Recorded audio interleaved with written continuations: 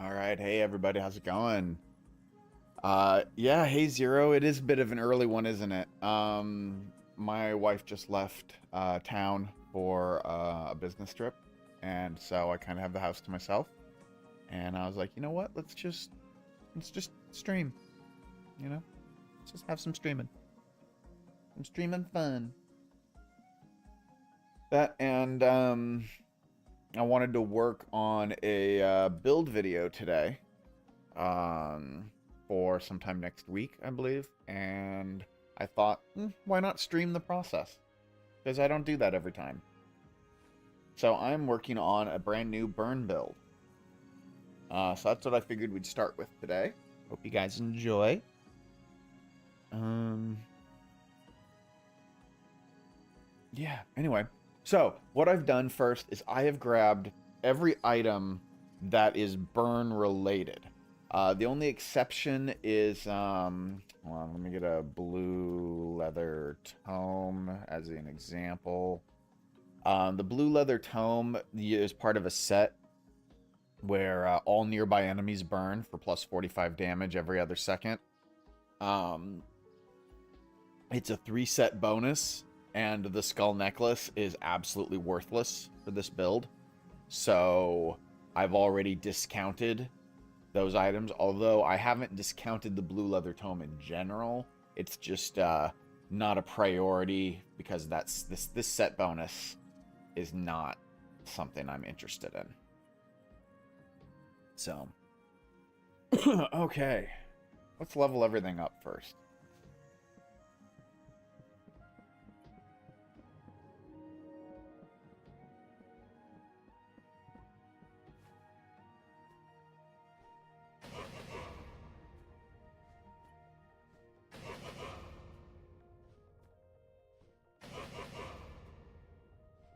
Now, I'm thinking I'm not going to be using the Scorching Aegis as well because it deals 45 damage to all nearby enemies. Great, but it does not say burn damage. So that's not burn, and its 3-set bonus is immune to burning, which I'm already going to have because I'm already going to have the 3-set bonus probably from using the full magma set. I don't think I'm going to need the Scorching Aegis. I think I'm very likely going to use the smithing gloves instead, or maybe something else. Um, if anyone has noticed that I'm missing anything that's specifically burn related, I feel like I am, but I'm forgetting what it is. And at the moment, the wikis are a little messed up. If you go to the fandom wiki, the entire accessories section has been deleted. Um, and this is everything that the Atma wiki has, but there's something in the back of my mind that says I'm missing an item that's burn related. Something that's probably newer, you know? But anyway, let's finish leveling stuff up. I'm not going to level up. What I mean by saying I'm not going to level up the Aegis because I'm not going to use it.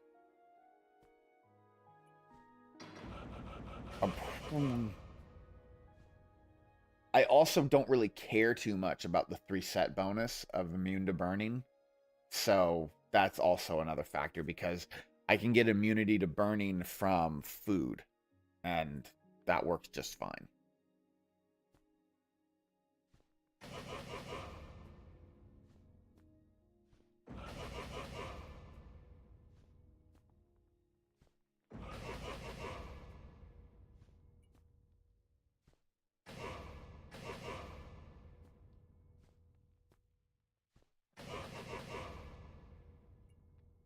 Oh yeah, oh and Chris, they did. They did indeed. Um it definitely makes the chakram significantly less powerful, but the chakram is still really strong. I think it kind of puts the chakram, what's funny is I still haven't fully updated my opinion of the chakram from what it was before it had the bouncing system on it, because there was a time where it didn't bounce. It just fired off in one direction. Um And during that time period, I kind of labeled it on par with the throwing daggers, and my brain has never updated from that position. And I feel like with this nerf, it kind of puts it back on par with the throwing daggers and the ricochet shuriken. So I'm like, cool.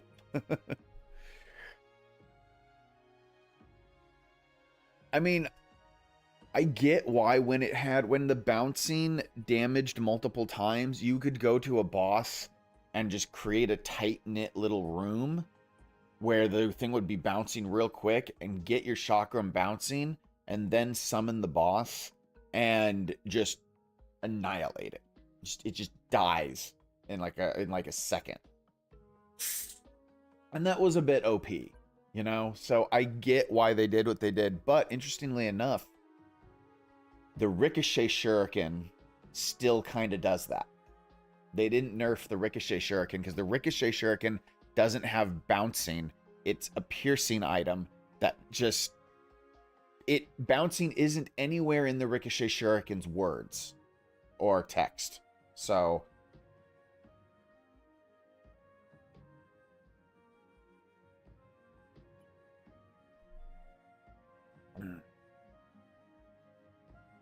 I'll let others like do more testing on that.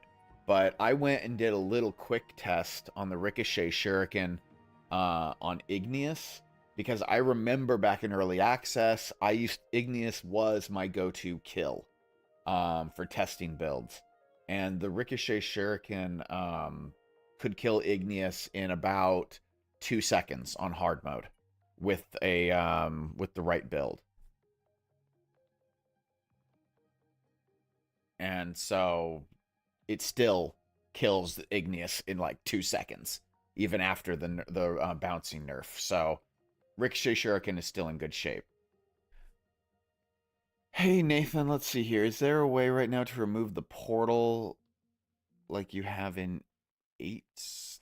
Yeah, there is a way. You just need 851 mining or higher. You can't use drills, you can't use explosives. You have to use like a mining pick, a sledgehammer. You know, you just basically need to get your mining damage high enough and just beat on it, and it'll break in about 3 hits. Of course, I remember you, Dr. Afterthought. Just because that's your name doesn't mean you're an afterthought to me. All right, anyway, sorry. Well,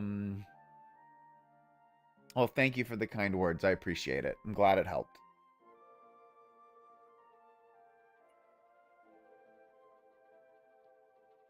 All right, so let's start putting this burn build together, right? What am I doing? Why is it that every time I get on a stream, I start itching? Like my nose just starts itching like crazy. I don't know what it is about you guys. Making me itchy.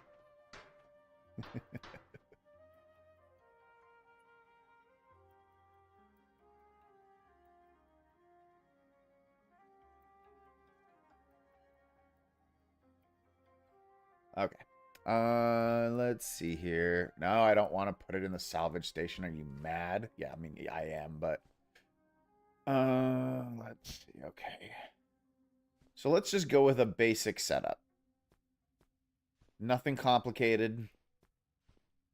Not really paying attention to stats at the moment. I just want to see what I'm looking at.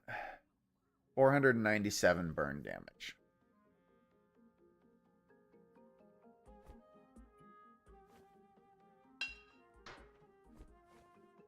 All right, let's replace the shaman. All right, that goes down to 483, but I gain a 14% chance to consume.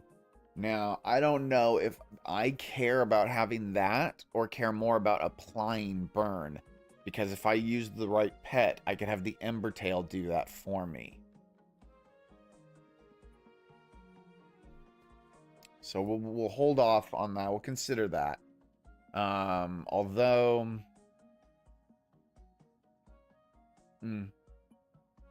the Shaman Skull does have more health, but the Magma Horn armor has more armor. So you're trading off no matter what here.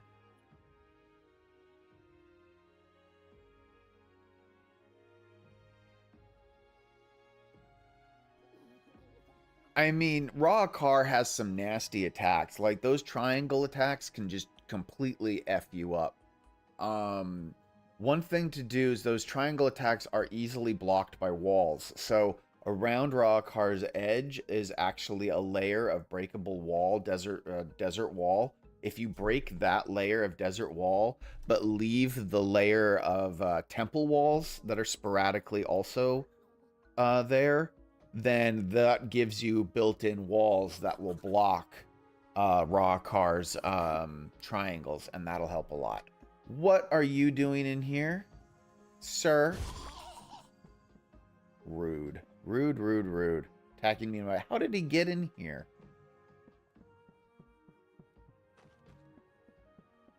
How did he get in here? Like, there's no ground entrance that I'm aware... Oh, well, wait. Maybe there is. There's nothing there.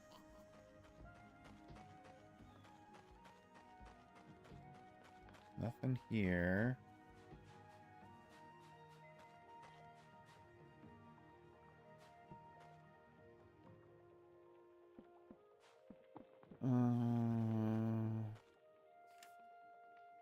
Tore out the mob farms here. Oh, you know what? This mob farm might be intact. Hold on.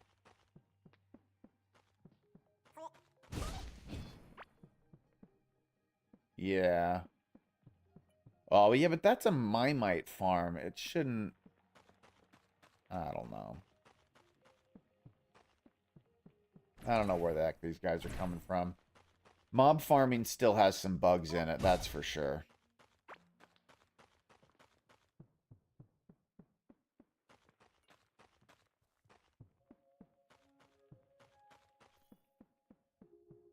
Anyway, where were we?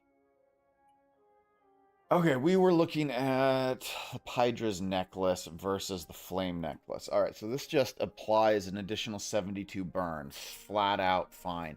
This one does significantly less, but increases my damage against burning targets. Which isn't bad either. We should consider that. All right, Owen, Chris, let's see. Is the cat, looks like the cat does the burn rocks thing using the burn applied or the burn the cat applies. It is the burn applied because, the, the cat's burn and your burn don't stack. So, basically, you minimize the burn from the cat, you maximize your burn, and you just maximize the amount of the chance for your cat to apply burn, or to not apply burn, to consume the target's burning effect and total, yeah, and deal the total burning damage. If you rely on the cat being only that, then that works a lot better. If you're using a burn build. Now, if you're not using a burn build yourself, then you go the opposite direction and you give your cat as much burn damage as possible, and your cat will actually do like 400 like burn damage themselves. It can get crazy when a max level cat can do for burn damage.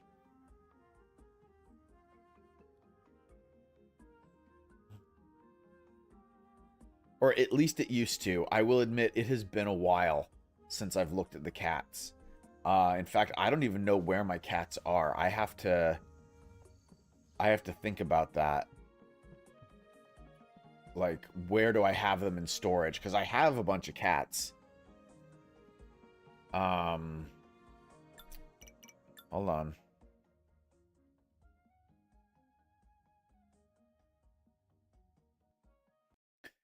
Where the hell are they?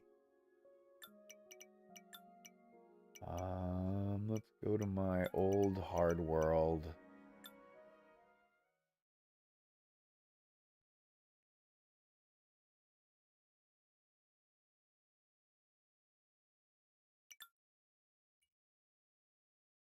I mean, it will apply for the cat's burn if the cat's burn is the one that's active. But if your burn is the one that's up, it'll apply to your burn as well, because it just applies to whatever burn is on the guy at the time.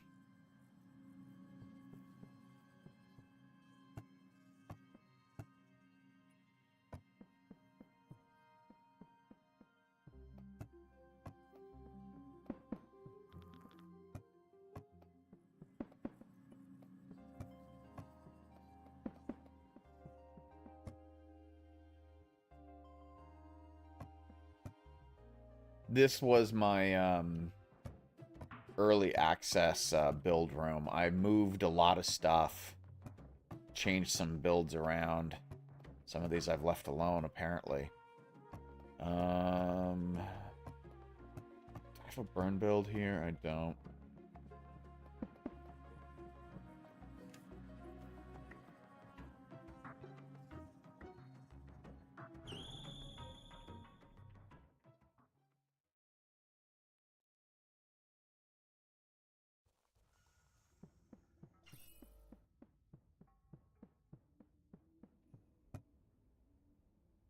No cats here.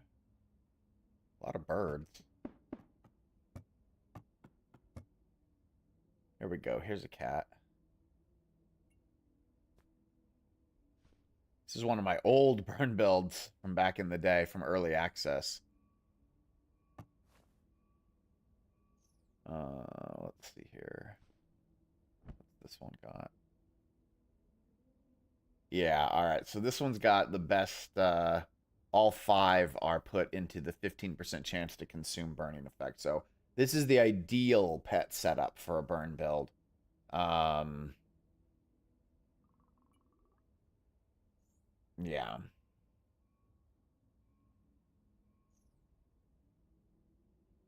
Um,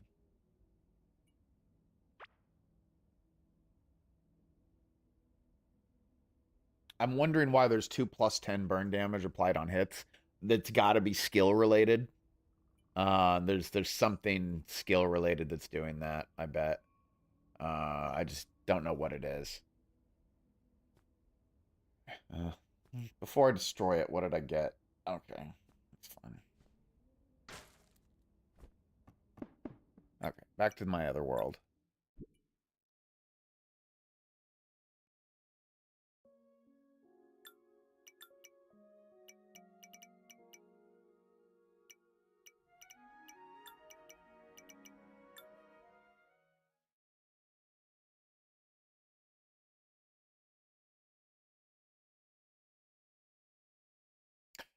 You actually don't need mods for that, Dr. Afterthought. I have a video that goes over what you can do just to give you a visual aid. But basically, what it is you have to. It only works on PC.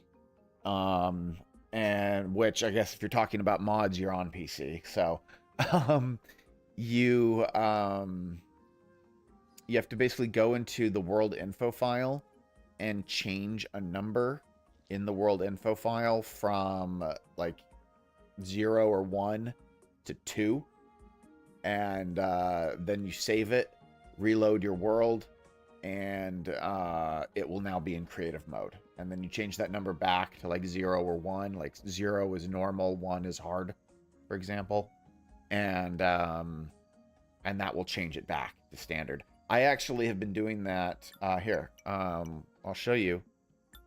I've been doing that in one of my worlds. My lore world, actually, is what I've been doing. Or not my lore world, my Bomberman world.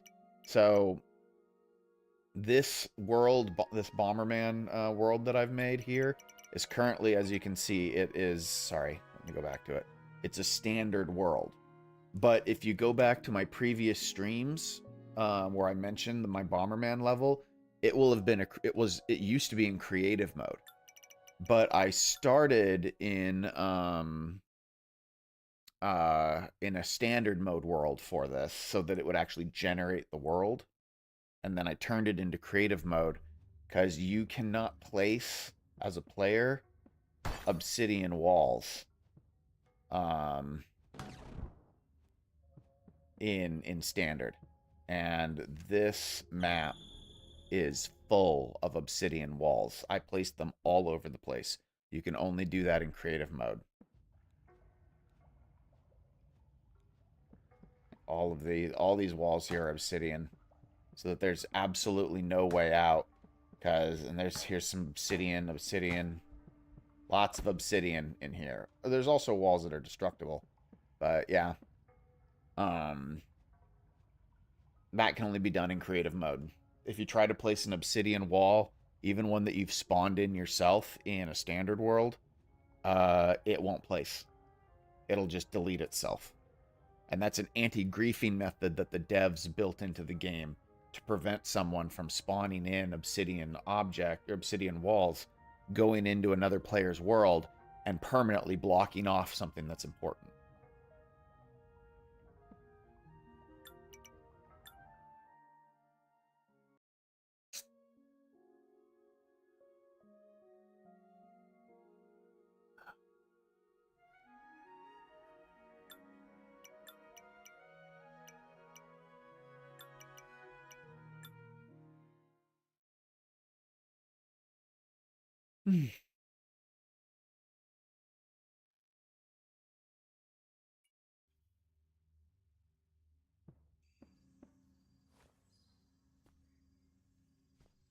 So we'll be using Kasha. But first I need to look at some other things. I'm going to use the smithing glove. I may or may not be using both flame rings. We shall see. I want to try out Pydra's ring a bit.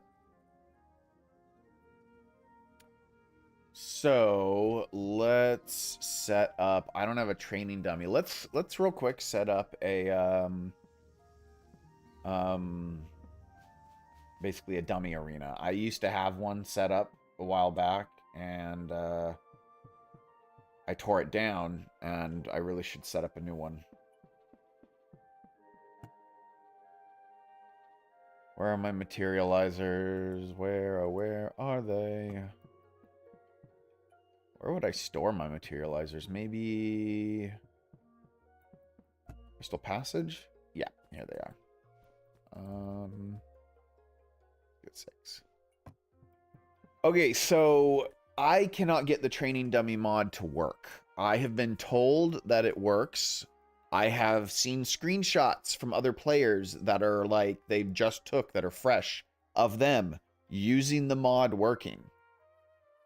I have video footage proving that the mod does not work for me, as well as screenshots. It errors, fails every time, won't open. Yeah, I have no idea why, but that mod is just completely broken for me.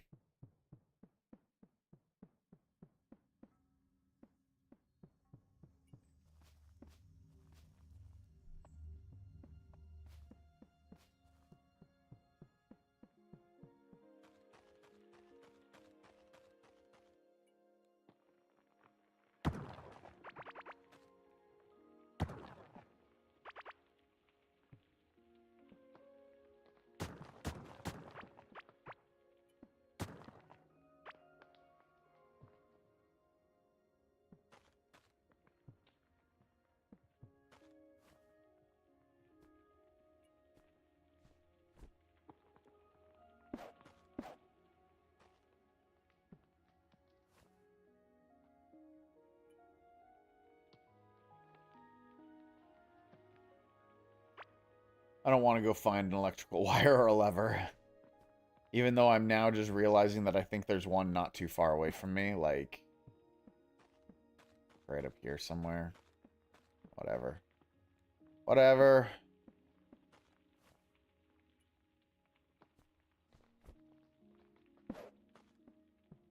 Oh, I didn't put a figurine in there yet.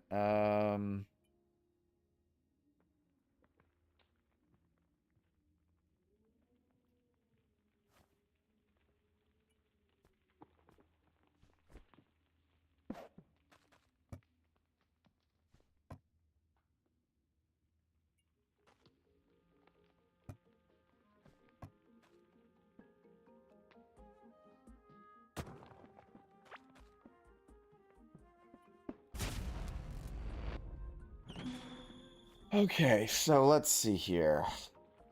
I'm doing, ew, only 900 to 1100 physical. That's not great. 420 burn damage, though. All right, 420 burn damage.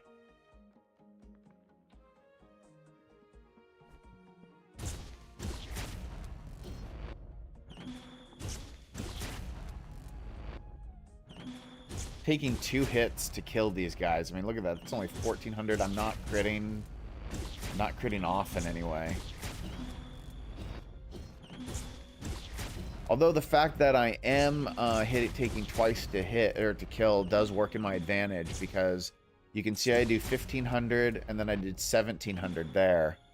So I'm gaining about 200 points of damage.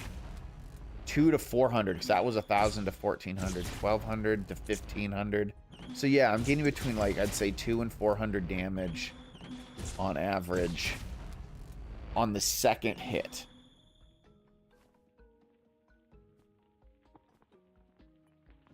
And that's because of the 17% damage boost against burning targets.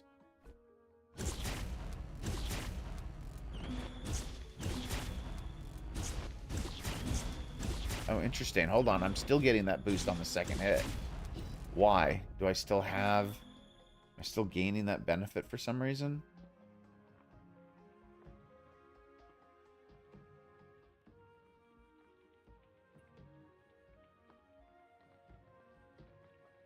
Oh, yeah. Wait. Oh, that's critical hit damage.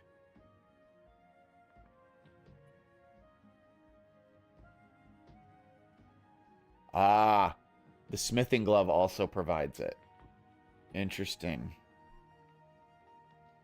Okay, so I guess now the question becomes...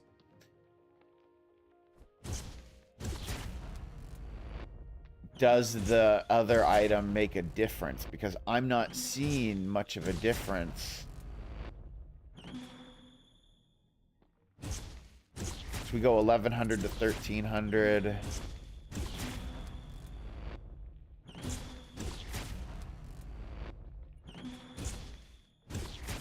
12 to 15. Okay.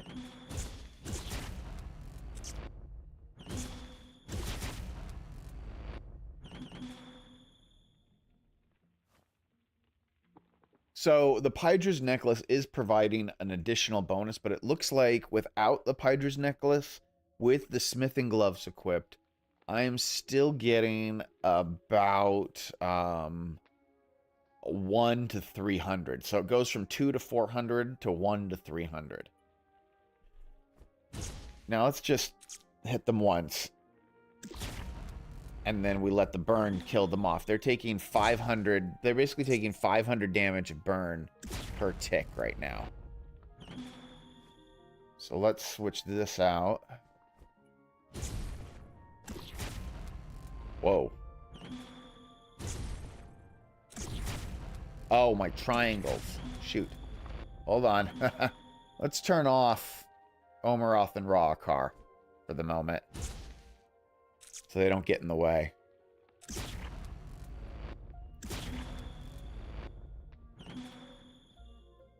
So was I doing more? Wait, was I doing more damage before? This is 420. What was I doing before?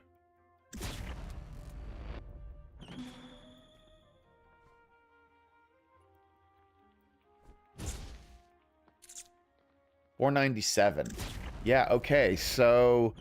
Alright, so the flame necklace, which, as expected, the flame necklace does basically 500. Without the flame necklace, with Pydra's necklace, it's 420. And that makes the difference between the creature dying in 2 ticks or 3 ticks.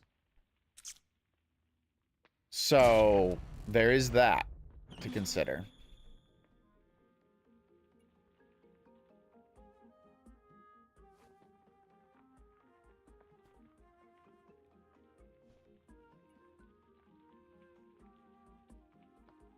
Now, let's go with the extra burn damage. But let's swap out Helms so that I have a chance for consumption. Yeah, so slow burn or fast burn.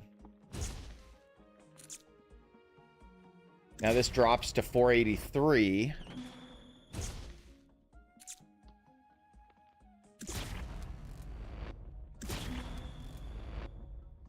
And this is a 14 chance on hit, so I have to hit them again. So, alright, so I think that the Shaman Skull is really going to only be useful against bosses. And that's because most creatures, the second time I hit them, they're going to die. So it doesn't really matter if the burn effect gets consumed. You know what I'm saying? Because they're dead anyway. So you might as well go in general builds with the Magma Horn armor. Now, if you want this build to focus on bosses, then maybe the Shaman Skull is the way to go.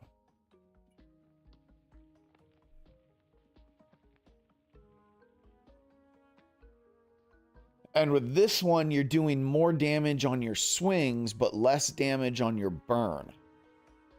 So that's the other difference, which again, for general settings, isn't going to matter because you're killing them in 2 shots, whether it's doing 1 to 300 damages more or 2 to 400 damage more. You're still killing them in 2 hits. And that's, you know, these blue guys who have a lot of hit points. They're not the most, though. I wonder, I should get the highest hit point creature and test against them. What is the highest hit point mob that isn't a boss? Let's see here.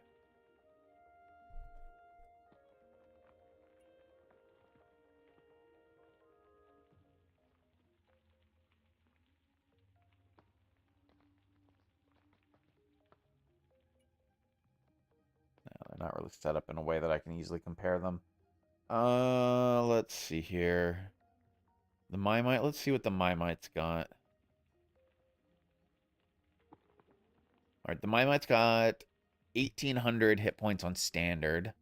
Hold on, let's see here. Go here. I want to see hard mode, because that's what I'm playing in.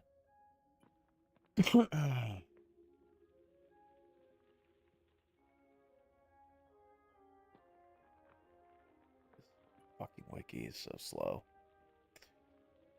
Okay, they've got 2,800 hit points in hard mode. So let's see if there's anything with higher than 2,800 that I can control. I mean, if we have to, we can go out into yeah, because we could go out into the passage where we've got the Colossal Amoeba at 8,300 hit points.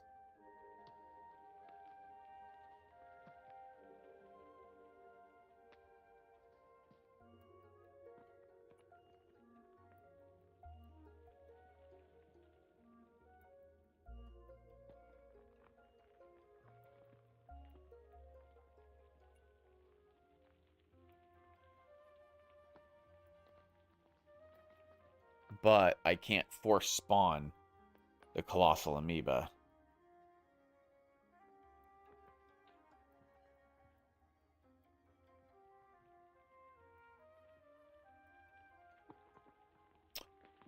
What about the new cicadas?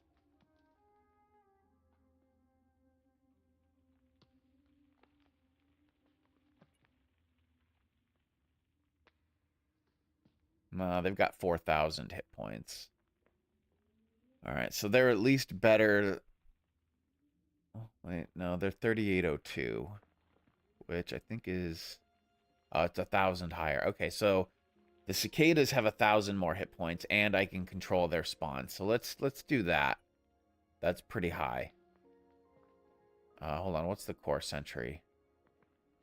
3,600, okay.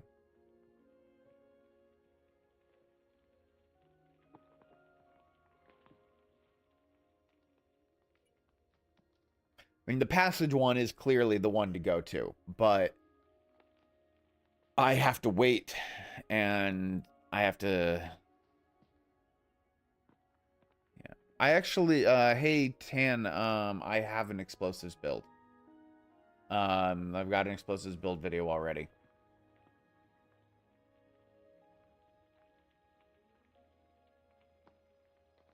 Today we're doing a burn build. Yeah. Having no control over the wait time. Let's see here. Let's give some hardened sap. Let's go with 40 so I don't run out.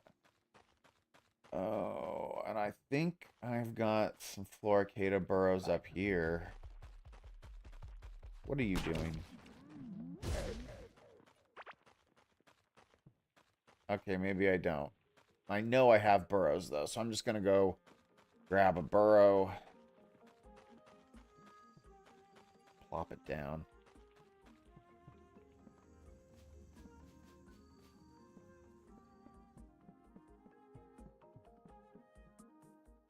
No, they do not. They have their own little rules.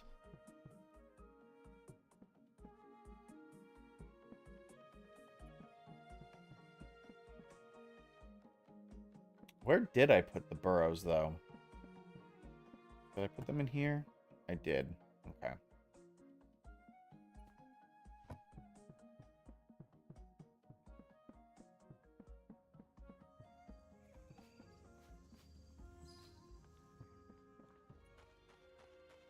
Oh, hey, Analog. How's it going? Good to see you. Nice to see you. Thank you for the lurk. All right. So, for this build, unbuffed, we're currently at 389. Wow. Hold on. Lava Battle Axe here. I also haven't tested with the Fireball Staff yet, because that also is burn damage. So we're gonna need to be testing that too. And it's more burn damage. It's 80 burn damage versus the Lava Battle Axe is 72. So there is that. If you want to be ranged, Fireball Staff all the way.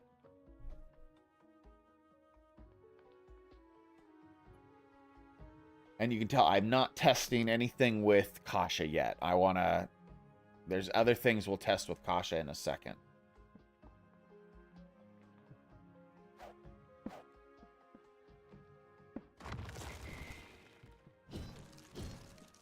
Back here. Okay, I didn't even see that damage. Did anyone else see what I did? Let's actually make this a little darker so it's not...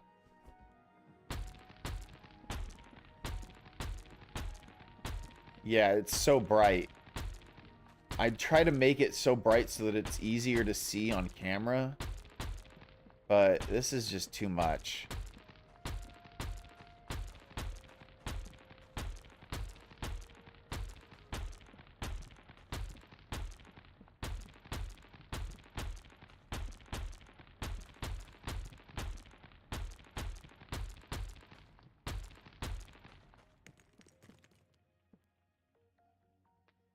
All right, let's try that again, shall we?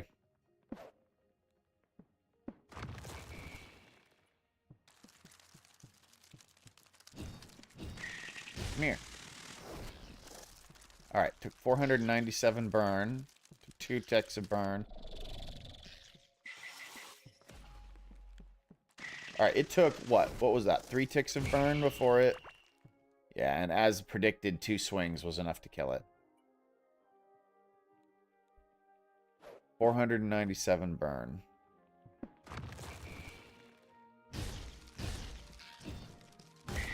Okay, 3 hits. It's 3 hits to kill with this thing. So, 3 hits to kill it.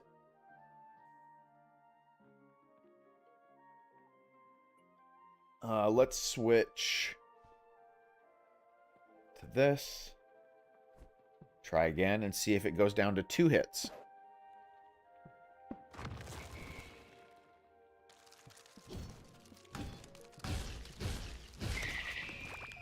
Well, that first one did almost like no damage, so let's try that again.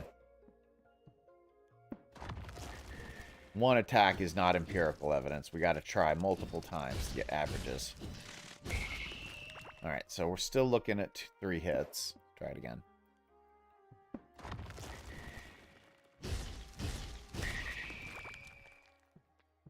Okay. That was about 1,100 a hit. Let's switch to the shaman. Let's see what this does. See if this improves or makes things worse. I mean, there's a chance that it will, that's still 3 hits.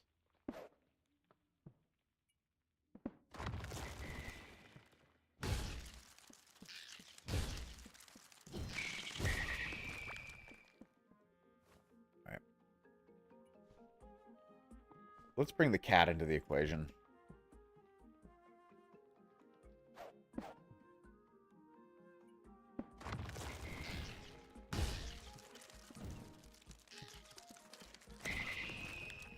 Jesus, cat, you just did 3,000 damage to it. Good kitty.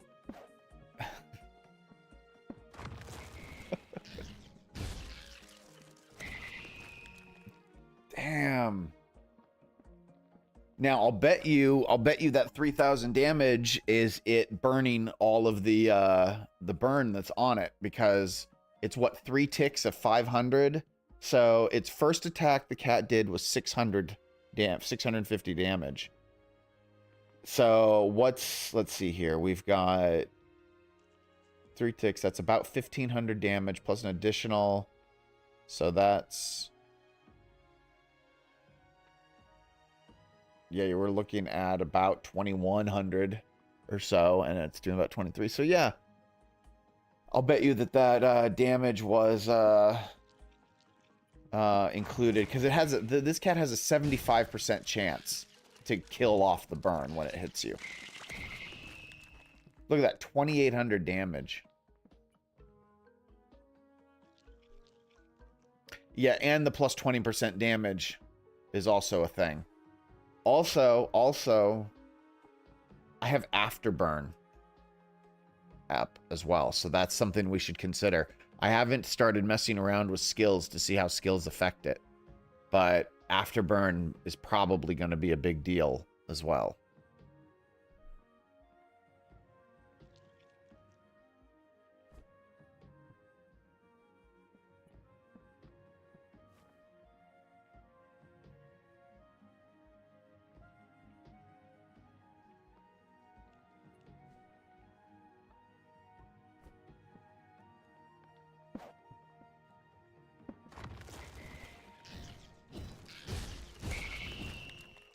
Well, that was a crit, so that skews the data.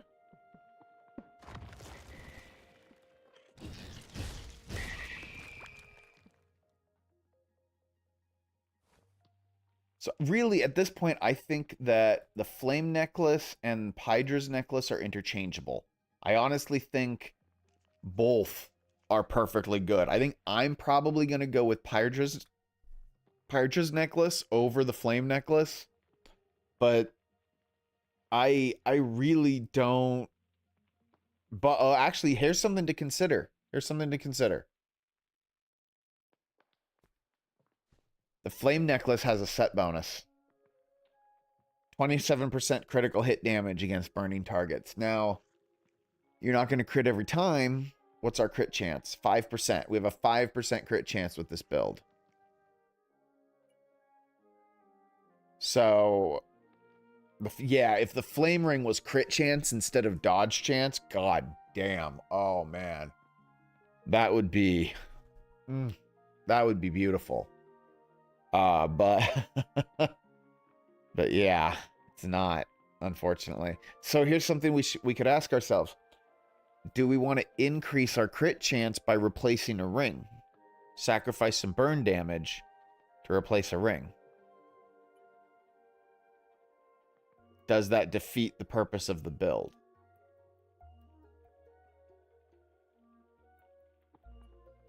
I don't know. Let's test this out against some bosses. This is the initial configuration I want to go with, is with actually, I think it's so hard. I like the extra damage on my swings that I get from Pydra, but that crit bonus from the set Plus, it is more burn damage, which is thematically appropriate.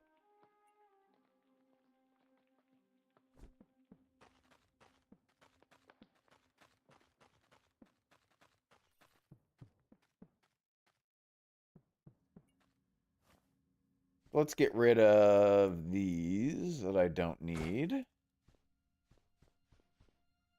And let's do some boss testing.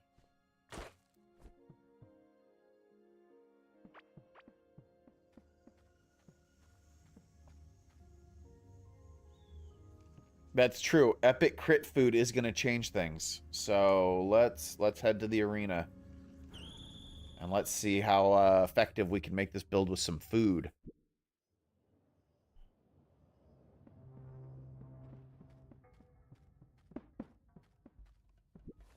Also, we still have yet to mess around with the fireball staff. So let's also remember that. I'm definitely about to test it on the core commander. We'll test it on Nimruza as well, and we'll do core commander once with the fireball staff and once with the lava axe. We'll do Nimruza as well with both. And let's take a look at some skills real quick.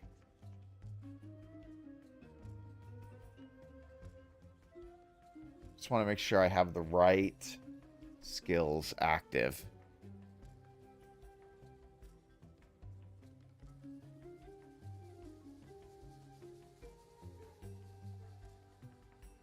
Hey, Sask, how's it going? Good to see you. Well, I do apologize if on this stream you get some spoilers.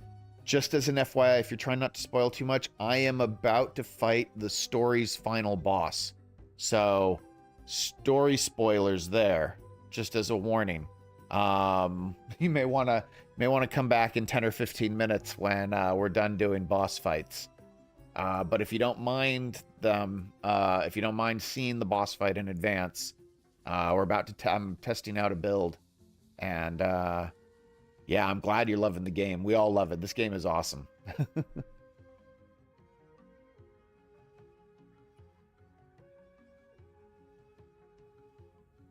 I don't know if this is the magic config I'll want if when we switch over to the fireball staff, but we'll worry about that later.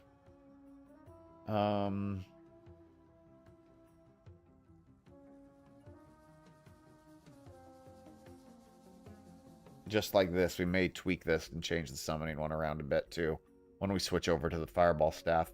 But I've got afterburn. There's a question about napalm. Dusty Tarantula. So the napalm only is affected by explosions, but if you're thinking about afterburn, yeah, I've got afterburn active, and I'm pretty sure that's affecting things. We'll test that in a minute to see how much of an effect afterburn is actually having. But let's do this boss fight real quick.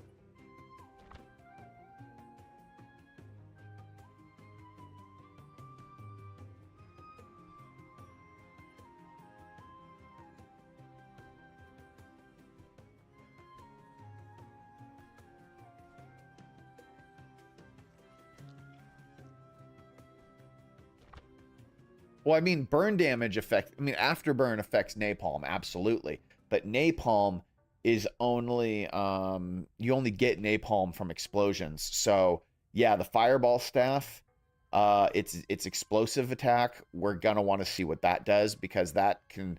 Because if we... if we want to, we'll have to reconfigure this a little bit, which we can do. When we get to the fireball staff, we're gonna reconfigure, mess with our skills, because I see exactly what you guys are saying. We'll get rid of composite armor, we'll take napalm, and we'll see what the secondary attack of this thing can do. Yeah. All right. Anyway, first things first. Let's grab some melee buff food.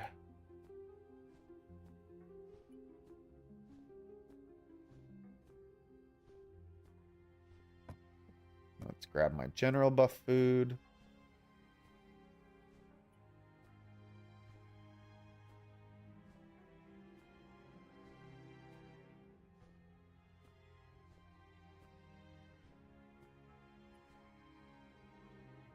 I don't really need that one, and I don't need that one. Those are optional.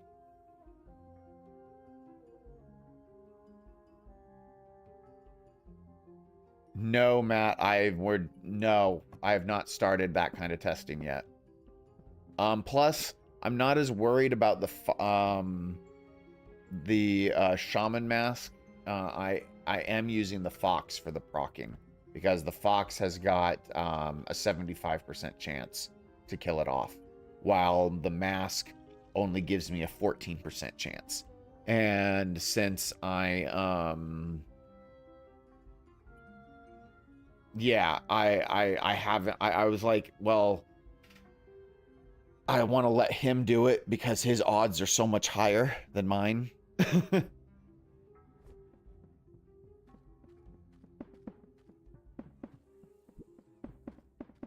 But first, I just want to see how this Corps Commander will work on with the battle axe.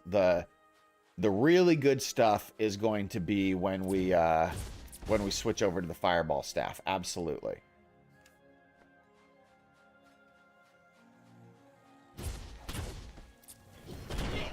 What? Okay. Well, not immune to explosions. Stupid bomb beetles.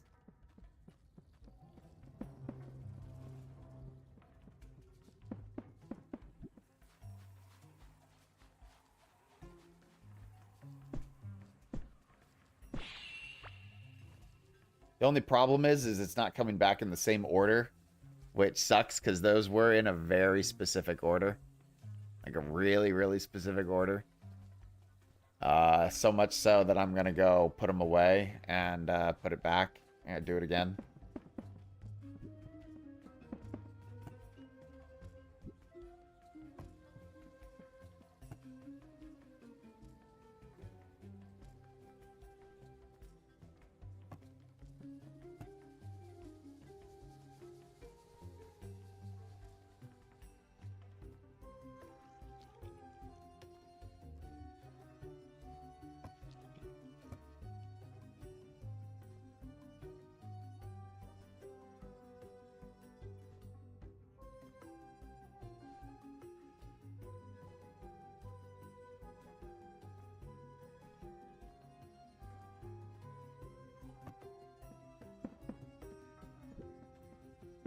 Yeah, because some of these foods have overlapping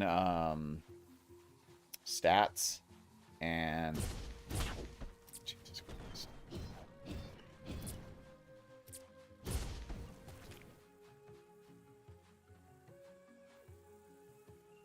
Yeah, I should have locked it. That's what I should have done. I did not expect I was gonna die 5 seconds into this. Yeah, but no, you're absolutely right. I should have locked it.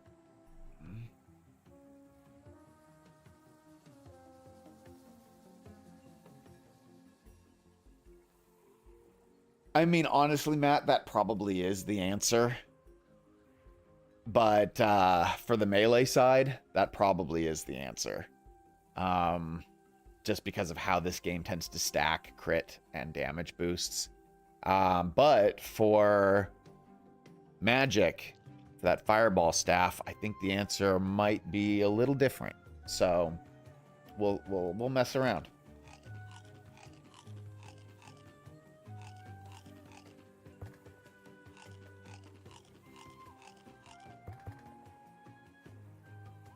Okay. That's much better. 2300 damage, 26% crit chance. Burn damage is at 497 like we expected. Let's see what we can do.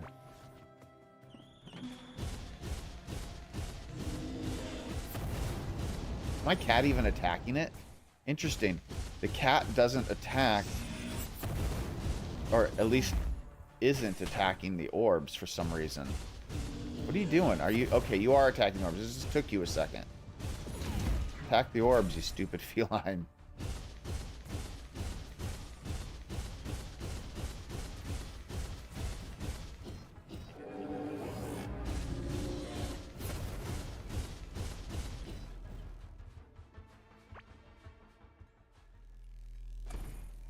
Oh, you know what would also help?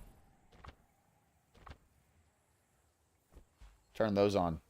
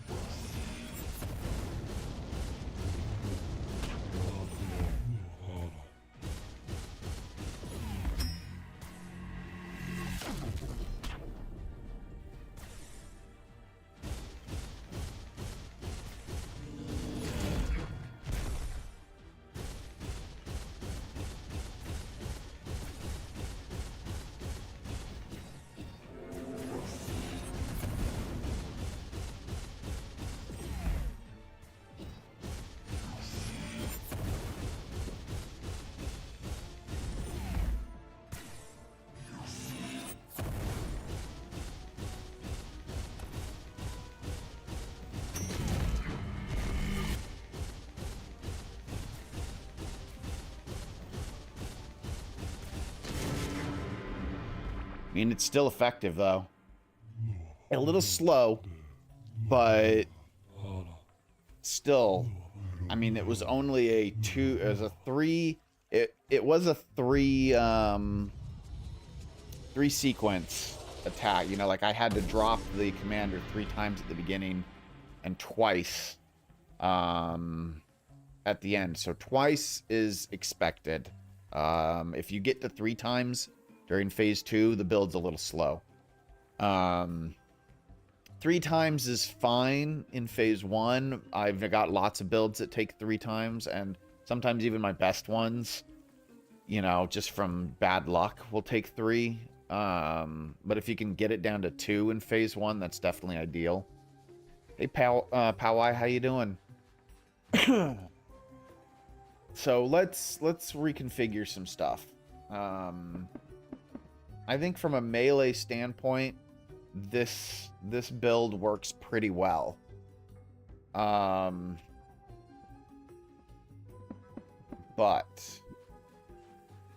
hold on.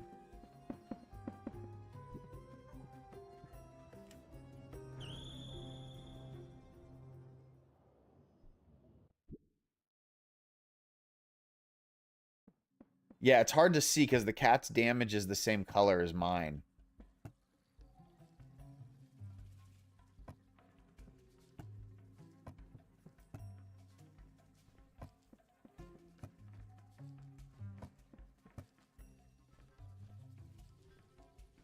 Hey, you think I've been killing the core commander a few times?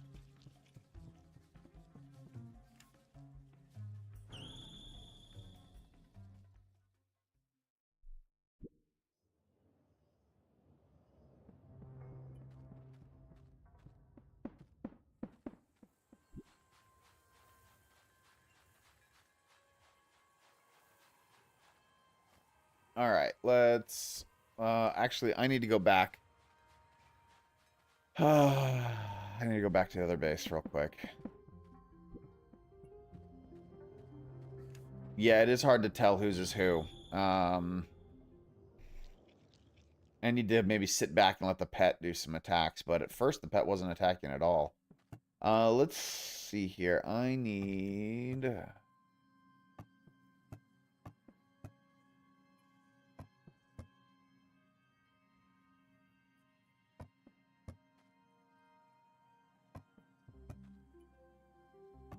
Okay, what I need is not here. All right. No. No. No.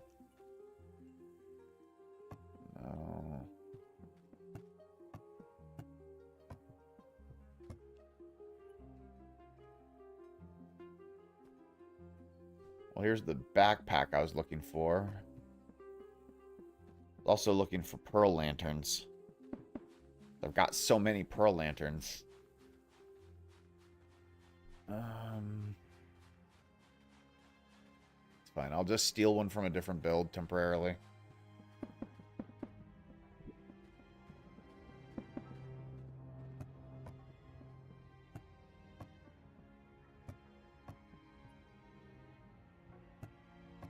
Really? There we go.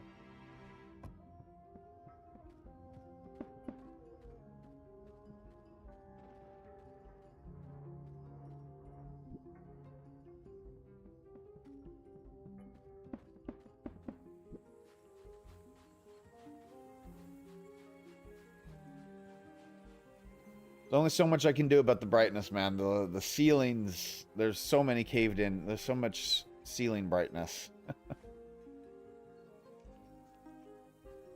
Alright, so we're going to switch those out. Yeah, I'm also the same way, Dusty. I pretty much... Well, here's one other thing. If you actually go back to some of my really, really early edition, like early access Core Keeper videos, before the roofing tool existed, I used to wear a glow build all the time because like my very, very first wood farm video, people complained in the comments that they couldn't see anything. So I just started getting used to having so much light that it's just become my default.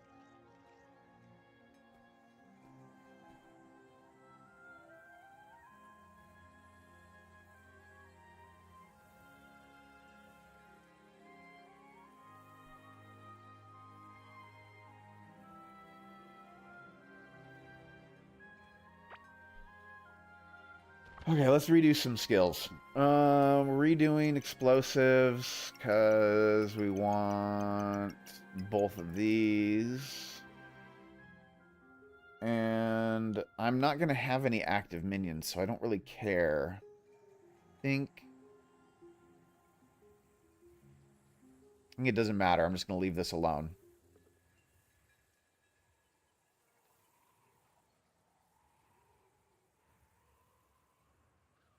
Now, for magic. Magic barrier. I'm not worried about magic barrier regeneration. I'm not worried about that. I'm going to be using my mana, so I'm actually not so worried about that either. I'd rather have the mana regeneration delay reduced. So yeah, no, this is actually a good setup. But I definitely had to change explosives a bit.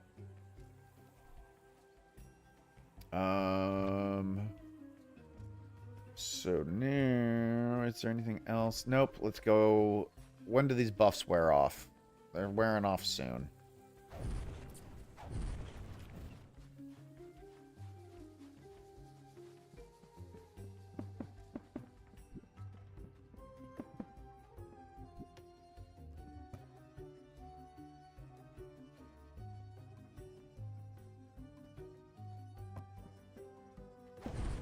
Jesus.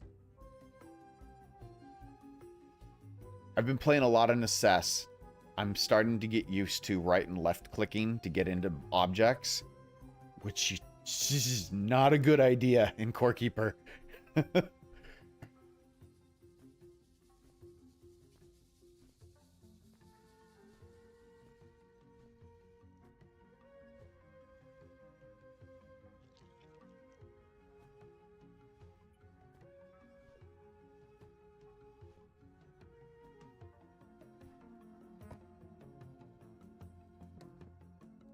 I don't have any mage food buffs on at the moment, so I'm waiting for my food buffs to go away, and I've grabbed a new set of buffs. These right here are my generics. These work for any build, no matter what I'm doing. And then down here, I've got my specifics. These are my melees. I've got a little sword here to tell me that these are melees. These are my rangeds. Magic. Summoning. And then tool or utility. So these are like fishing, Immune to acid, immune to slowed by slime, that sort of thing. So basically what I do is I grab whatever my specific type is, and then I go and I grab my generics. Although I do have, let me actually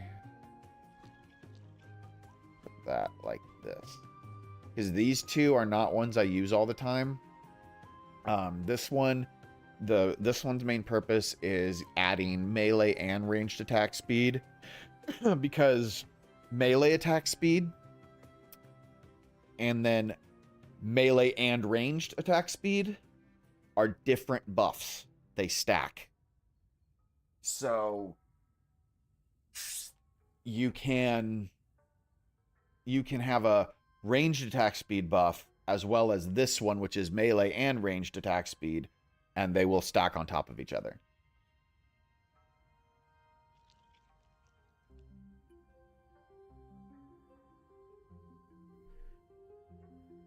I just don't use it all the time because a 17% boost to attack speed usually doesn't make enough of a difference for me to care.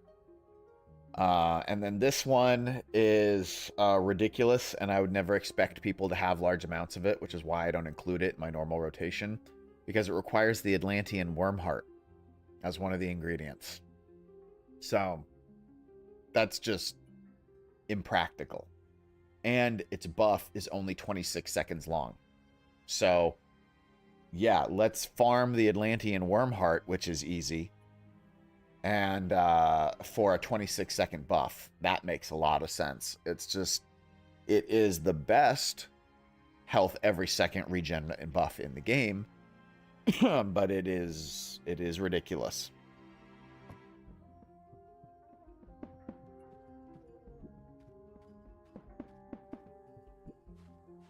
Oh, wait, I need to grab another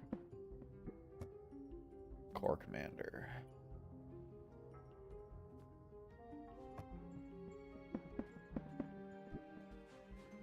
Alright, my buffs have all worn off. So let's redo this. Okay, go away.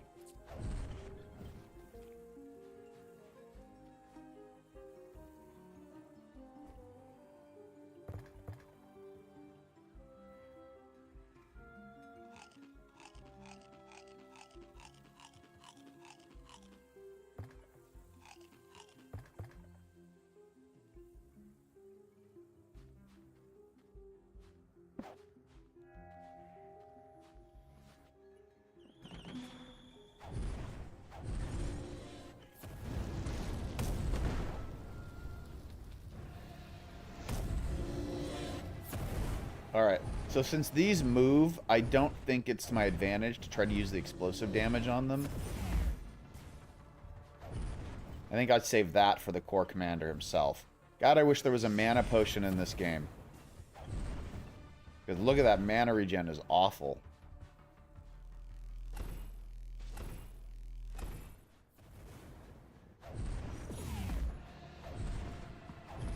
Oh no, not now.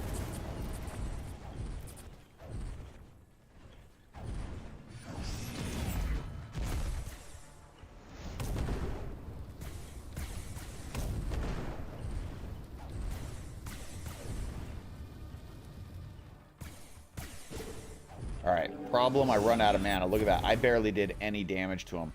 Weirdly enough, the mana limitation is causing my biggest problem here.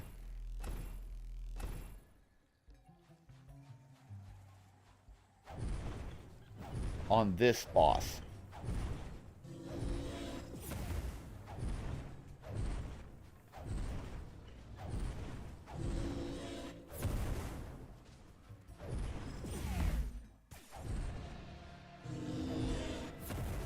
I think the bug is helping me. I think that scarab beetle was actually fighting the core commander.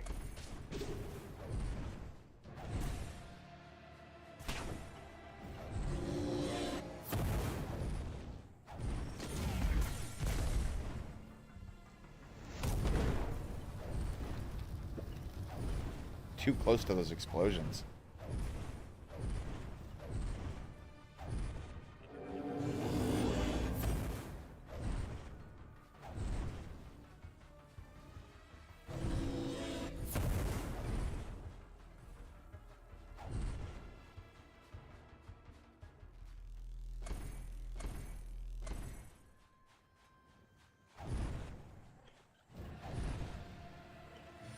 Anyway, we're testing out a burn build right now.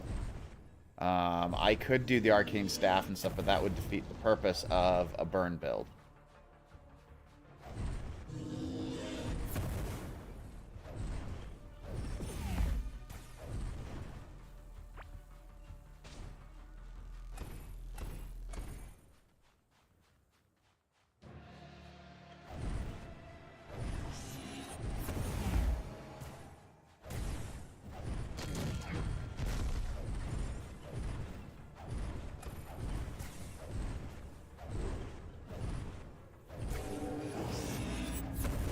Yeah, so I definitely say that the burn build in this state, now we're going to have to tweak it a little bit. Let's take a look.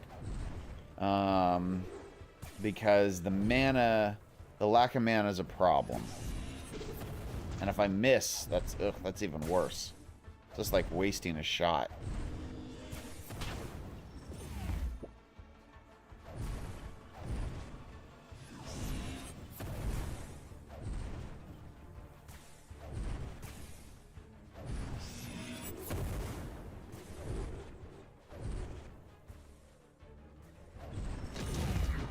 I mean, I'm still on phase 1, aren't I? Oof.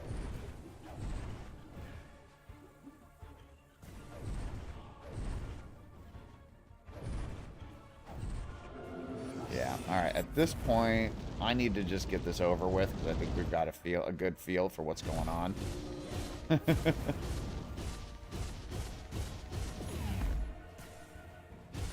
Yeah. This is rough.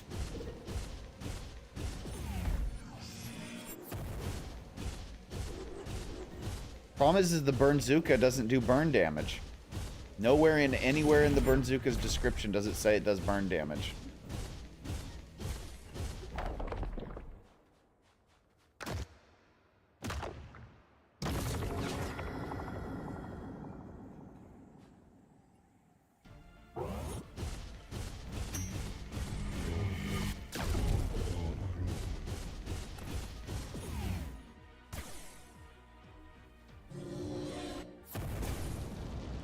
Now, it may also just be that this boss is not ideal for the staff. You know, I've had those moments where certain weapons just don't work well against certain bosses. And you switch to a different weapon and the whole thing, you know, the whole thing changes. Same build, just different weapon. Or you use that build on a different boss that, you know, works. Like, for example, what build was it? It was against the core commander where I was noticing one of my attacks wasn't doing as much. Was it my crit? I think it might have been my crit. Because I was critting for like 5k at most against these orbs. That's when I realized they had some sort of massive damage reduction on them. Or at least a crit reduction of some kind. Because when I would use that same attack on the core commander, I'd do 30k. Or there may be some sort of max damage you can do. I don't know. I just 10k critted that thing, and what? I know what caused that. That's an annoying little glitch. So when you're standing right in the very center of those orbs when they're downed and they fire off that 5-burst pulse, they all generate right there in the middle. So if you're standing right in the middle when that happens, you get hit by all 5 at the same time.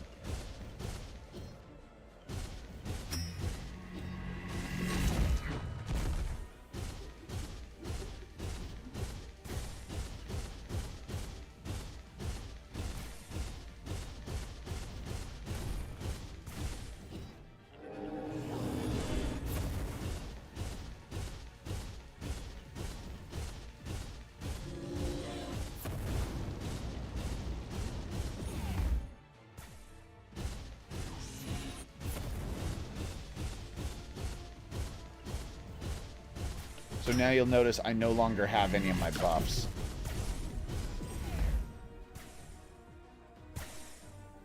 So that's fun.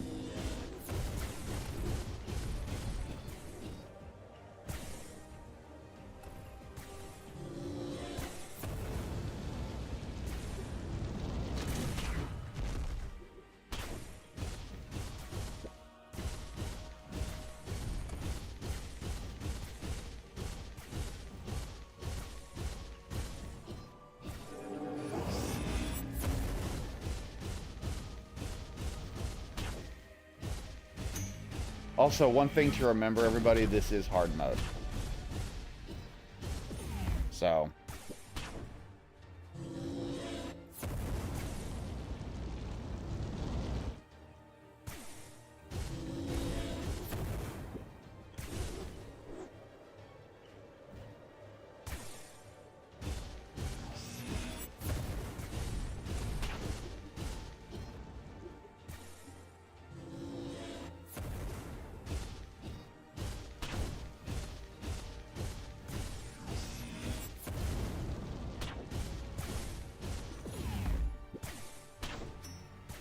Walk right into that.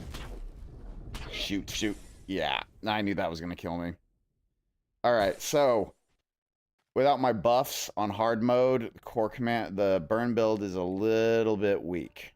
That's definitely something to be worried about at least. Or at least to consider.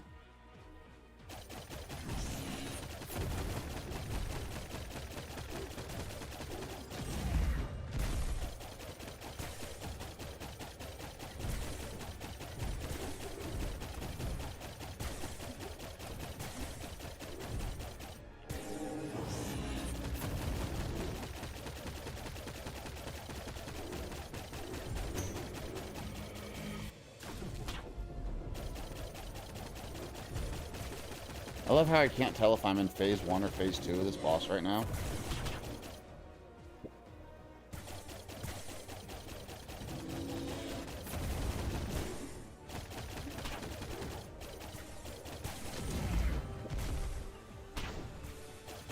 Because I don't remember him cracking open.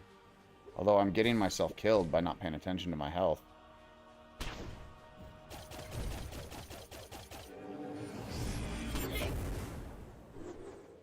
Okay, this is just sad. This is just sad.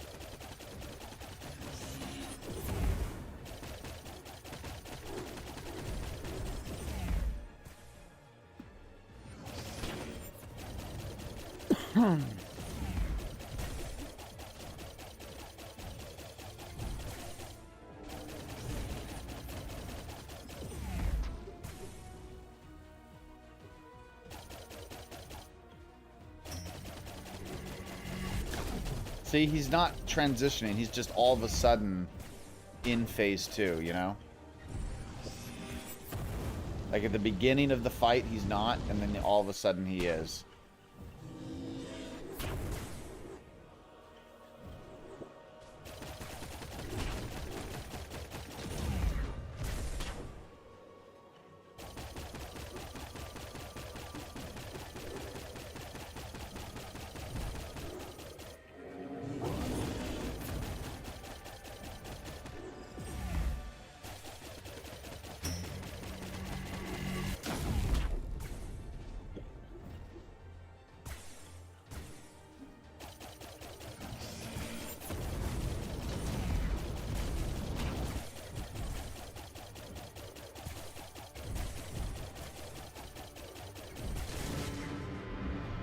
Alright, that's taken care of. Back to what we were actually doing. Oh yeah, let me get my stuff.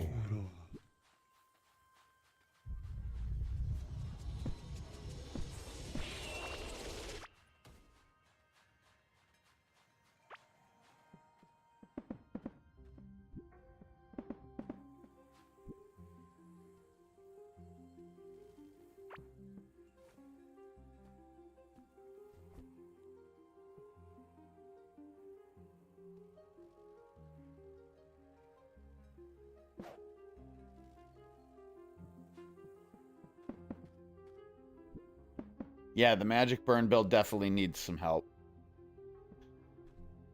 Yeah, I see what you mean. Yeah, but at the same time, Matt, he's like for the first half of the fight, he's not using his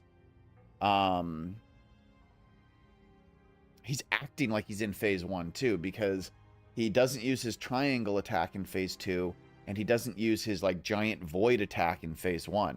So it's like until he switches visually over to his second phase, he doesn't use his void attack. And then when you have him at the very beginning, he's using his triangle attacks. So it's like he is in phase 1, but he's not in phase 1. It's weird.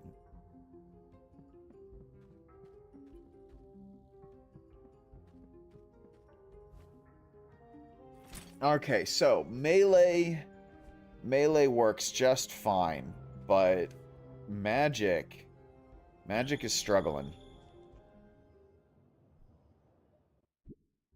Here we were thinking that magic would be even more powerful, but turns out it's not. At least not in this current incarnation.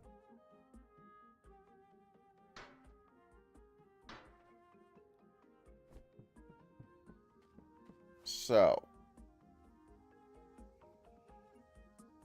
if we want magic, we may want to consider replacing a fire ring with like a mana regenerate. Excuse me. Or let's see. What's some of the best mana regen we can get? Like, where can we find really good mana regen? Because we've got a magic boost. We've got a mana regen in the Pearl Lantern, which is good. I wonder if it's better for the magic to switch to a magic pet instead of the burn pet. You know, like I can go to...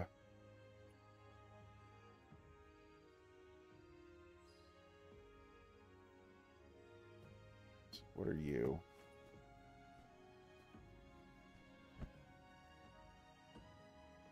I mean... 3x isn't bad.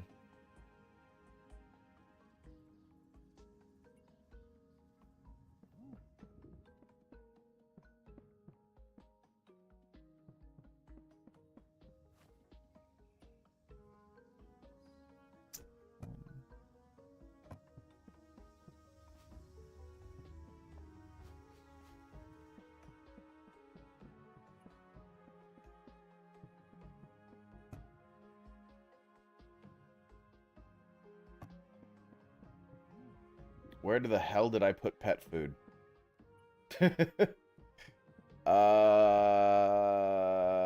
Where's pet food?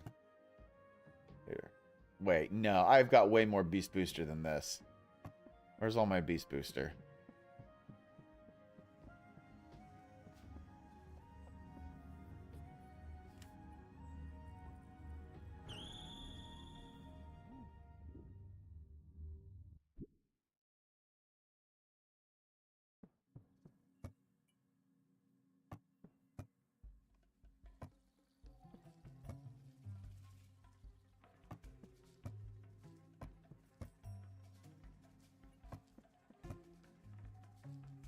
Where the hell's all my beast booster?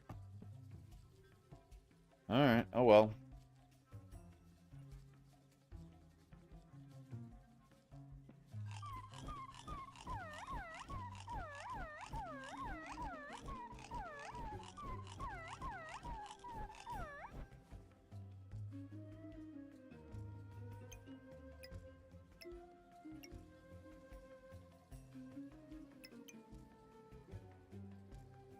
There we go.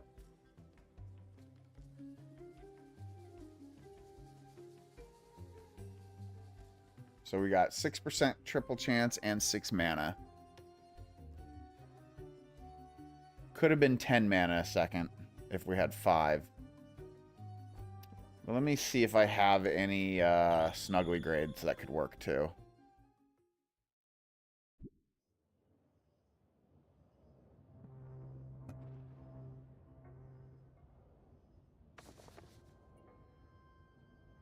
This one's got 4 times mana regen, but not 5. Oh, there's all my beast boosters. See, I knew I had a bunch of beast boosters. I wasn't crazy. Anyway, where are my snuggly grades? That one has a 4 times mana regen.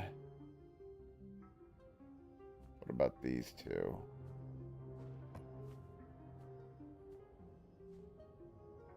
No, that one looks just kind of generic. And that one's also just kind of generic.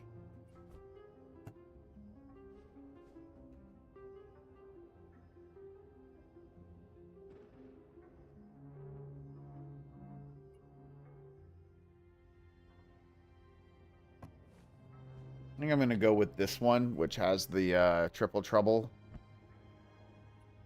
And it has the mana regen. Let's see if that helps. And then let's also grab, let's go back over here and see if I've got a polished glow tulip ring that I can just take rather than grabbing a new one. Yeah, here's a polished glow tulip ring. Alright, so let's swap that out. So now we have a little bit more mana regen. What are we looking at? 20 mana? Okay.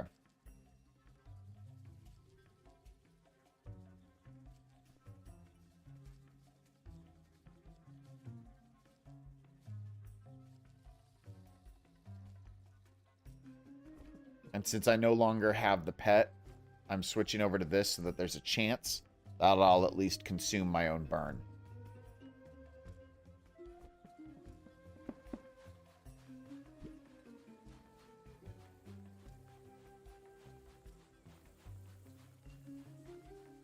It's percent based, Owen. Oh, Owen, Chris, I have a quick question for you. I want to make sure I'm doing this right. I have a video that I published that's currently members only, but it will be public in like a week. But I need to ask you something. Give me 1 second. I need to pull up a detail.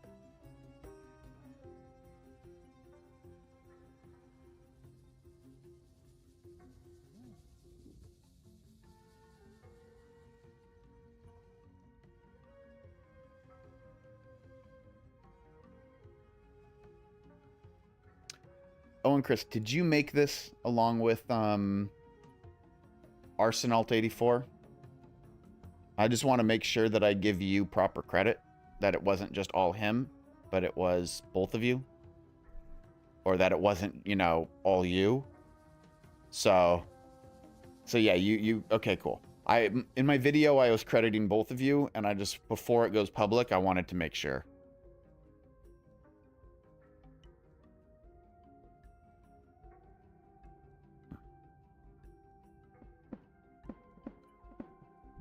It's both of you guys. Cool. All right, great. Yeah. No, I have a video coming out soon that's just called "Is Core Keeper Worth It?" You know, one of those videos for people who aren't playing the game right now, or played it a while ago and, you know, haven't come back, or have never played it. And I talk about pixel art, and I showed off a bunch of pixel arts, and I wanted to make sure that I credited all of the artists properly. So.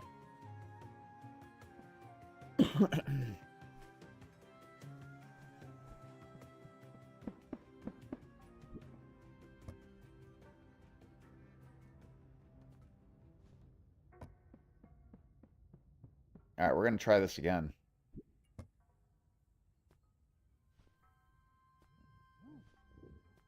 And if it becomes painful and we get our butts kicked again, then at least we know that you have to sacrifice too much burn in order to make it work for magic. Which to me just means it's just not quite viable enough, you know?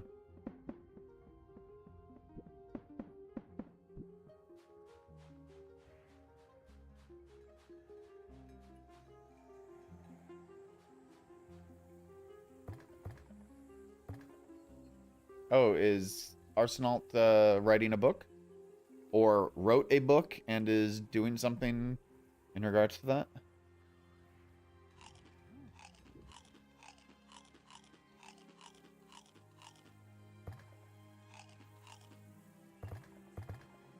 I did a pixel art myself once for a competition back in early access. It was a lot of fun to do.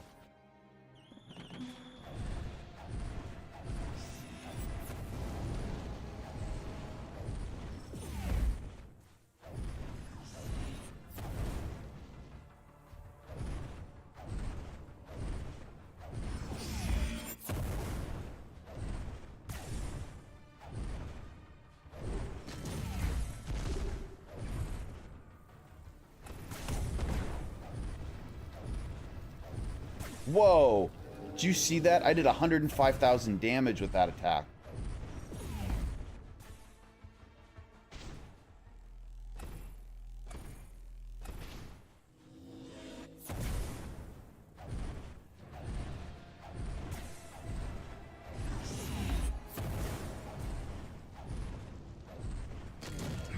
$30K with that hit right there.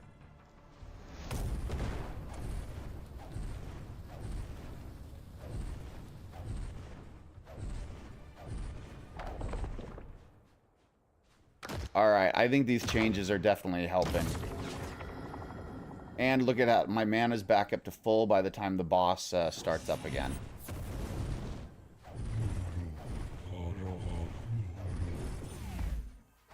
You know what I should have done? I should have blasted those two statues with napalm before they went back up. That would have been the smart thing to do.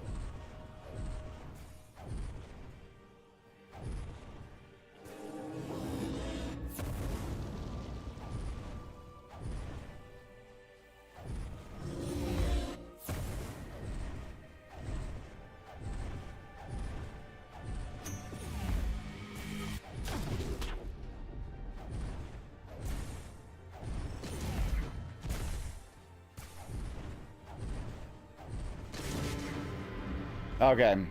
Yeah. There we go. That fixed the build. So, by adding some mana regen and switching my pet, that definitely helped. And those 100-some K triple trouble hits, that was really cool.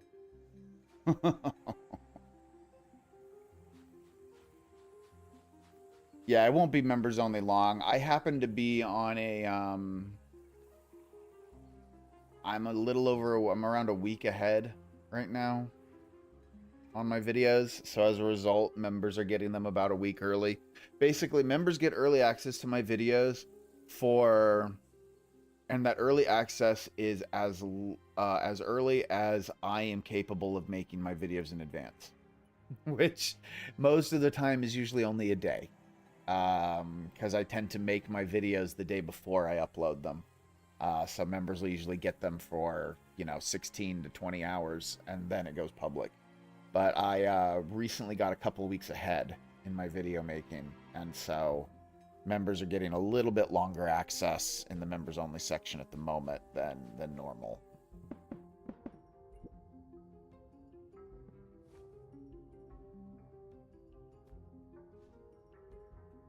All right, cool. I've got 2 build designs. I'm happy with this. I will turn this into a burn build video, which will probably come out later next week. So now let's move on to some building stuff. I still have a couple scenes I need to finish in my lore video world. So let's go into the lore world. Incidentally, again, like for the conversation that had happened like 40 minutes ago, my lore world is currently creative, as you can see, and I have to use my creative characters. So it's not like I've access. This is definitely a creative world right now.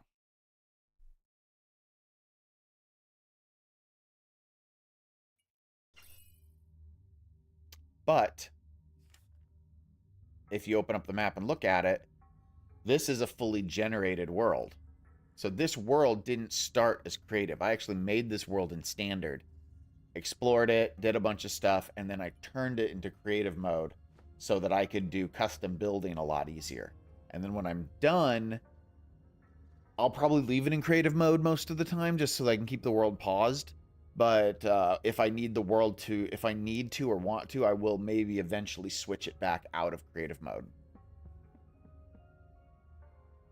But right now I've got like 3 cores in this world, which is also kind of funny because there's a core there. There's another core somewhere around here. I think there's actually a core right here. It's just invisible at the moment. And then where's my main core? Here's the main core. Yeah, and the main core is invisible at the moment because the game really doesn't like it when you have more than 1 core in the world. And I have like 3 cores in the world at the moment. So the game gets really upset at me. Okay, anyway. I need to make a little village, quote unquote, that is like a brute village. So I want to find a scene that I can modify and expand on. I could use just a different section of Malagaz's dungeon, but I don't think I want to, you know?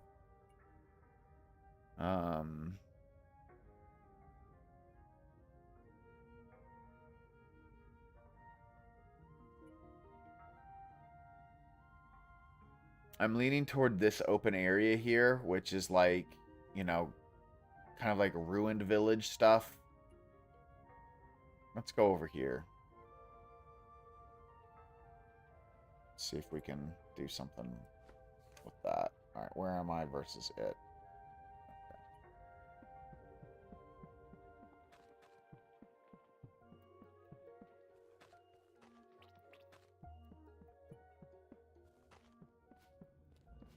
Another nice thing about creative mode, you can basically no clip through everything without having to use mods.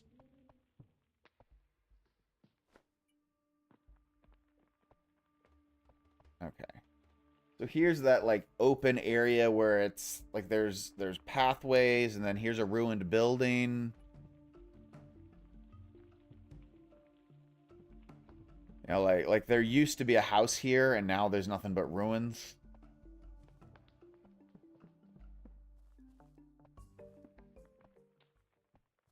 used to be a house here.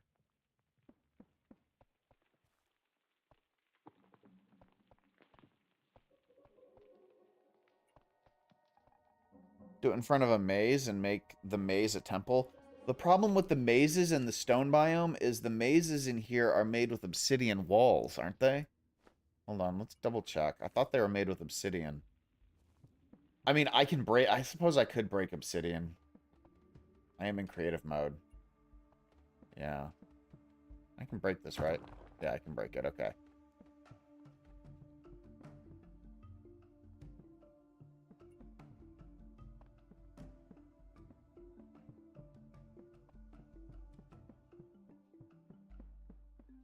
Maybe not the medium maze. Let's go to the other one.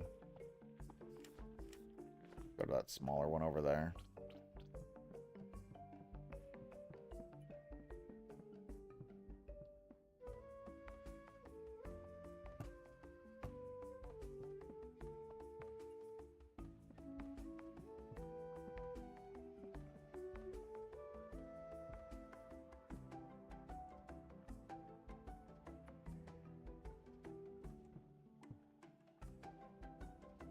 Yeah, making pixel art in Core Keeper can be a lot of fun. I did it once for a competition. Yeah, I'll show you.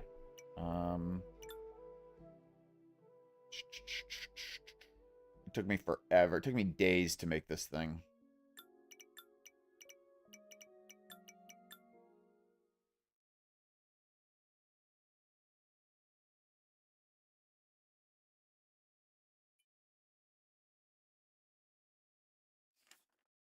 There it is.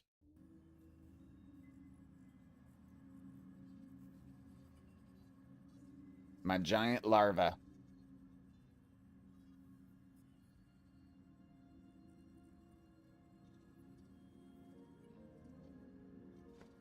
Yeah, this creative world's also where I did a bunch of different scenes. Like here's my haunted mansion scene.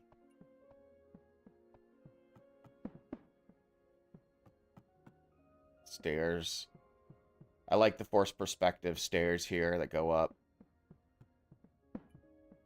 into the trap room.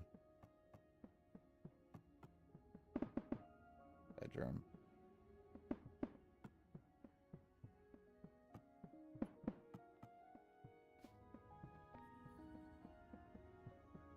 Little graveyard. Graveyard scene's fun to make. These were scenes I entered into a competition to get them added into Core Keeper. But none of these scenes were added. Like here's a little ruined lumber mill scene. None of these scenes were chosen. I did get one scene that was technically chosen. This is the scene. But the difference was the art team for Pugstorm decided that they didn't want the forced perspective of a curved bridge. And so they straightened the bridge in the final design. But this was my original submission.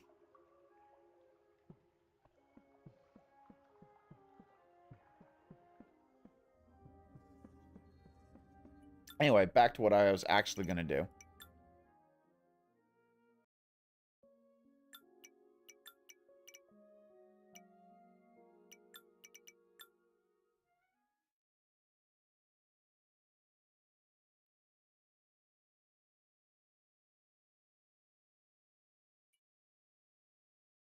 Yeah, that's the one I was talking about when I said the submission was altered.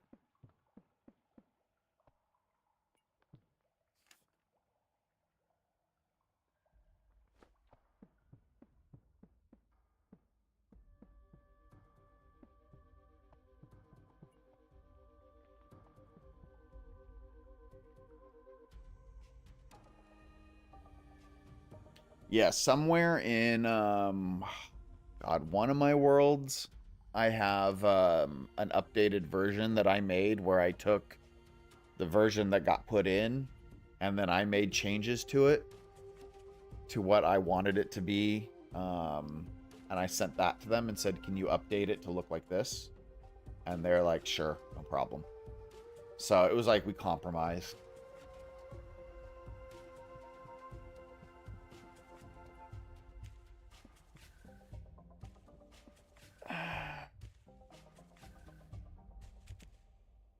You know, I'll be honest, Matt, I'm not sure if I'm feeling putting it in front of the temple or in front of the maze like that.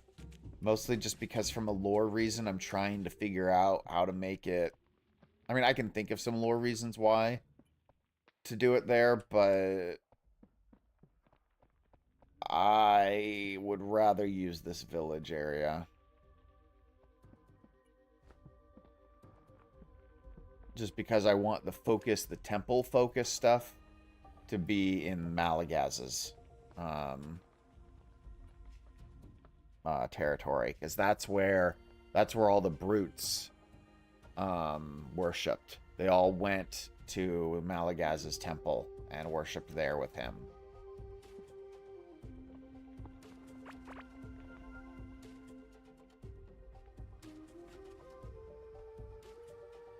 So let's get rid of some of these guys because there's just so many.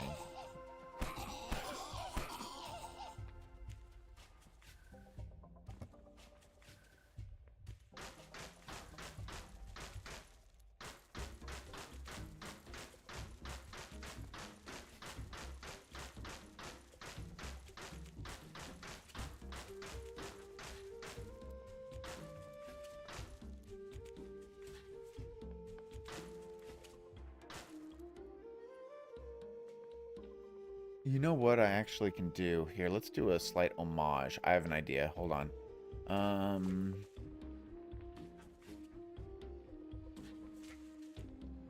I just have to find it. There is a scene that's unused. And I can partially recreate it and update it. And the scene is specifically called, like, Brute Town or Brute Village or something like that.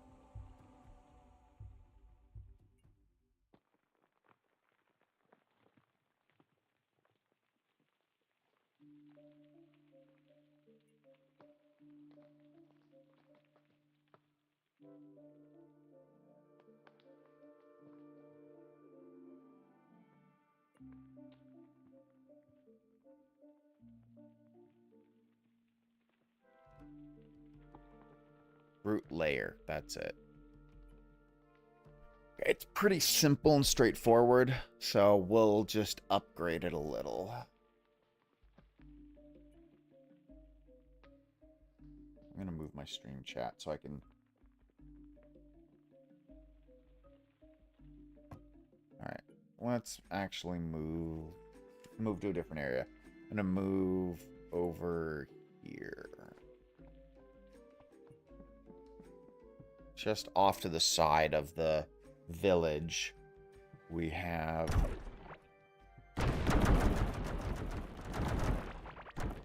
That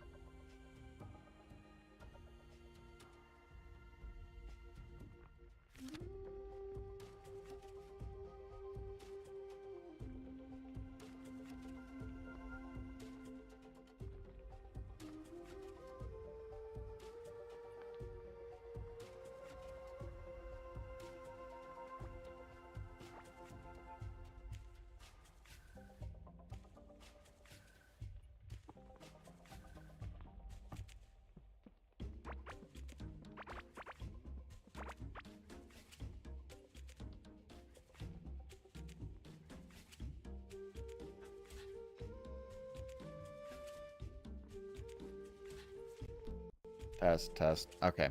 Thank you for catching that. USB ports overloaded again and dropped my mic.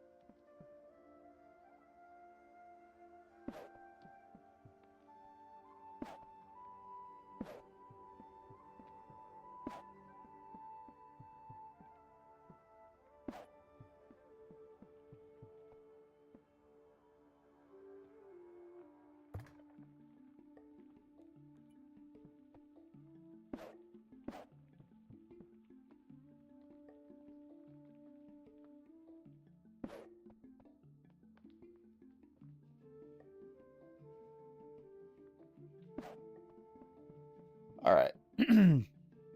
This is the original brute scene that was never used in Core Keeper. The devs designed this one. There's a few other little things that it has in it that I can't actually create, like those broken half walls that you see in the little village. Since I can't create those, I mean, I could create them if I uh, spawn them in, but I don't want to figure that out. I don't really feel like it. I'm gonna give me 5 minutes. I'm gonna run to the restroom really quick, and I'll be right back. And then when we get back, I am going to start modifying this to turn it in from a brute layer into more of a proper brute den, you know? Expand it a bit, add some more stuff to it, that sort of thing.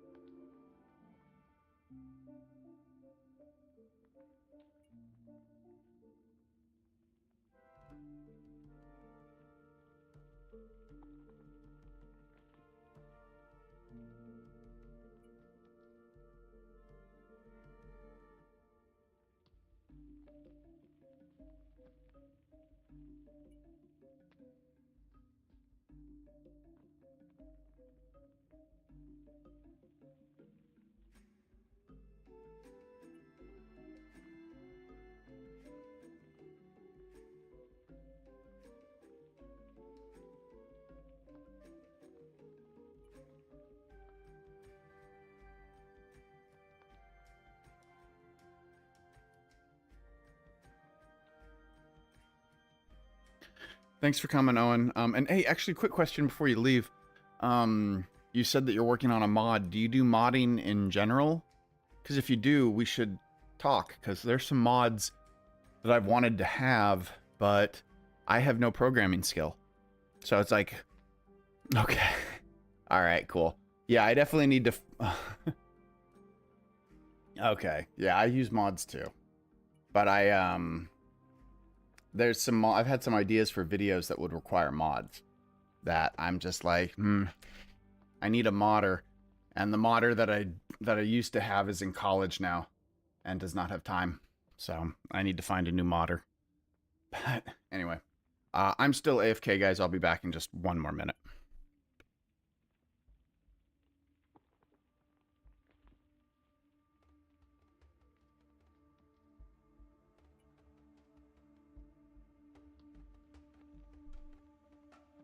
Sask, thank you for the twit thing. Oof.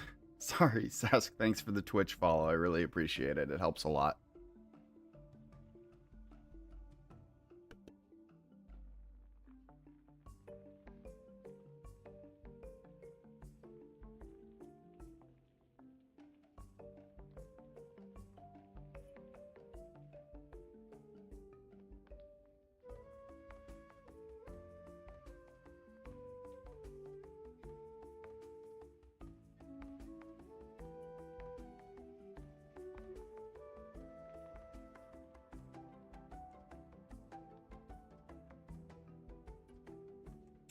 See you, Owen. Take care. Thanks for joining me.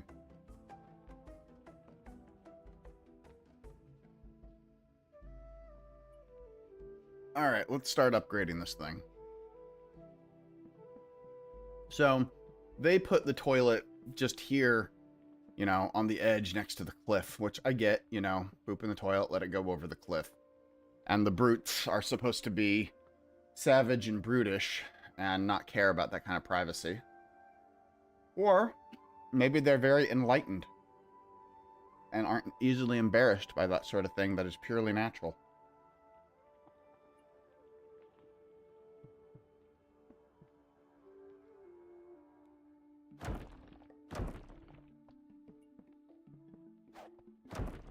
Regardless, we're going to make another brute room.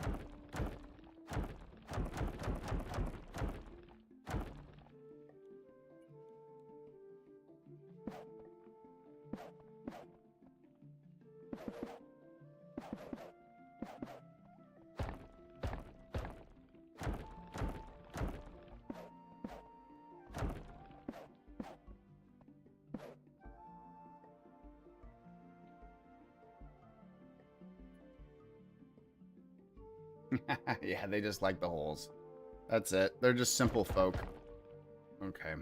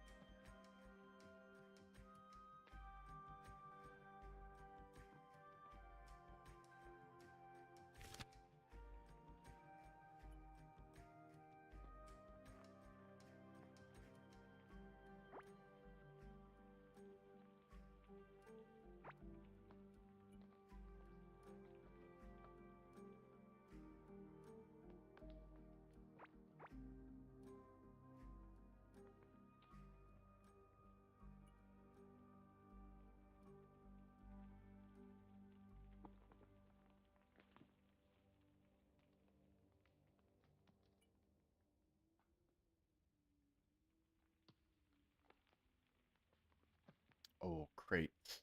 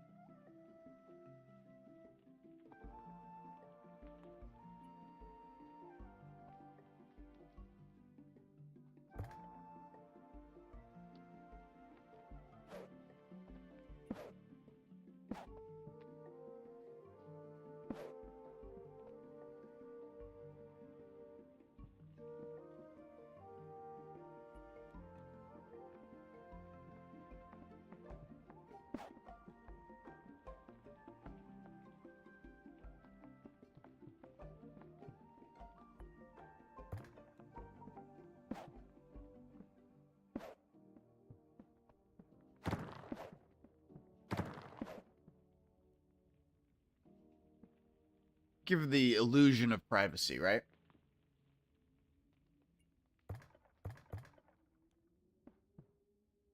I mean, it's not much of an illusion. If you happen to be coming up this trail, you'll get a full frontal view.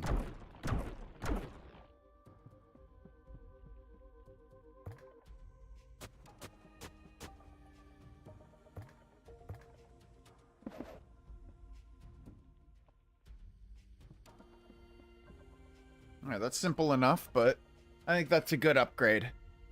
Nice little brute hovel town, but ooh, we also have one more thing. I need one more brute hut. I'm going to build it up here. This one needs to be a little bit bigger.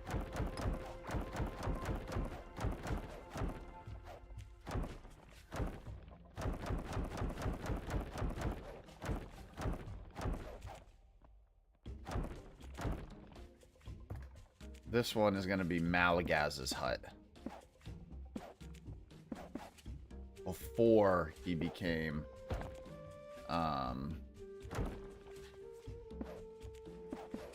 like the high priest.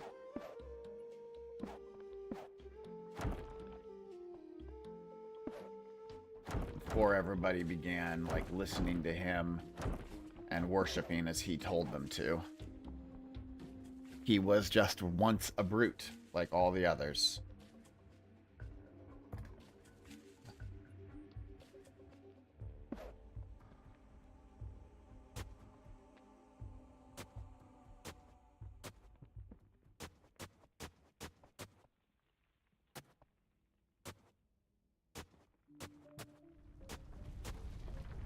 Sounds like a cave-in. Yep, cave-in.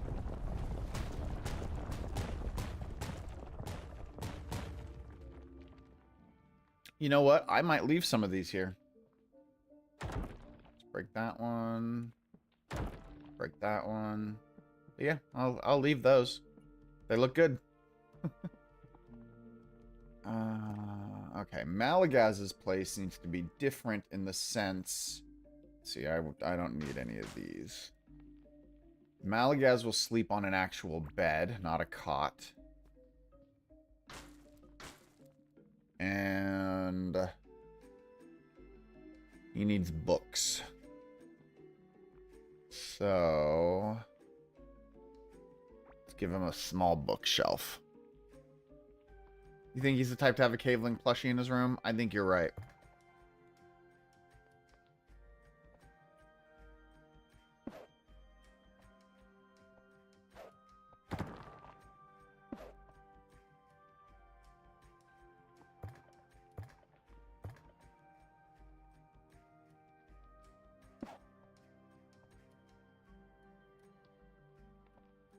I don't want a ruined one. Come on. Give me one that's intact.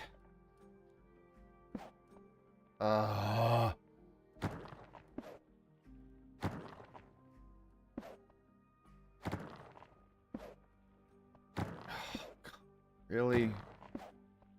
That's where you'll put an intact one? In the middle of the freaking room? You kill me. You kill me. You're killing me, Smalls. Alright. Oh, right there. Okay, cool. Right there. I can take right there.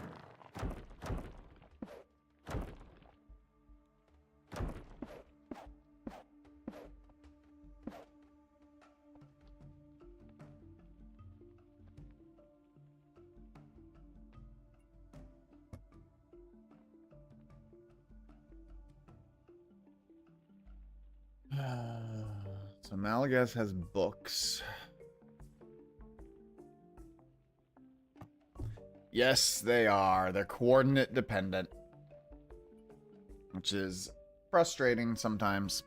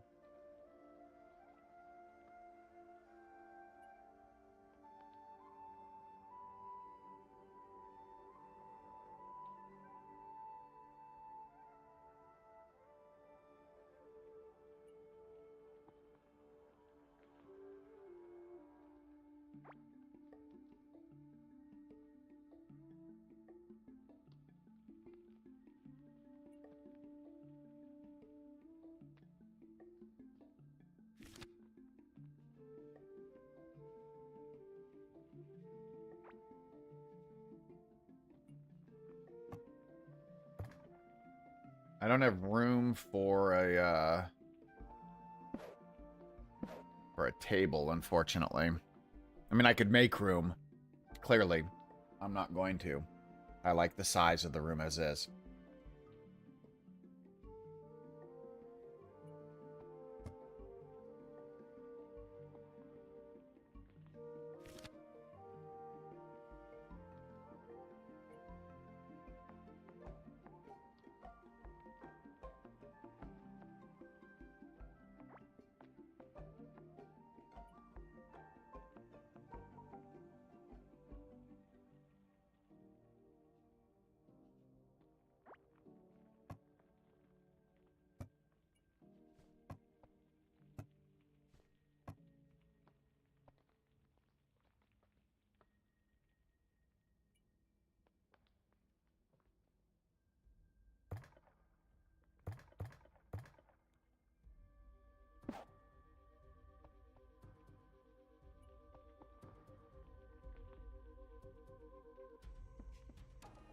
Alright, that's straightforward enough.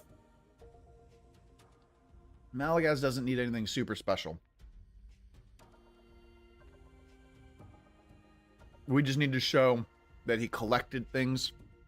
He learns that he's interested in being more civilized than your typical brute, you know? The brutes sleep on the floor. They piss in a pot. They shit over the side. You know? Malagaz reads. He uses a real bed. Let's give him a chair.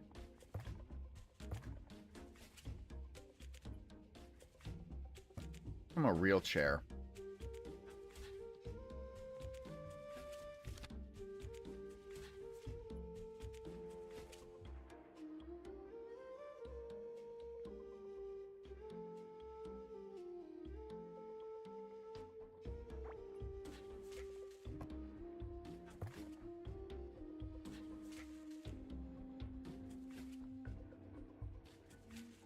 That's true.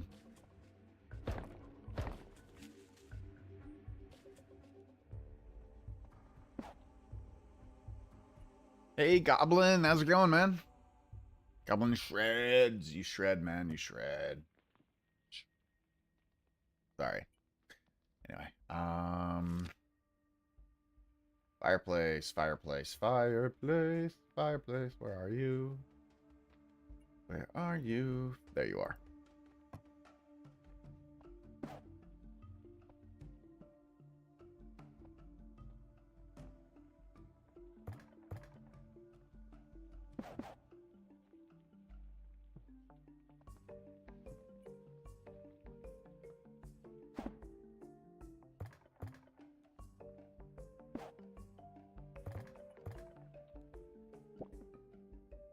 Let's figure out which color we want.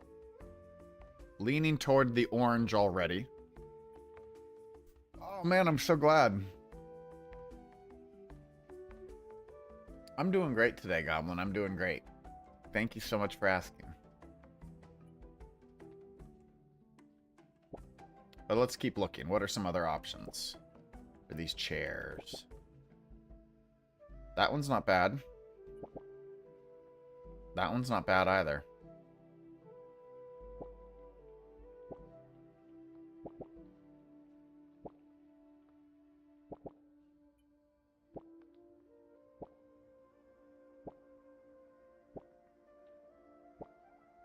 All right, so here's what I'm thinking. You guys let me know your thoughts. We've got orange. We got gray. And we got peach. I think all three are perfectly viable options. What do you guys think? Which one do you prefer?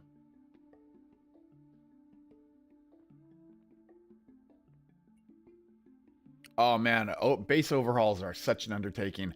I haven't even begun to work on my base. I've barely done any base work.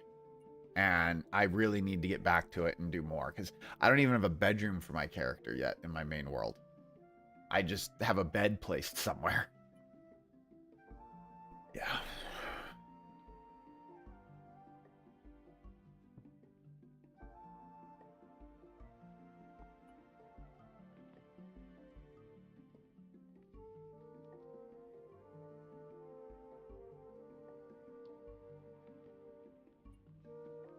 Okay, let me look at my notes real quick.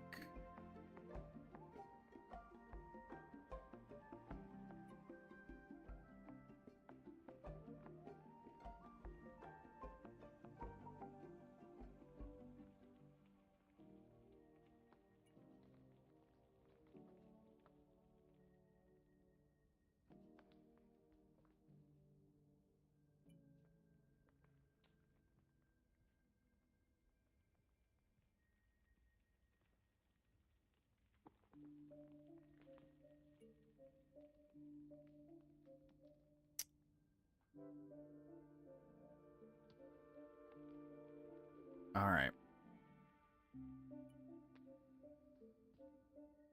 We've got one more scene.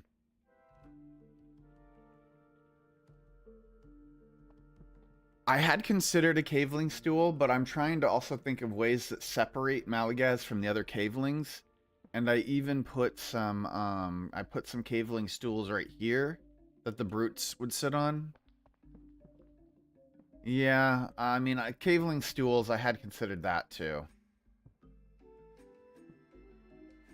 Let's do a caveling stool and just see. And that would be the caveling stool.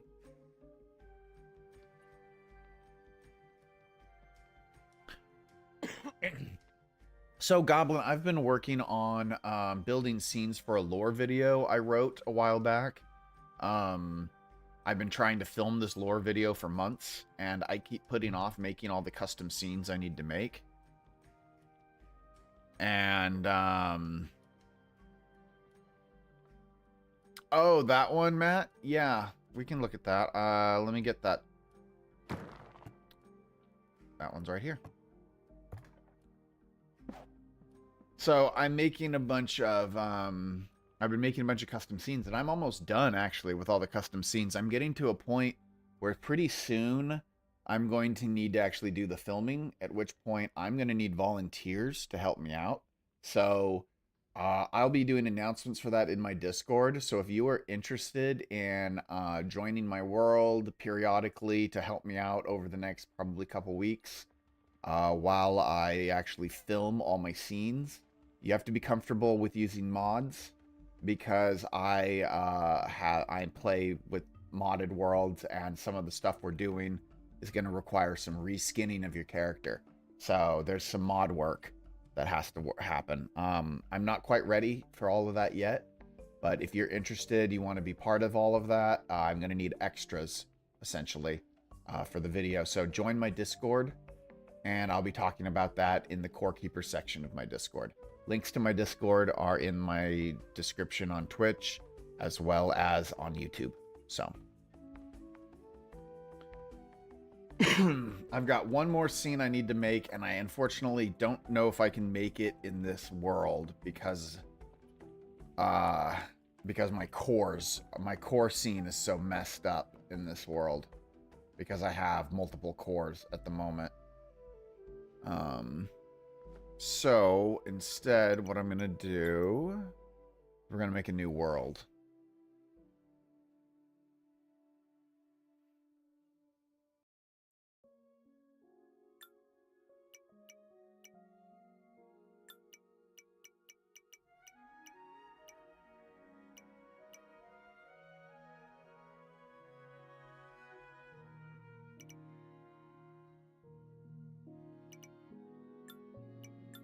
I'll call this Lore World 2. Standard is fine. Fine.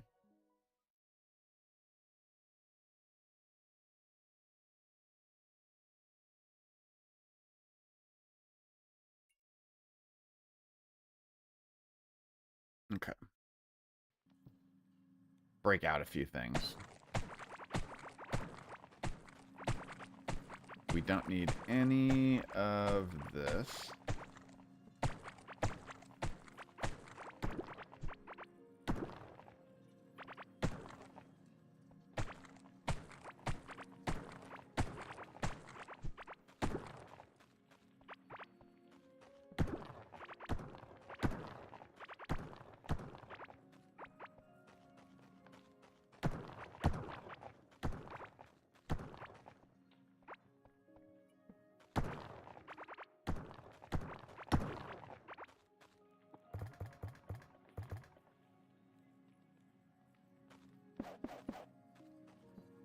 Okay.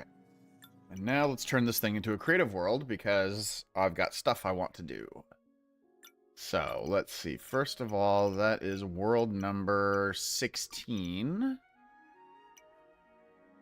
So now, I suppose you guys can't see what I'm doing, but now what I'm doing is I'm going to go into certain Core Keeper files and make some changes.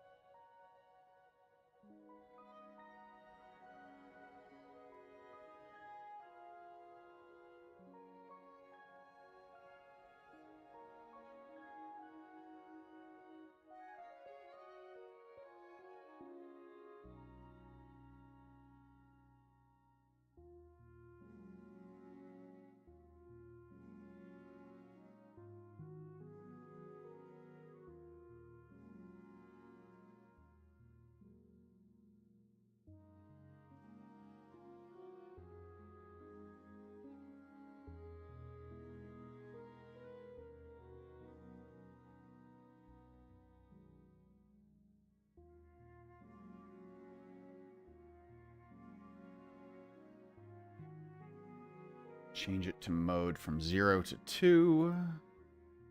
Save. Close. Close all that. That. And then...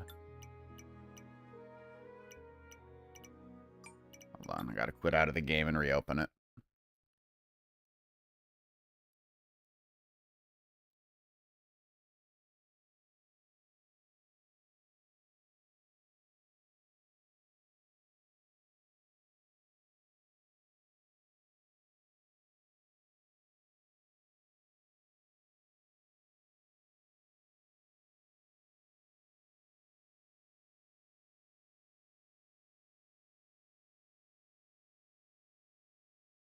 Come on, game.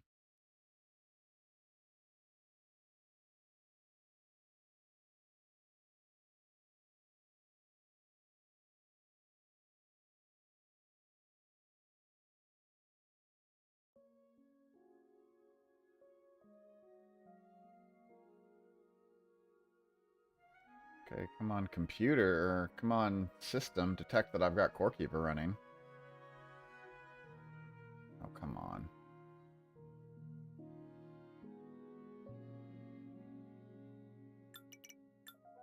Sorry, guys, give me a minute.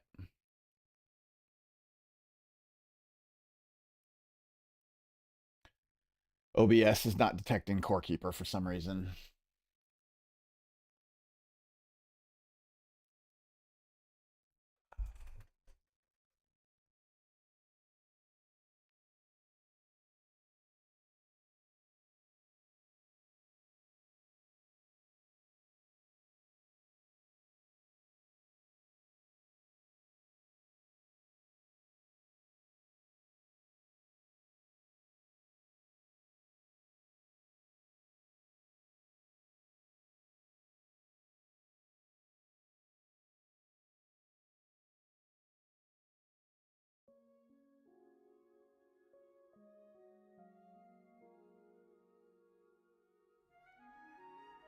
Come on, there we go.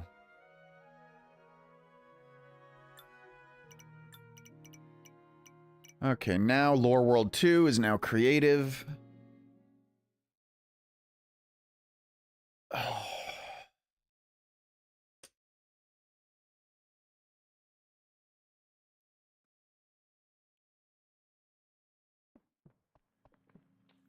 Okay. So what I need to do is turn this room basically into an area of caveling worship. As if the various caveling brutes, the caveling shamans, the caveling miners, Malagaz, that they come here for, you know, regular worship.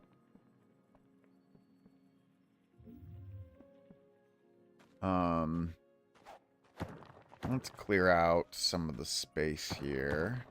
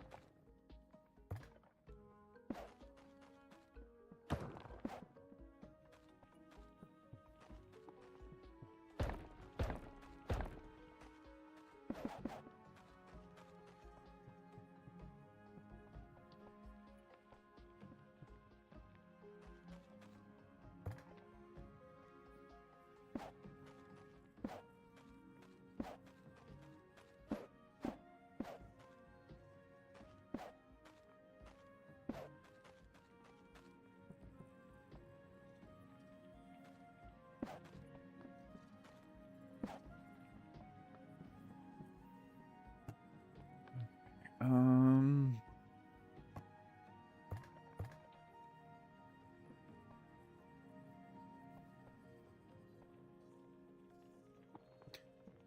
The part that does kind of suckle is I feel the best spot to put like an altar is right here in front of the core where the waypoint is, and I can't exactly do that.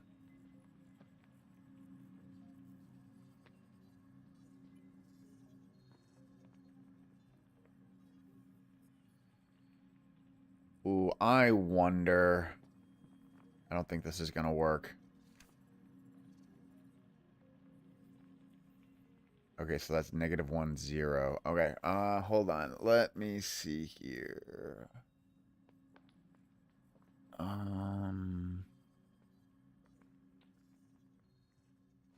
This probably won't work, but let's see. What is the object called? Gold-edged table.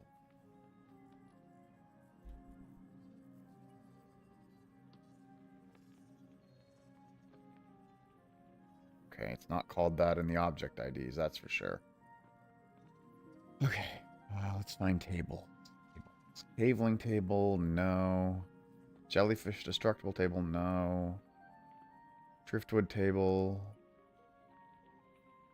I think it's ruins table small. That's it. Yep. Okay, so... What did I say my position was? -1, 0. Okay, so we're going to spawn ruins table small -1, 0. Sweet. Yes. Okay. Okay. In that case, let's expand this area a little bit more. Let's make this room a little bit bigger. Down here.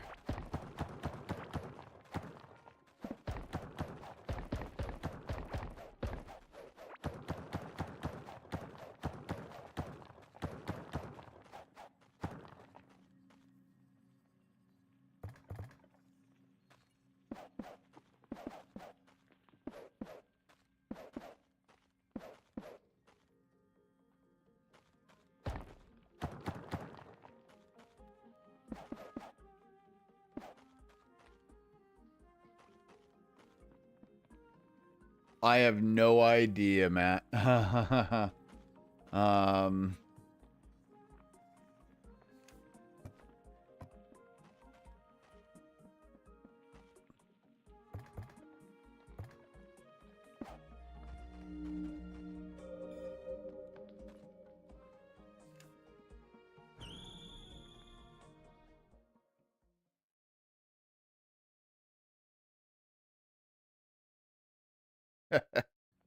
I'm in the middle of the table.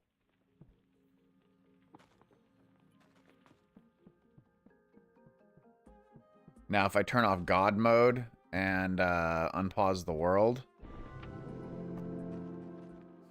doing this is probably going to kill me.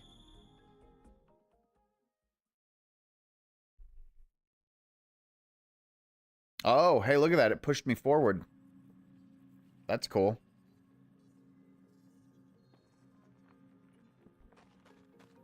Convenient.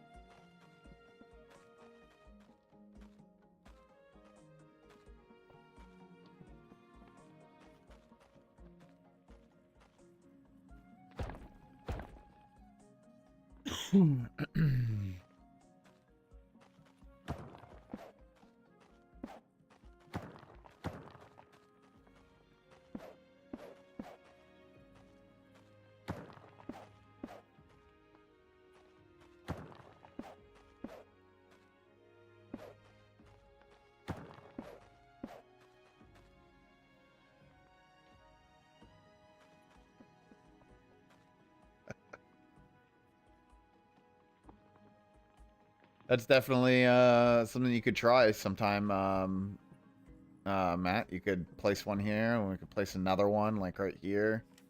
So it blocks the whole thing off. Definitely a possibility.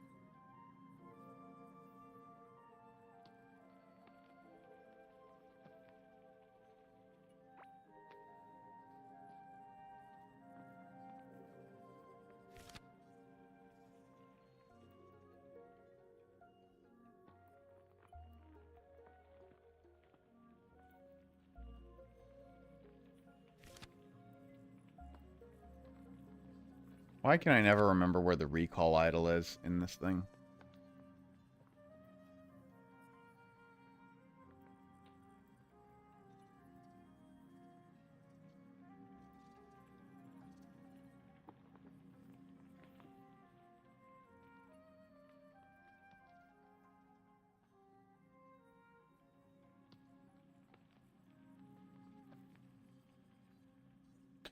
You know what, Brandon? I actually haven't ever done a Wild Warden build, but that's something that I should totally do.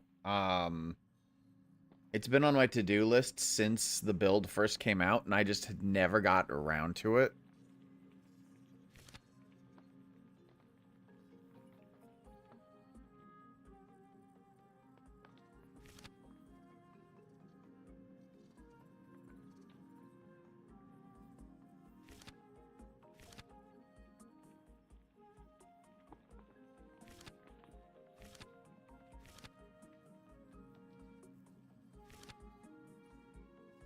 No, but I absolutely should, Brandon.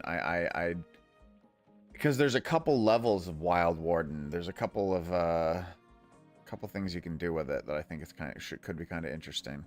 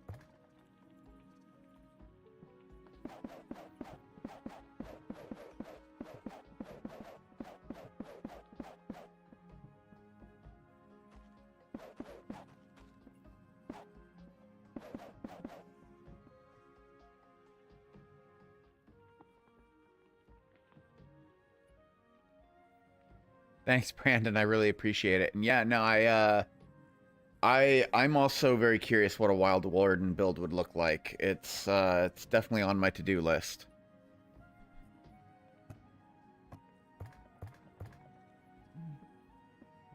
I don't know if I like the green.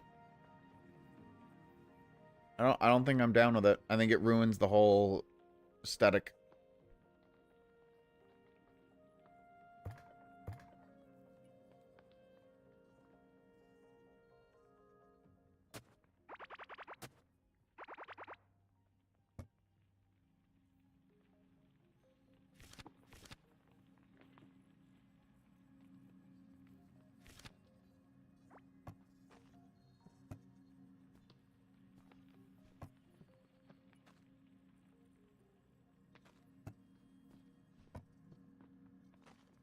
Looks better on the right, but I like it. Yeah. No, you're right. The blue leather tome is the lore-related right choice. In fact... Oh, no, that's my other world. I'll have to go back to it.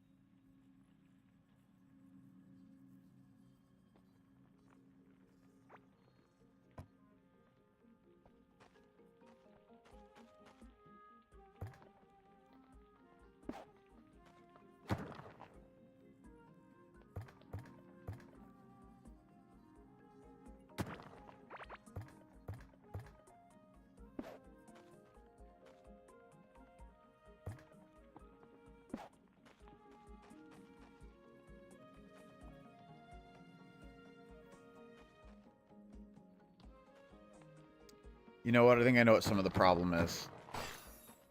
It's the flooring.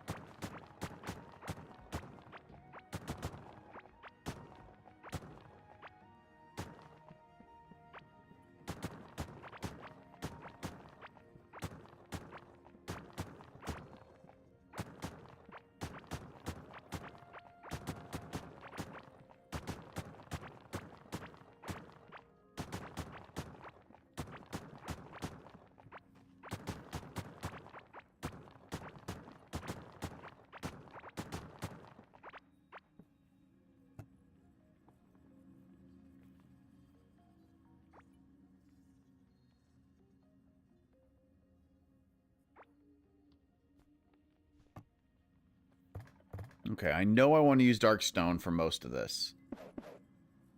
But there's a chance that I may want to use some Metropolis block too. So we'll see. Because this area would thematically be appropriate to be filled with Metropolis blocks. But I like the idea of the dark stone because it makes this area just look scorched.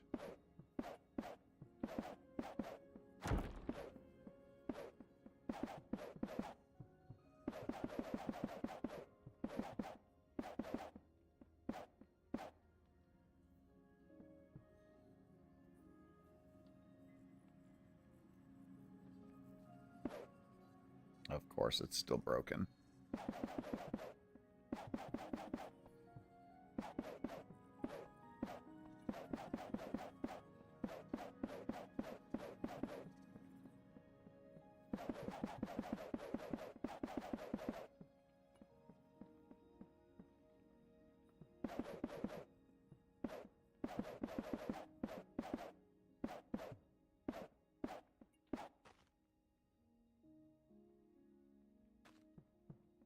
There are, like, the grimy ones and those. Yeah, that's definitely possible. Let's look into that. Let's see here. We could look at the grimies. They'll be right in this area. Here it is, grimy floor. Let's put back some stuff. So, where was everything?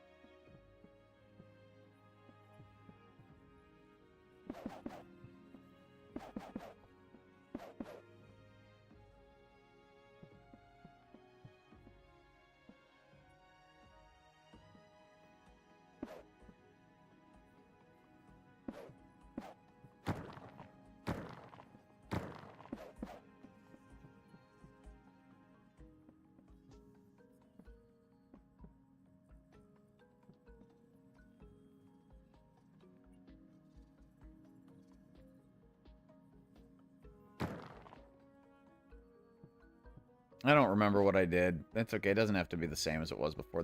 What it was before was nice, but it doesn't have to be the same.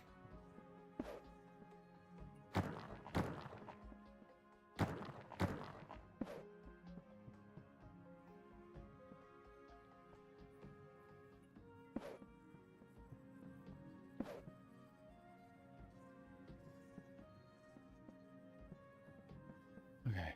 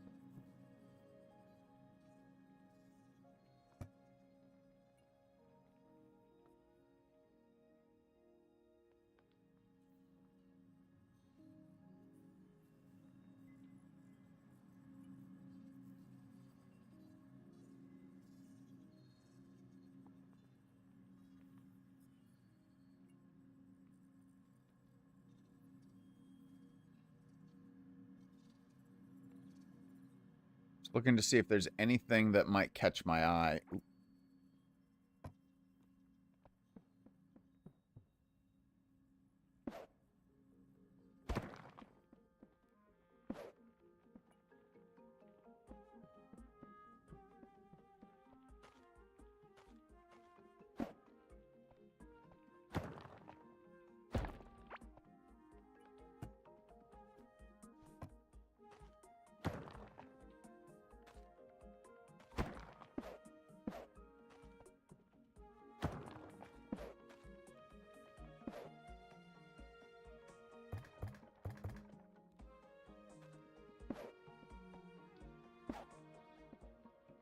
There we go.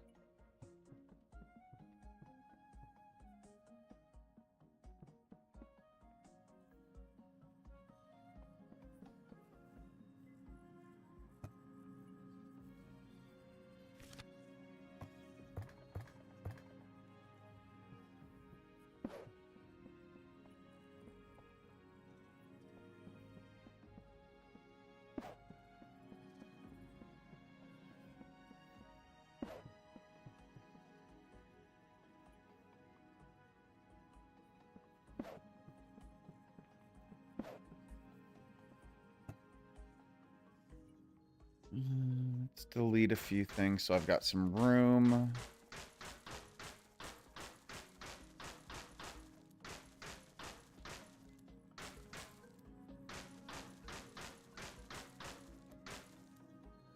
And I need to put some valuables onto those various pillars. So I want things that are going to matter to the cult.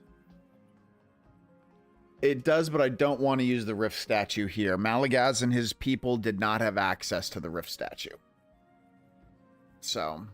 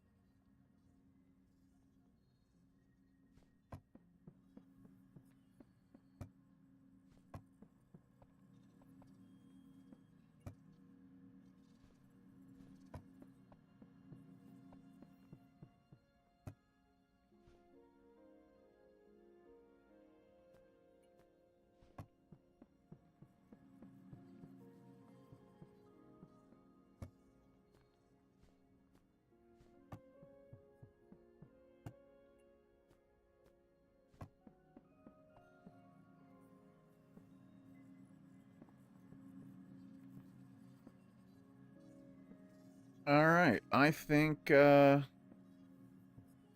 works. This is a good area, like, for when Malagaz's cult is in its prime and they're actively using this place as a scene of worship, kind of before everything starts to fall apart. Before Malagaz's death. Because after Malagaz dies, the cult that was formed around him and around all of these objects dies with him. The one part that sucks about building it like this is at the time, or at least there was a brief period of time where the cult of Malagaz was worshiping here, and the statue that's right here wasn't Malagaz's statue. It was the Hive Mother. And the game itself used to have the Hive Mother in the code and a Hive Mother statue, but they literally removed the Hive Mother statue from the code and replaced it with the Malagaz one. So I can't put the old Hive Mother statue back. Fortunately, I do have old video footage of that item, of that thing, and I'm going to try to superimpose it on top. We'll see how that goes. I'm not very good at that kind of level of video editing.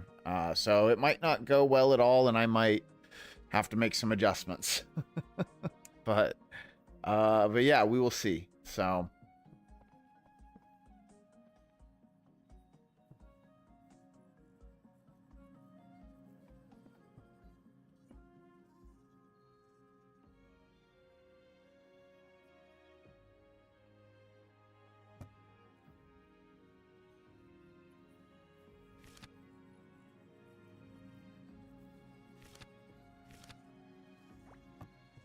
let's see what a Tome of Ashes would look like, Matt. Yeah, that looks good. I'll leave that there. Or maybe... hold on. Let's go back to here, and let's grab that again. Let's put that there, so there's a little symmetry. Let's take that off, and let's put the Tome of Ashes there. Yeah, I like that better. There we go.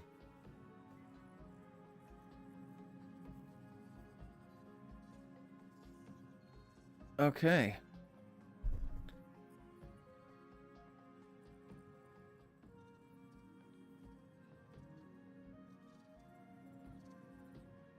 And I think that's it. That is the last custom scene I have to build.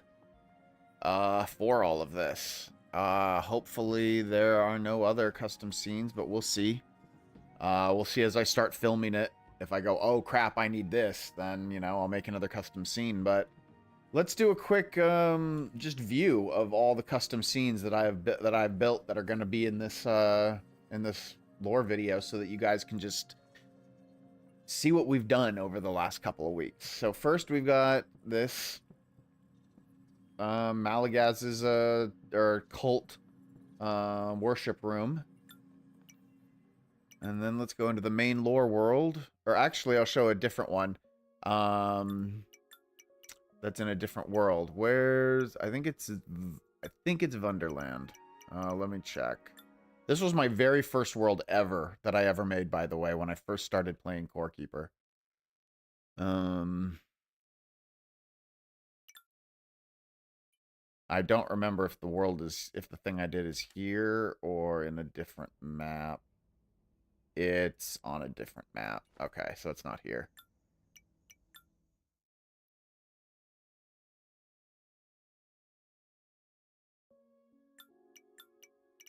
Be on my new world. Oh, maybe it's my old hard world. Let's check there. So I don't think it's in my new world.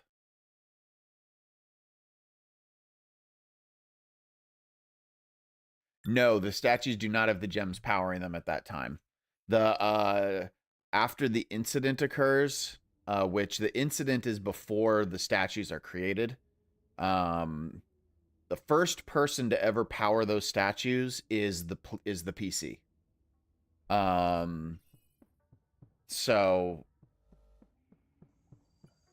yeah, the statues were built up around the pedestals that were originally designed for it, and but they were never used. Okay, yeah, this is it. So yeah, no, I definitely want them unpowered. This is a little farming village that I took like an existing farming scene, like over here, and then I just adjusted it.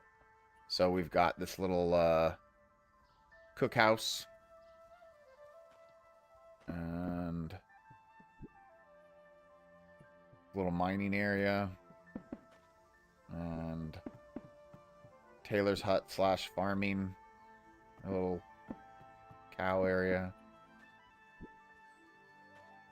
central spot, fishing hole, and this, which I have to adjust the lighting on a little bit. Let's actually tweak the lighting. Where's my... Oh, I don't have a roofing gadget. Oh, yes, I did. It was right there. Derp.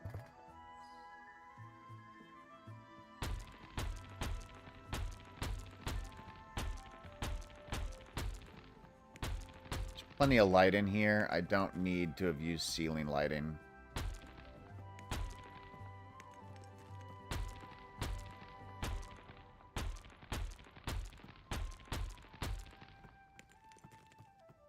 Okay. So yeah, this is like where the character like sits down to do a little bit of lore discussion. And then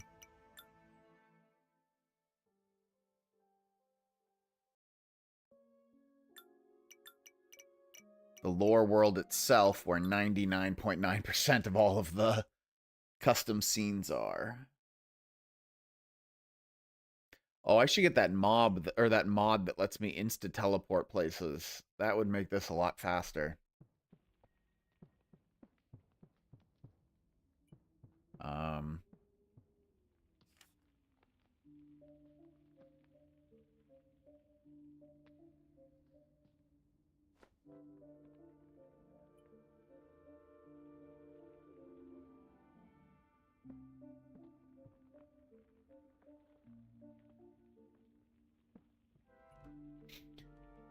Yeah, so the tech, okay, so the core itself is not alien. The core was built by the cavelings.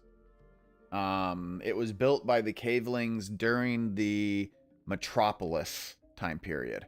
That was when the Caveling Empire was at its height. The design for the core is alien. The information and knowledge to build the core was telepathically given to the Cavelings by the core commander. And so when the core actually achieves sentience, when the primary core achieves sentience, the core commander uses it to overwrite it and tries to take over the Caveling Empire and suck all of their power out of their systems to use it to fuel the energy for his terraforming machine. And fails, essentially. But the destruction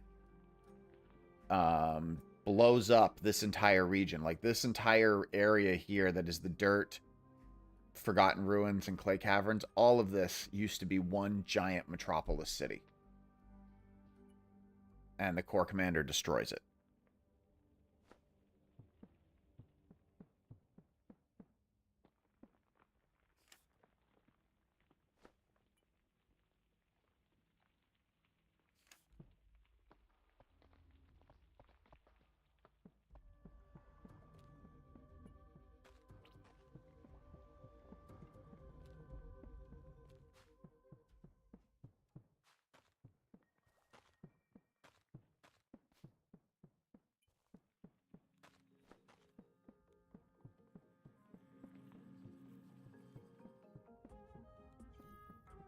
Yeah.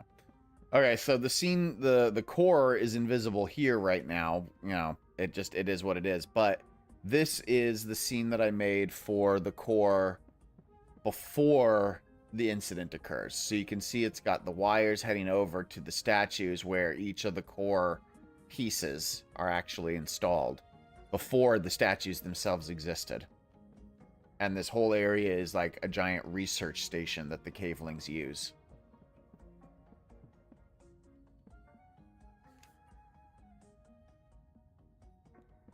And then, actually, hold on. Let's see here.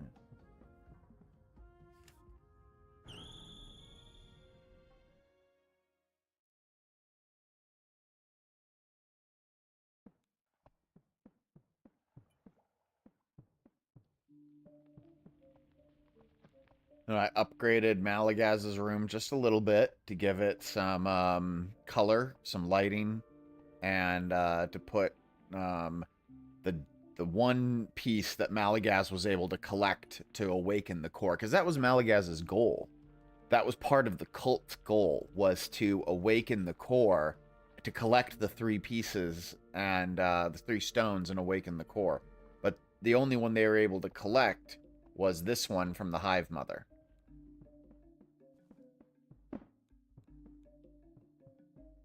This is Malagaz's private ritual chamber.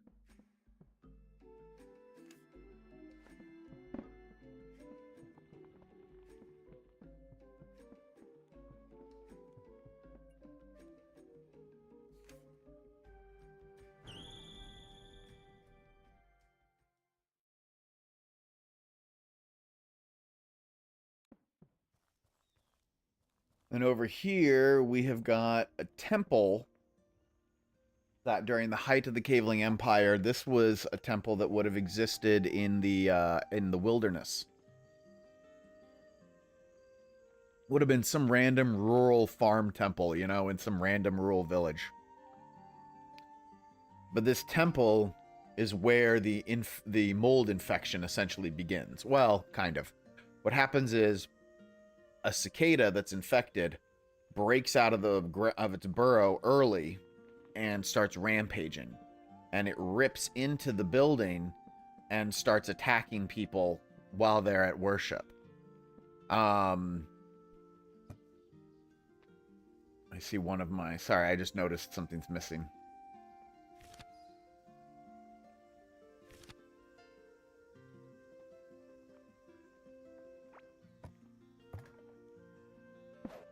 There we go. They battle and kill the cicada. That's the cicada that's got the sickle in its head in the mold dungeon. But the mold infestation keeps spreading from its corpse. On top of that, the farmers that killed it went back to their, to their farms and spread the infestation there because they had spores. But ultimately, this is what that same temple would end up looking like after it lays in ruins. It's got the hole ripped into it that the cicada made. Otherwise, the main door itself is now currently closed, and the whole area is overgrown and in ruins.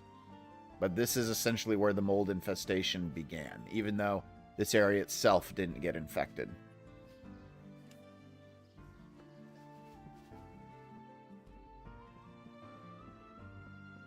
And one thing I did with my lore stuff also is I made sure after I wrote my lore video, or all the details of it, I then went to Julian, who is the guy who wrote the game's lore in the first place. He's the dev in charge of all of that. And I, handed him the document and said, tell me what's right, tell me what's wrong, tell me what I need to change. I want this thing to be canon and approved officially by the devs. And he read it, and he had me make a few changes. And that's what ultimately is the script for my lore video. So it is 100% dev approved as canon. If I didn't put it in the video, I couldn't get it approved as canon, basically. So there's definitely still some stuff that may be theory, because there are details that are not in the video and won't be in the video. Because when I tried to get concrete answers for certain things that there have been theories for, Julian just kind of shrugged at me and smiled, and I was like, okay. So whatever he didn't confirm, I didn't put in. But everything that they confirmed, put in there. So yeah, so now this is a caveling farm that's infected. And I just kind of made the whole area look a little gross, while also showcasing that it's not fully infected yet. Like the infection is spreading,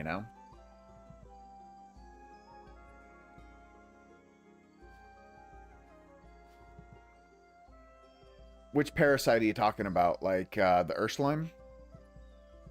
Because he did give me some confirmation and stuff for Urslime. So I do have Urslime details in the video.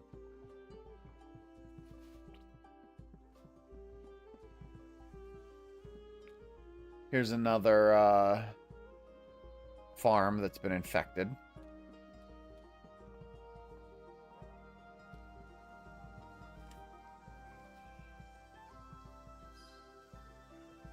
Most of the custom scenes that I've had to make are out here in the desert. So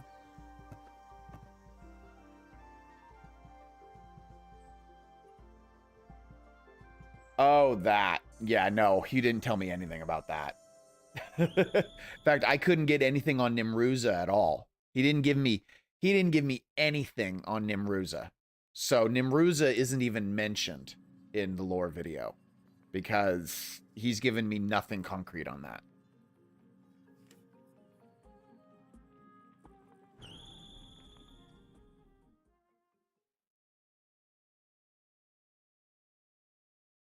Urslime, I've got plenty of details on. Like, Urslime starts off as this tiny little microscopic thing that happens to be at the impact site when the Corps Commander and the aliens crashed down during the Cambrian era. And the Urslime gets dosed with radiation. And it is repelled by the radiation, but at the same time, it kind of like, the radiation doesn't kill it. It mutates, and it becomes bigger and stronger, and it starts evolving and growing as a defense mechanism for the planet against the invading force of the aliens. And so that's what the passage is. It is a custom evolved biome that's entirely designed to repel the alien invasion and prevent the terraforming of the planet. How did I get my map filled out like this, Raven? Hours and hours and hours of exploring. and cheat codes. What I did was I have a mod called chat commands. And what you do is you type in no clip or slash no clip, and that lets you walk through walls with no problems. And then you also do set reveal. Type that to 12. That's 12 is as high of a radius as the game allows. I don't know what it means. But when you do that, in fact, I think there's a section of the map that's unexplored. Yeah, we can go over to that section. Hold on, let me go over here. So with the mods active allowing me to do that, I can walk through walls. Turn on no clip again. And I've got a large radius, so I just... Oh yeah, you can also hold down shift and you'll move faster. You can see on my mini map, that point as if you can actually see it, how much of the map is getting revealed as I'm moving through this territory. So when I scroll down, there's a decent amount of map that gets revealed. More so than you would normally have revealed. And so as a result, I can just shift run through all of this. And it still takes a couple of hours to clear out the entire map. But I can basically, just using the mini-map as my guide, I can run around clearing out the dark areas. And just exploring large chunks of the map at once. Without having to actually explore every single detail.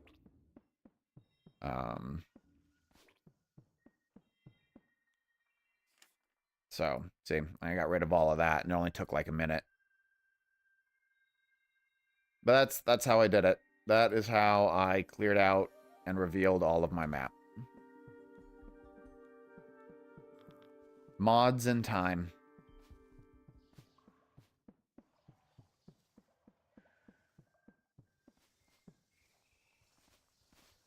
Yeah, unfortunately, there is no way to just...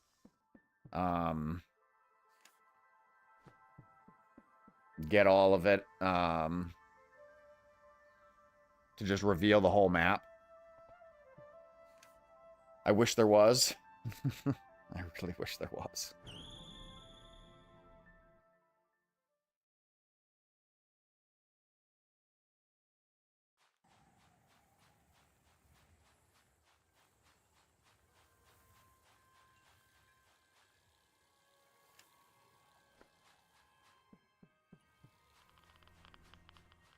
Oh yeah, that scene.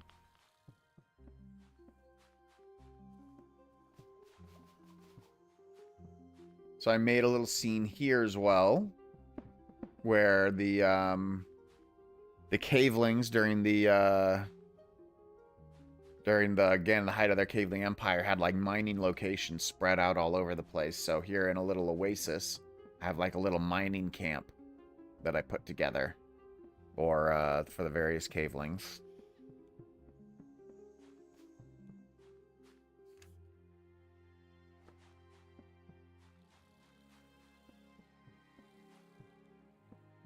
Oh, yeah, and this is the bedroom of the king and queen during the Desert Empire. You know how you have the king's tomb, the queen's tomb, and the prince's tomb? Here's the bedroom for the king and queen.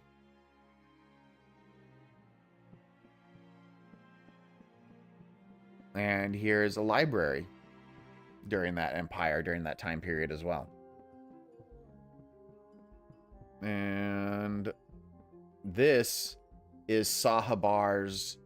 Sahabar is a character that you wouldn't know about in Core Keeper unless you are part of the lore Discord channel. For those who haven't heard me rant about him yet, because I know several of you are regular viewers and have heard this before, but Sahabar is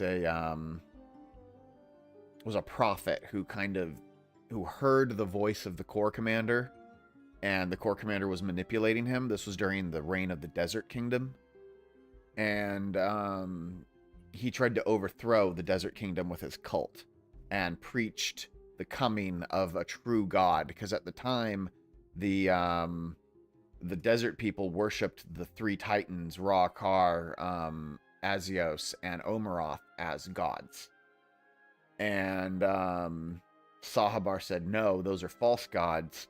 The true God is the core, and it is coming. It is in the future. It is coming to us, and it'll be revealed to us, kind of thing. He didn't know that it was called the core. He didn't know what it was. He just knew that it was powerful. And this was all just stuff being fed to him by the core commander. And so this was his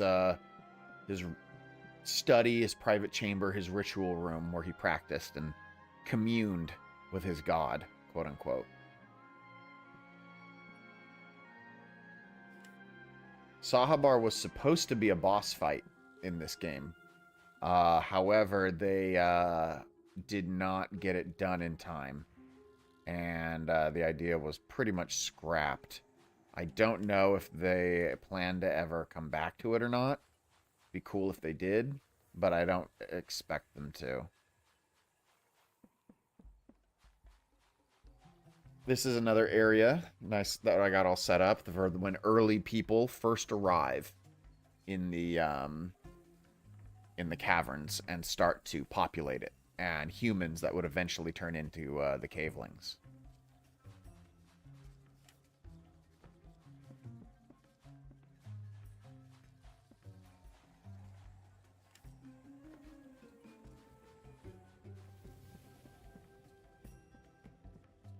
Oh yeah, and I didn't have to change this much, but this is more or less, I'm using this scene, even though I'm probably going to take that out, yeah.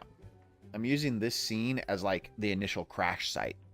You know, like a whole thing comes spewing down from the skies, it crashes here, there's lava, there's radiation, there's glowing stuff all over the place, there's rocks. Yeah, the whole area is just a mess, but it's also the Cambrian era where life on Earth was not in the best shape in general.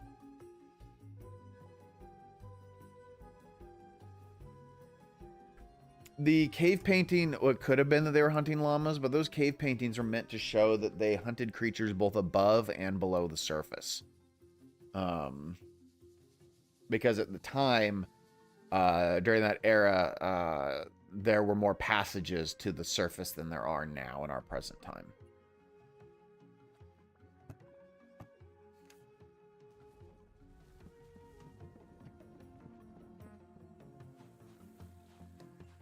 They also brought a lot of those animals down here, which is how those animals mutated and became what they are now.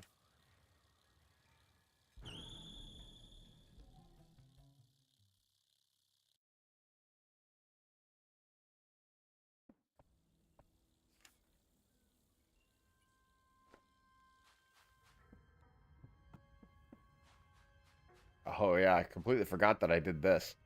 Yeah, so they worship Ra-Akar. So he just sits here, and I was gonna have a scene where the cavelings are all like sitting there, like hanging out in worship or whatever of him. I may need to put some chairs in, but I just envisioned the area as one giant big space.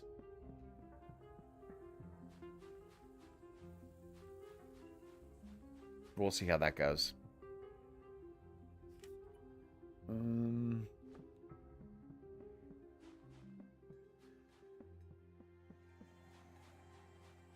then I redid the tomb area for before, or not the tomb, this is like the throne room for the ruling class, and it's in ruins during the game, but I basically restore it and make it so that it looks a lot nicer and looks like it's in its heyday.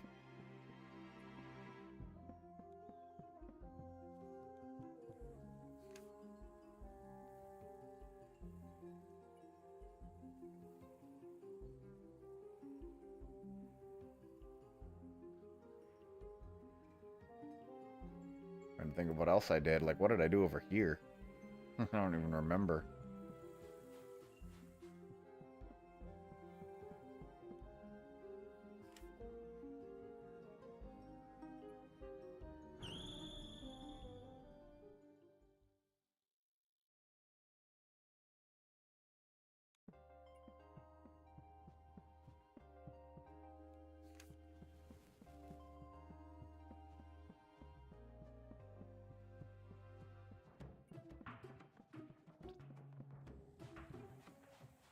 Like, I don't even mention any of the slime bosses, really.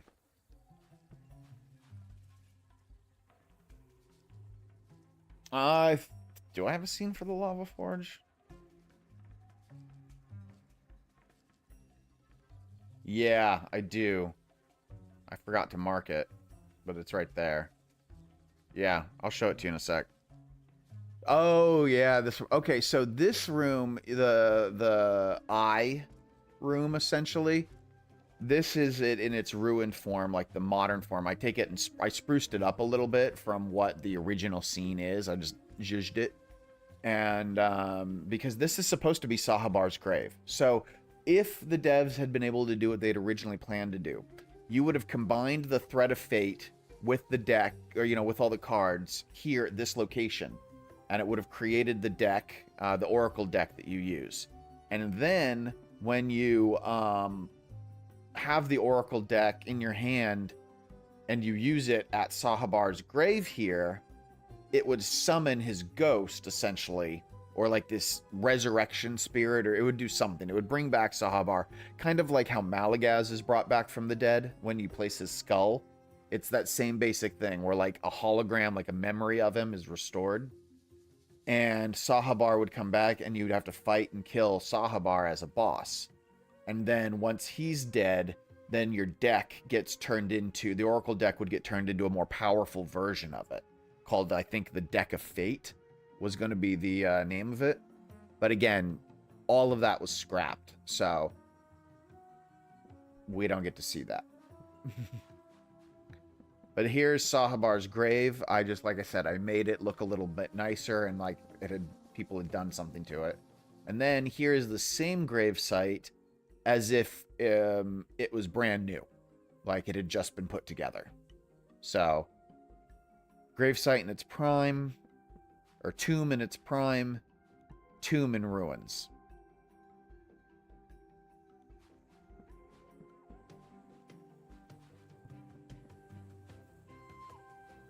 It's kind of the caveling civilization fell and nature does what it does.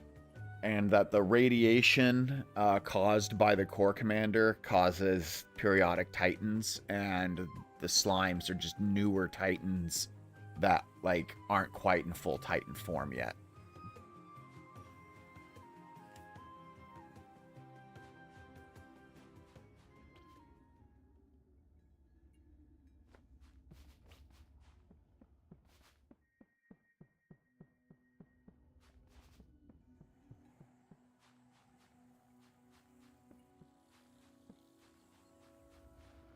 This beach scene is nothing special. I just wanted a beach scene, and yeah, it's really blown out. I need to mess with that a little bit, but I wanted it to be outdoors and to look outdoors, so it is kind of bright. Um, but I wanted this to be like Cambrian era beach, you know? Yeah, Cambrian beach scene. So,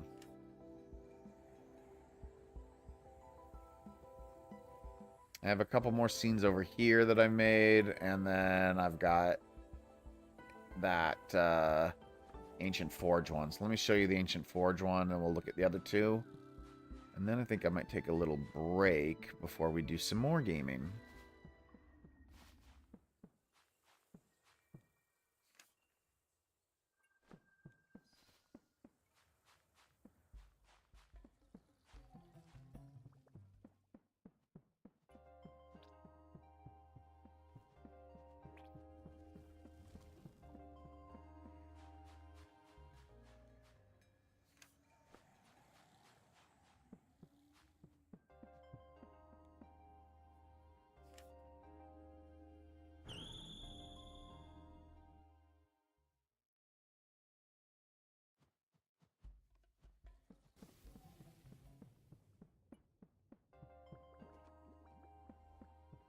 All right, so here's the Ancient Forge scene.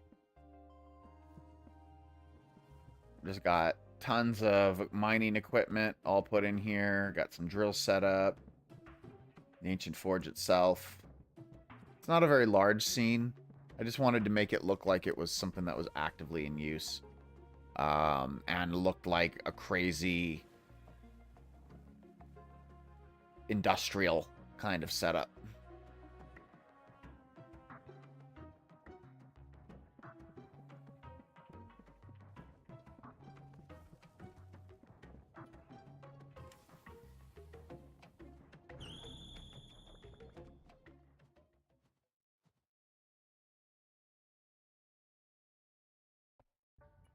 Oh, yeah. And then this was a broken core. Like, so, you know how it's in the modern part of the Metropolis is all, we've got those broken core rooms. This is a broken core room before the core broke. So it's still in good shape. The core obviously is working. The air, all of this is all still intact. Yeah, we got a little library here. Just to show off a different room. But yeah, this core is still in good shape.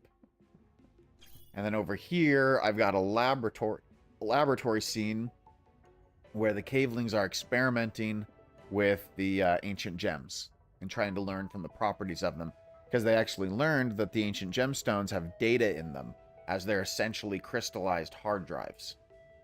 So they start to extract data from the crystals and start getting alien tech as a result.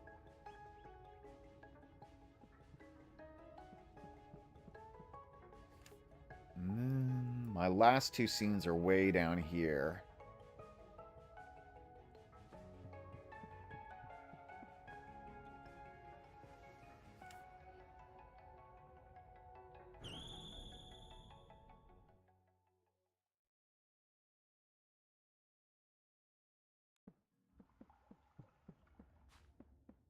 I need to make waypoints close to all my scenes so I don't have to do this.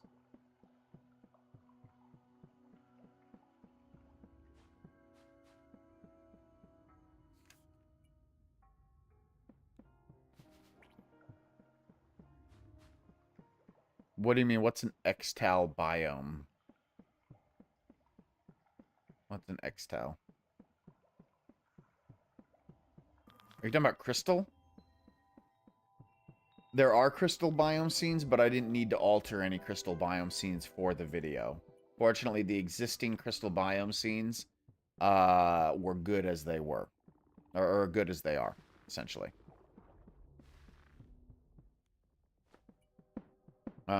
This is a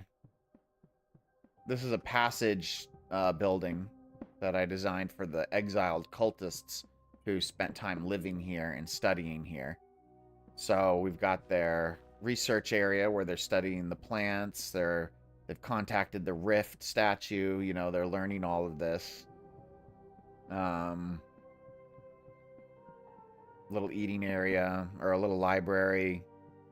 A little eating area. Bedroom. This is before the cultists were forced out of the passage and all of this became ruins. And then I've got a little worship area right here. Yeah, I'm not surprised that's gone. Druidra is normally right here where I'm standing.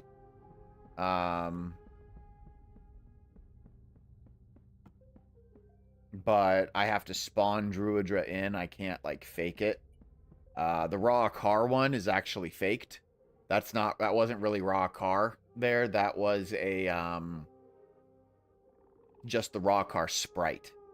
But I can't get the Druidra sprite to load. Every time I try to create the Druidra sprite for me as an object that I can manipulate, like I did with raw car, I just get Azios instead.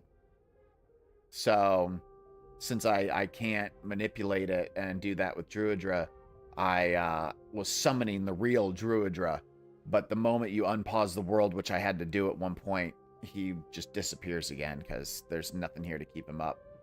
So, I keep the world paused, summon Druidra right here, force him spawned in this location, and then with the world paused, it holds him in place.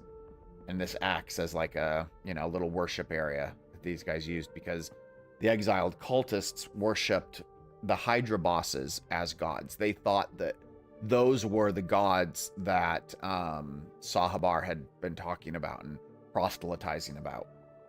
They're wrong, but they made the mistake.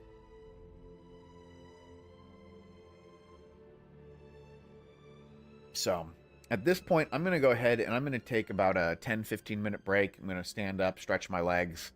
What time is it right now? It is 12:48 for me. So let's go with 1:10. I'll be back at 1:10. And I may be back a little before then because I'm going to grab some food. And then I may put a little video on that I'll share with you guys. We can watch it together.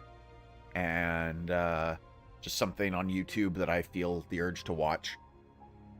And we can turn my channel into a reaction channel for a single video. And then maybe play some Necesse. I'd like to play some Necesse. And I don't know what it is. What is it about me saying I'm about to go on break that causes like a bunch of new people to join my stream? Because I just looked at my streaming numbers before I started talking, and I only had 8 people watching this stream between my 2 channels. Now I'm up to almost 15 people between the 2 channels watching my stream. So welcome everybody brand new who joined me right as I say that I'm about to go on a break. But I have finished my my building stuff that I want to do for this video, so we are going to we're gonna take a quick break, and then I'm gonna go play some Necesse next. So I will talk to everybody soon, and yeah, stay crazy. See you guys in a minute.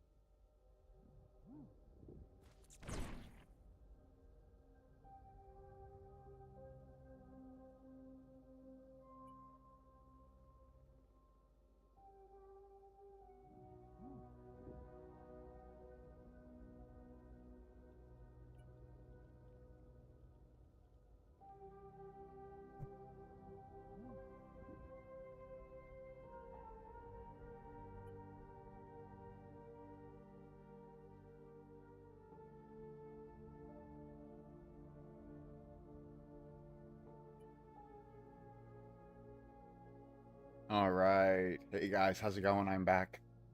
Hey Sask. Um, kind of. This is actually a passage mob farm. For a hard mode world. Um, I'm in the. I don't have it all. I did it with a different character. Um, but yeah, this thing I built it on a stream a while back. When we were doing some testing. But yeah, this is just a passage farm. And yeah, so you can go AFK and be safe from all the monsters in the passage. Figured I'd have some fun with it. This is also my my main mob farm, which if you guys have been watching my various videos, each one of the rooms here is a different one of the mob farms that I've been showcasing for the last 2 weeks. And tomorrow, the video for all of this automation is dropping. So you guys, those of you who aren't members, will be able to see how I put together this full automation system that keeps everything sorted and stored between all of the mob farms in a single location. It sorts through all of my stuff.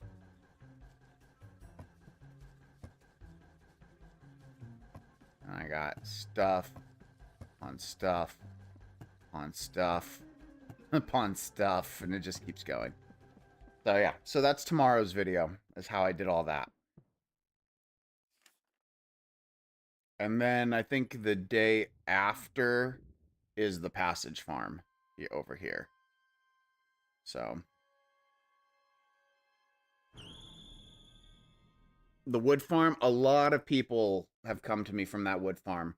The wood farm video and the beginner's guide are two of my biggest videos. So I appreciate it. I'm glad you came. I do apologize in the follow-up video to that wood farm video. I have a testing video, and I'm a little snarky at the beginning because there were some people commenting on that original wood farm video that were pissing me off, and I got snarky in the follow-up. So sorry about that. But how's the lore video coming along? Great. Do I have on what I do with all that stuff? Well, if you haven't, Sask, if you haven't got your crafting to 100 yet, you can use all that wood to make wooden bridges and get your crafting to 100 real fast. And Iron Sentinel, the lore videos are coming great. In fact, today we just finished. I just made a couple more scenes. And as far as I know, I have now completely finished making all the scenes that I need to make for the video. So now I need to actually start filming all the scenes. So if anyone wants to volunteer, I mentioned this earlier, if anyone wants to volunteer to be an extra in my videos while I'm doing this filming, please join my Discord. There's a link in my description on both YouTube and Twitch. And I'll do all my call-outs and requests there. So, if that's something that interests you, cool. Come join us. I have to test to make sure a mod works, though, in 1.1, and I haven't tested yet. I'm a little afraid that it's not going to work, and that I'm going to need to contact the mod author to get it to work, and that is going to take a long time. You know? Because a big chunk of this video has to be done with cavelings, you know? And where people are cavelings. And there's a reskin mod that lets you literally turn yourself into a caveling. So I was like, perfect. But I don't know if I don't think that mod's been updated for 1.1. And I hope it still works, but I don't think it will. So if it doesn't, I don't have to contact the mod author and be like, hey, can you please update this? And if he's like, no, I'll be like, how much? You know, how much to get you to update this? Because I kind of need it for my video. I mean, I don't need it. Worst case scenario, if he's like, no, dude, I'm not updating it. I don't care anymore. Then I guess I'm not going to be using as many extras. I'll just be in creative mode, and I'll be placing down cavelings, and then like temporarily unpausing the world so they move around a bit, and then, you know, pausing it again. And it won't be perfect. It won't be what I want, but it'll work if I absolutely have to. So we'll see how things go. I gotta sort out that mod first. And I haven't worked on that yet. That's next. Hopefully I'll work on that in the next couple days. In the meantime, it's time to switch games.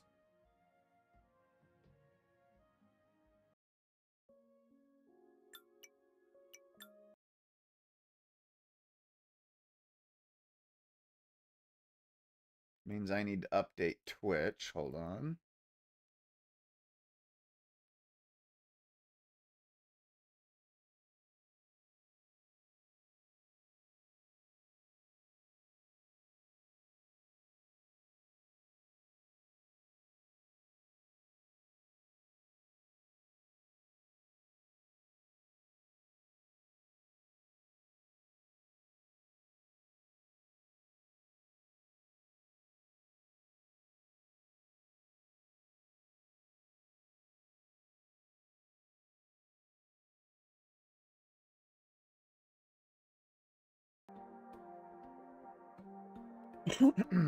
Okay. And we are logging into Necesse. Since you guys last joined me in the game, previously on Necesse, I have made a few more upgrades, gotten a little bit more gear. I have expanded my farm a little bit, and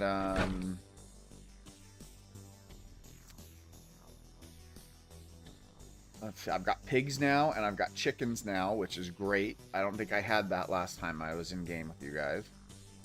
Oh, and I built this little mage tower into the side of my city wall. I want to expand the city wall. I want to make it 2 layers thick. But I've gotten rid of a bunch of the entrances. There's currently only 2 entrances here on the left-hand side, and then another one here on the eastern side. There's no southern or northern gate anymore. I got rid of both of those. I do need to make some a path over to the eastern gate, so let's do that first.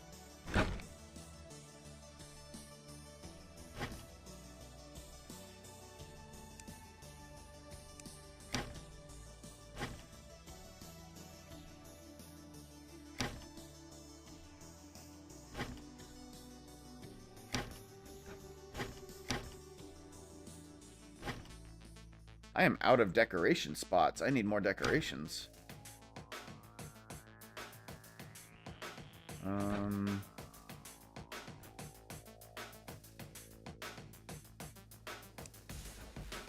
Hold on. Let's make a couple of oak chests.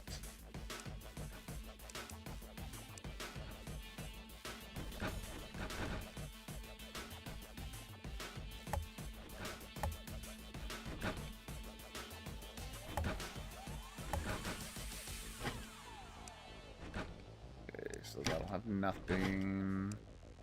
I'll have nothing. Nothing.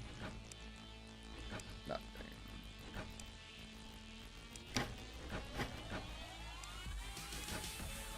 Okay, and then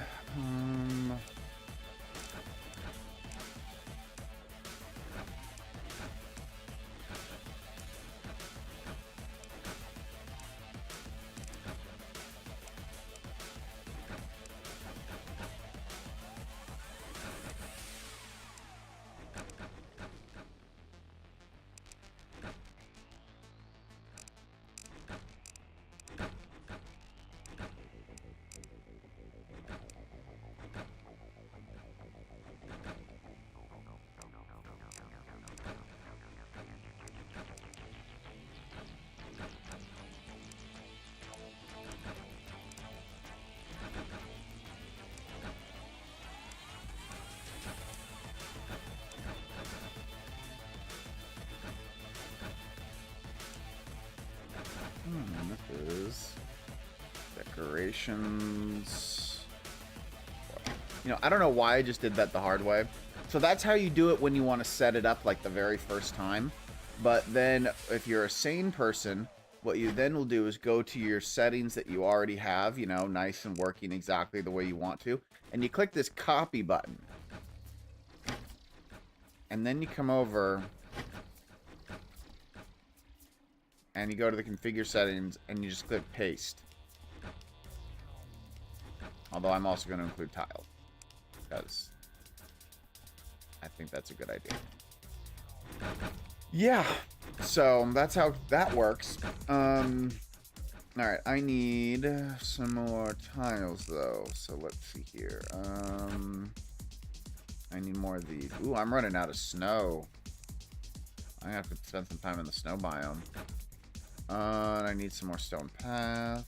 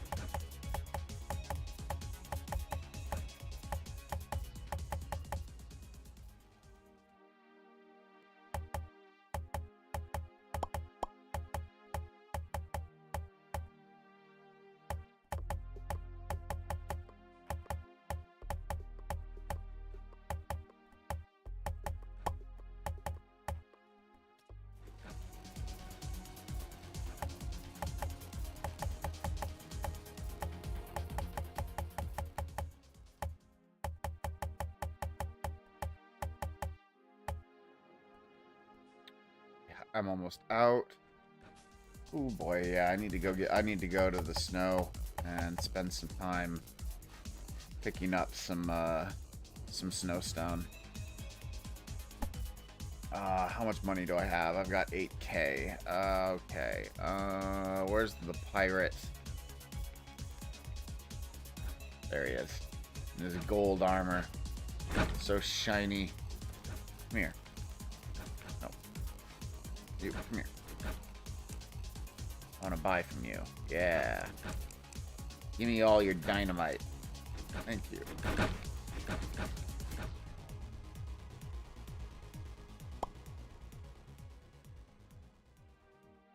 So I am anticipating a raid very, very soon because I have not had a raid in a while. And that's making me nervous.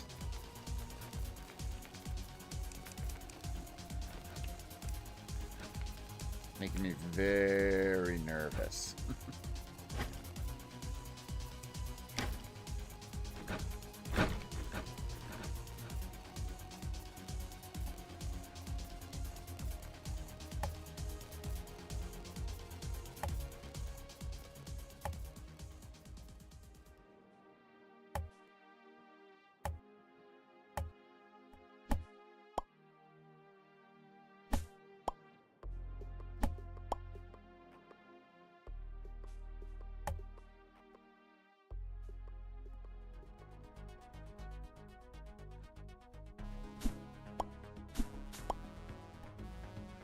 Hey, moi, this is Necesse.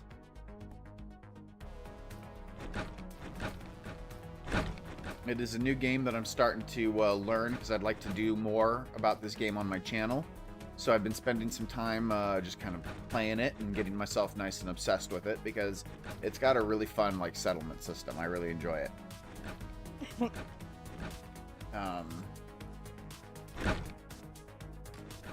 The exotic merchant. Ooh, what have you got, exotic merchant? Got a potion pouch already.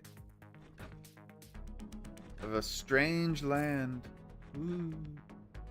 Ooh, some sailor suit cosmetics. Ninja's mark. I'm gonna buy this for completionist sake. Dessert pancakes. Ooh, yummy. I'm going to do the same thing with the sailor suit. Brain on a stick. I might already have one of those. Maybe not. I'll grab one.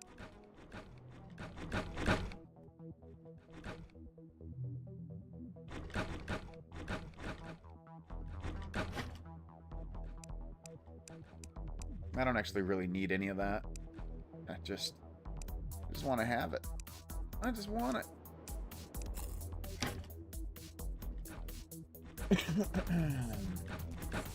Okay, so let me see here. There are some things I need to do. Where's my adventure journal? Okay. So, let's look at my adventure journal. I cannot find a bear. I need to finish searching through my forest cave. We'll do that first, maybe, because I'm like 2/3 of the way done with this forest cave, but I cannot find a bear. It's driving me crazy. And then I need to go to another pirate village and actually be sailing and defeat some pirates.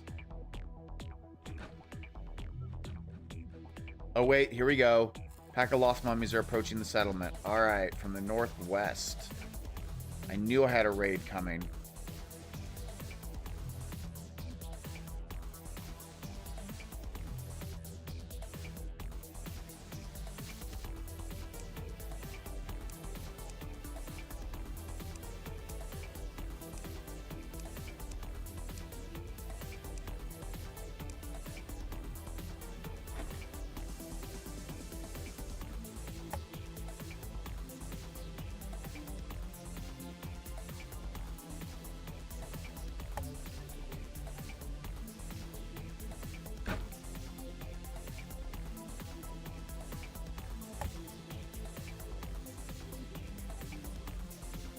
There they are.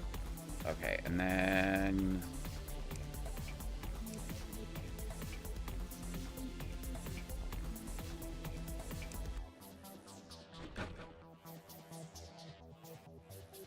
Hope you guys are armed. Time to defend the settlement.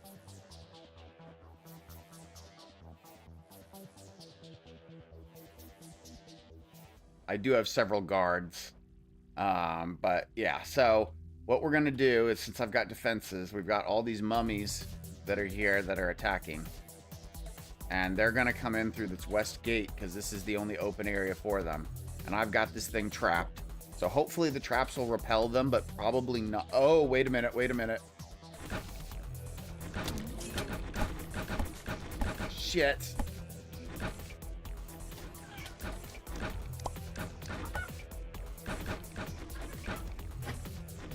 Whole thing's fucked up because I forgot to do this. Everybody, get in here.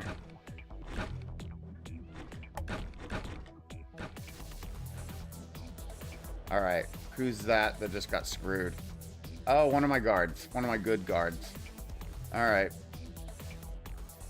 Well, I'll revive her after. Oh, cool. She made it in. So I have that little exit that I'd set up normally. So that if I can go in and out without getting totally boned. But,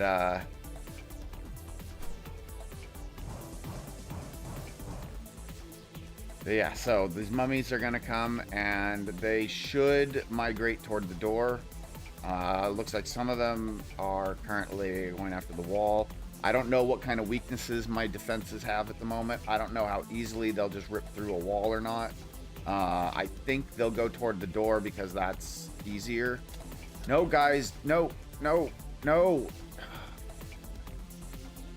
Get back here. Let them come to us.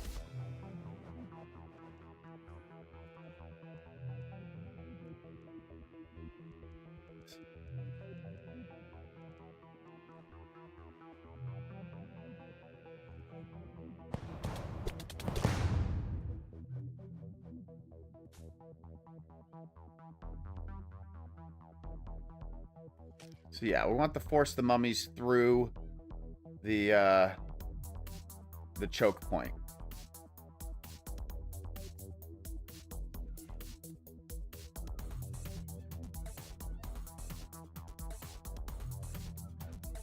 And then any mummy that makes it through, we annihilate.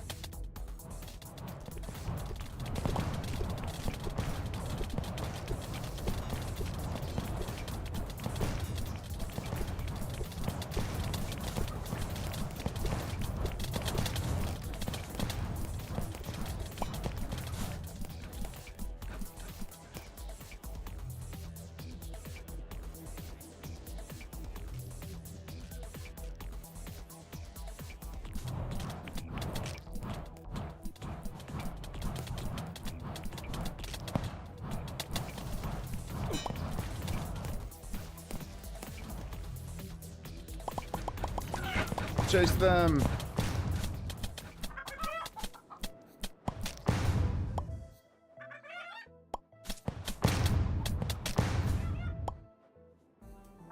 Any survivors? Haha, there are none. Excellent. Alright, clear orders. Everybody go home.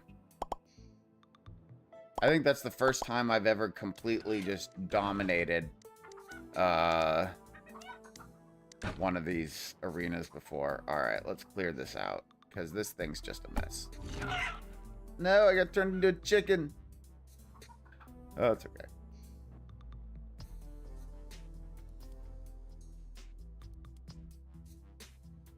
Careful, you're gonna get chicken.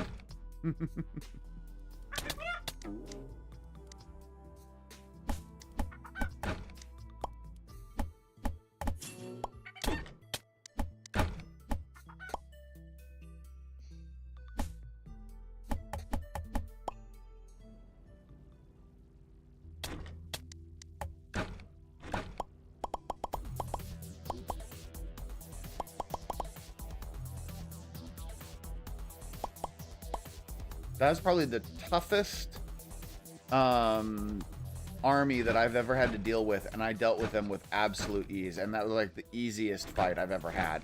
So having those defenses there is definitely helping. I think I just need to make it a little bigger, maybe. Because, yeah, they're not getting away. They didn't get away with anything. Perfect, perfect.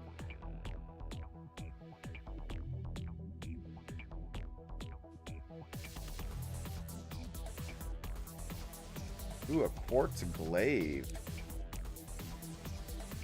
Those are cool looking. And an amethyst staff.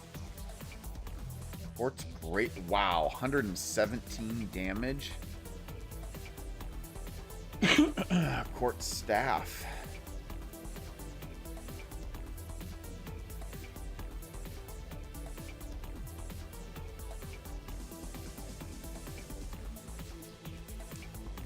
Well, let's see what these things look like. Let's see what the quartz staff is like. Oh wait, that is the quartz staff. Let's look at what the amethyst staff is like.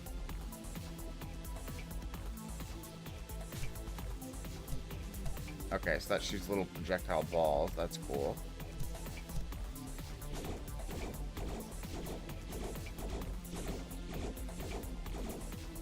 That's also cool. Alright.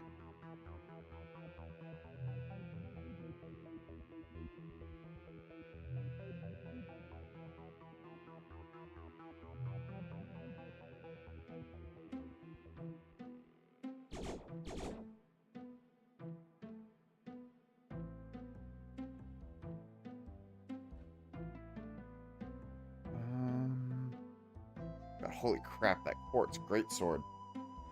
But it charges up to attack. That's its one drawback. You gotta like take it out slowly and like, oh ha. I've heard cool things about the glaives. I haven't seen a glaive yet. Let's see what these are like.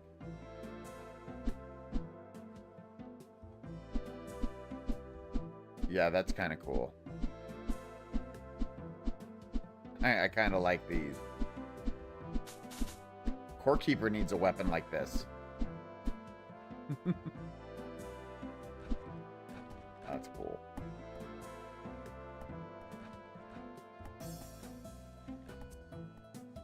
Alright, I'm geared out for ranged though, so I'd have to completely redesign my gear if I went with a melee weapon right now. So we're just not gonna do that at the moment.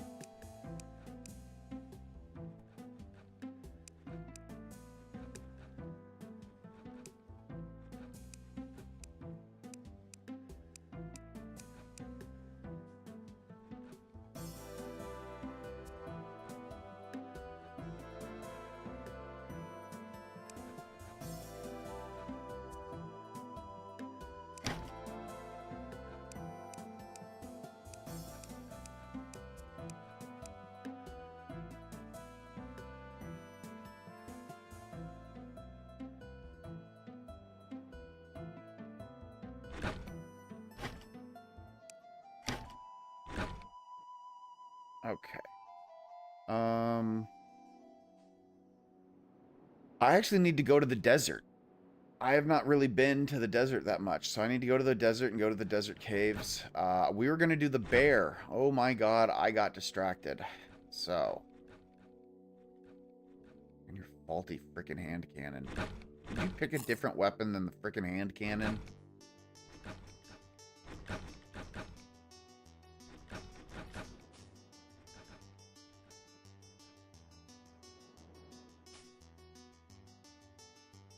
I'll let my mage have his lunch.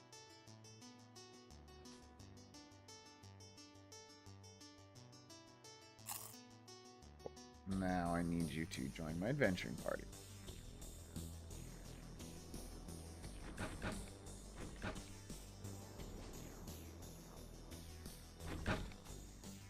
I believe it.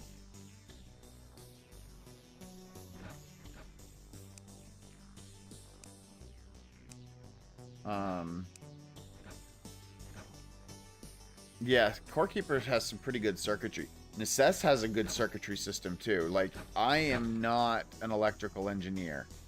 So, you know, I don't really know much of anything when it comes to that sort of stuff.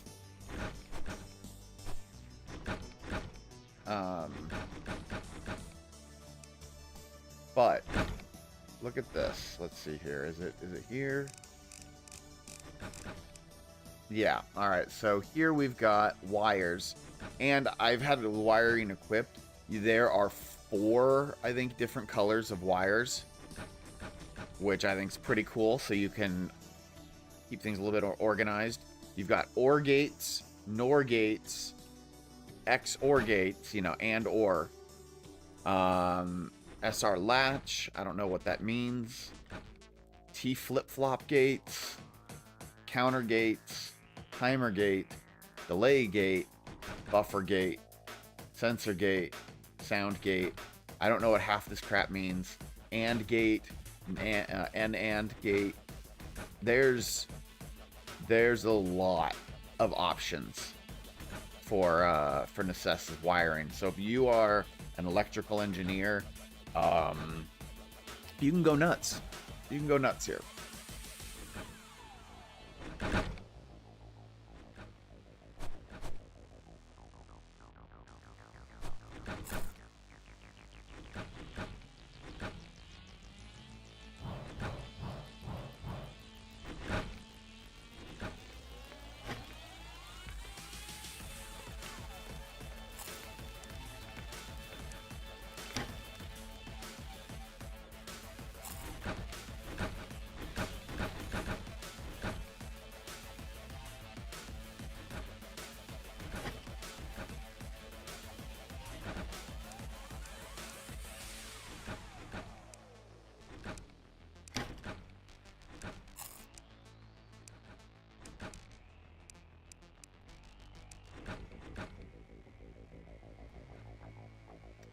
Okay, so desert. Have I visited? I visited this desert village. Let's go back.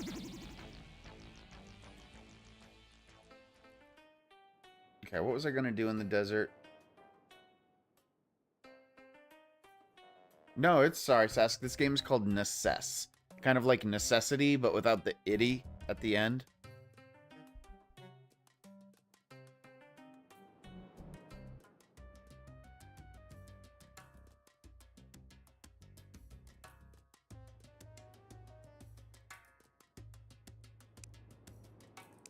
Okay, desert surface. I need to find an inefficient feather, and I need to find and eat a coconut. Let's do it.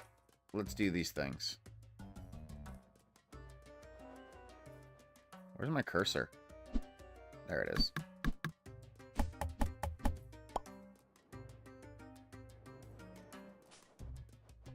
Wow, I'm having a really hard time seeing my cursor all of a sudden. That's really weird.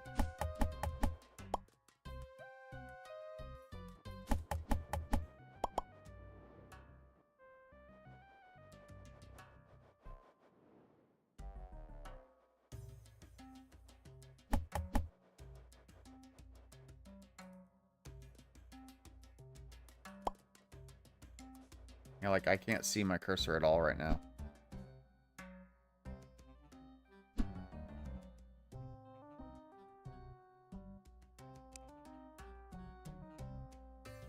A wild ostrich.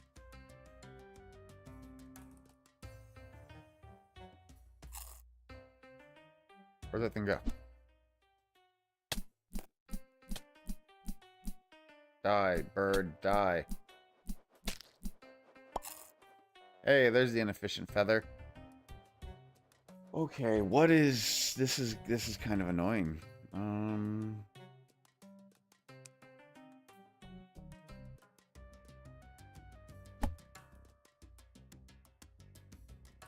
This tree looks different. Coconut sapling. Hey, there we go. That's a coconut tree.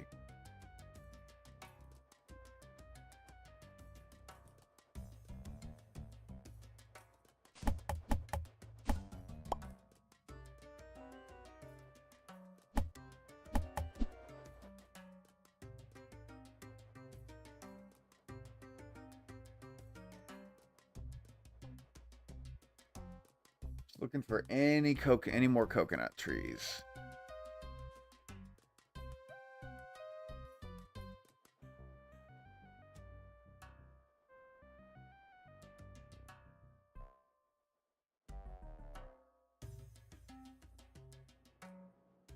Here's a coconut tree.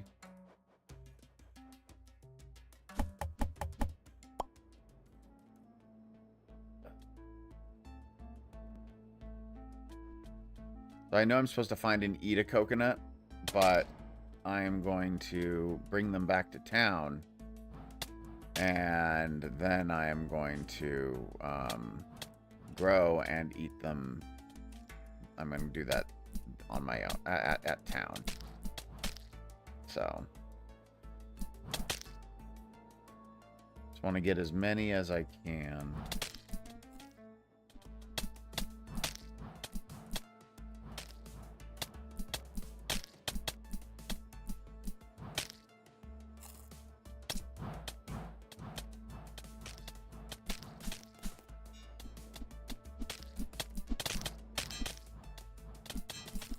Hey, one of my guys got a glaive. Grabbed one of the glaives. Nice.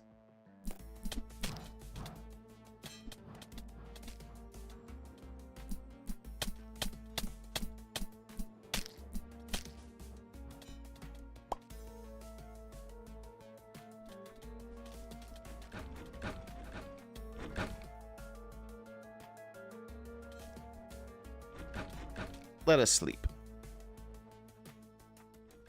All right, Iron, take care, man. Have fun at work.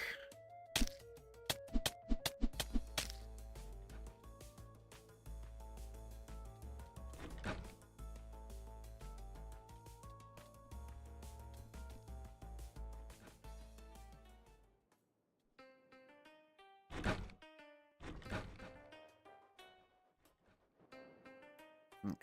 Do they have... Yeah, they do have a way down. Let's go down into the dungeon. And let's check out the dungeon cave. Here we go. Smash 30 vases. Equip one of your settlers with full quartz armor. Find the caveling oases. Alright, let's do it. Let's find the caveling oases.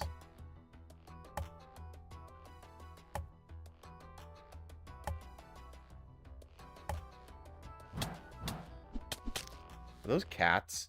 I hope I'm not killing cats. I'll be very upset if I'm killing cat. Like I will quit this game and never play it again upset. I'm gonna have to check the wiki later.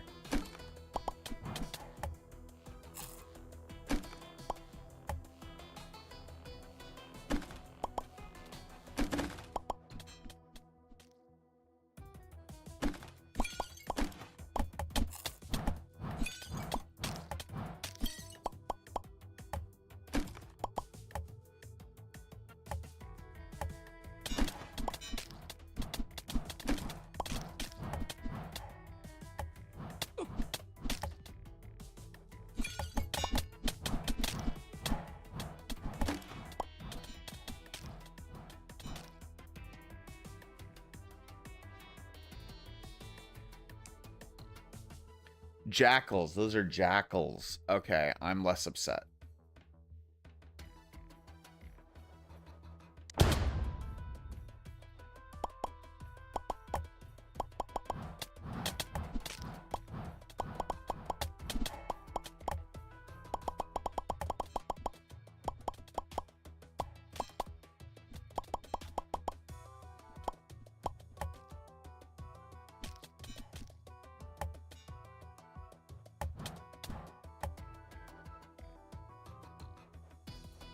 Walking on quicksand. Oh, neat.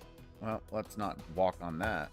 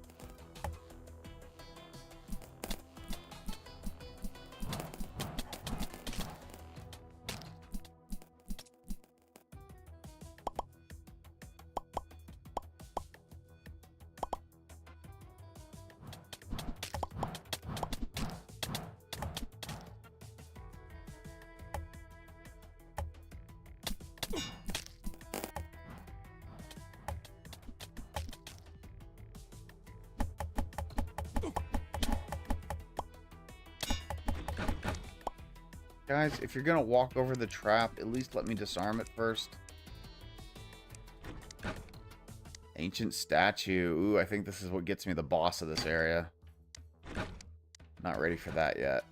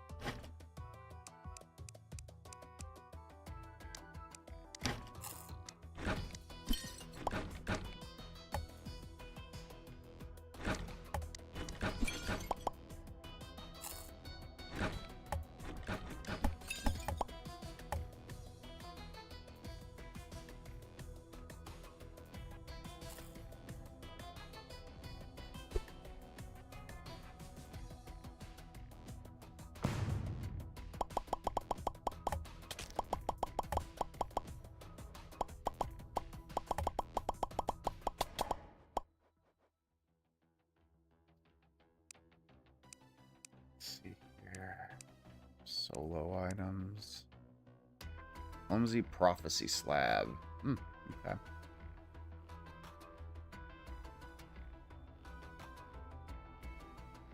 Oh, the inefficient feather lets you have an ostrich mount. That's right. That's cool.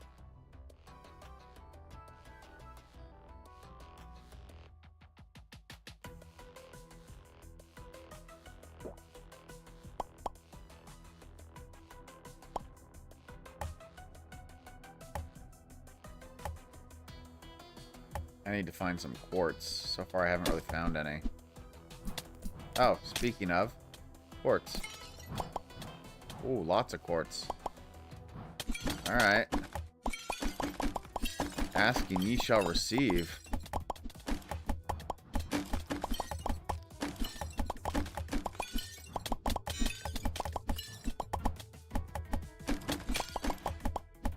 Wow, this area is full of loot.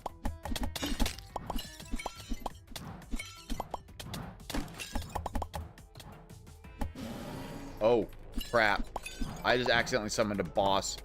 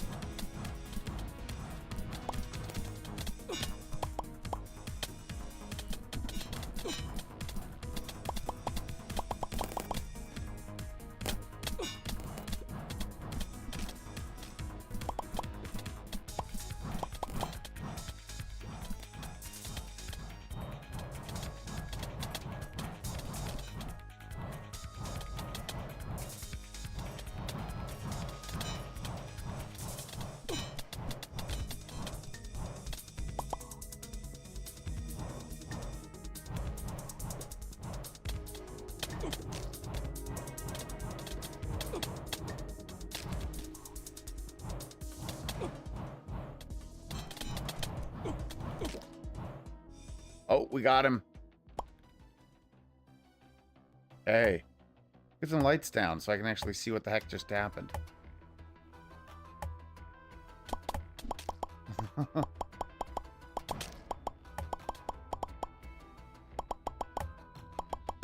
Okay. So there's the vulture boss.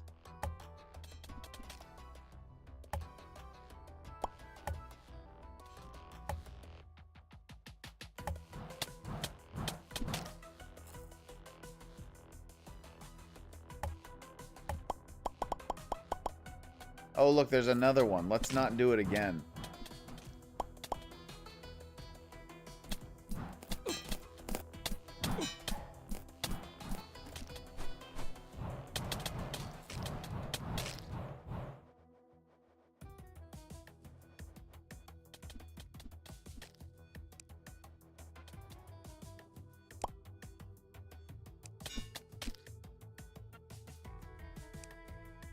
Alright, what did I get? I got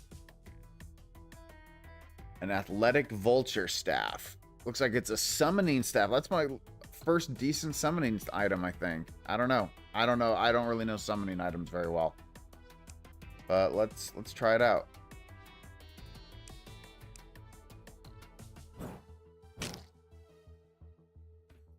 Alright, there's my bird. I summoned a bird. Alright, it's doing its thing.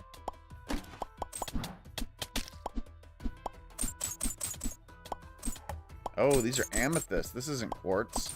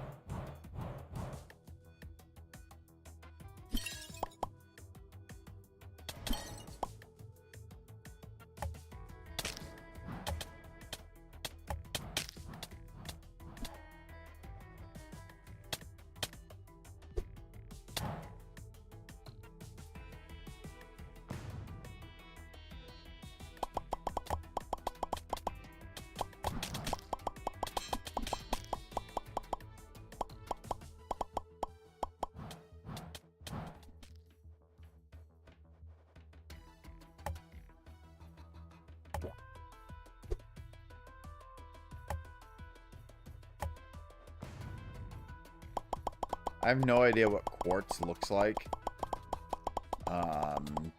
I assume that quartz is like one of the items you can get down here. Alright, I don't really need a lever. I'd rather have gold.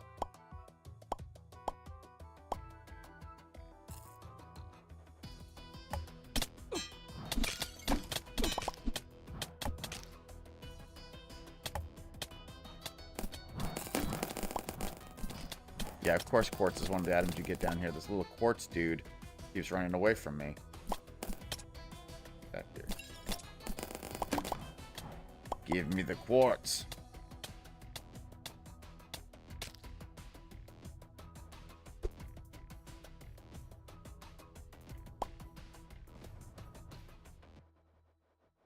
I do love the explosion radius of dynamite, though.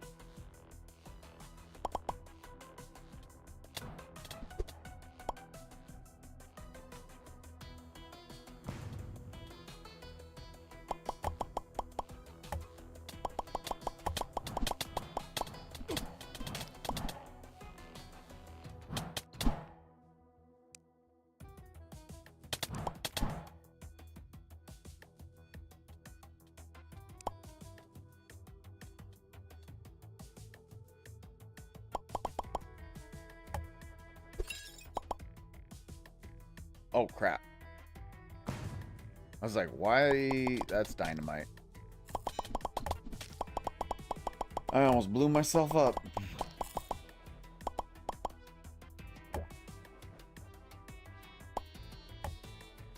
That would have been funny, actually.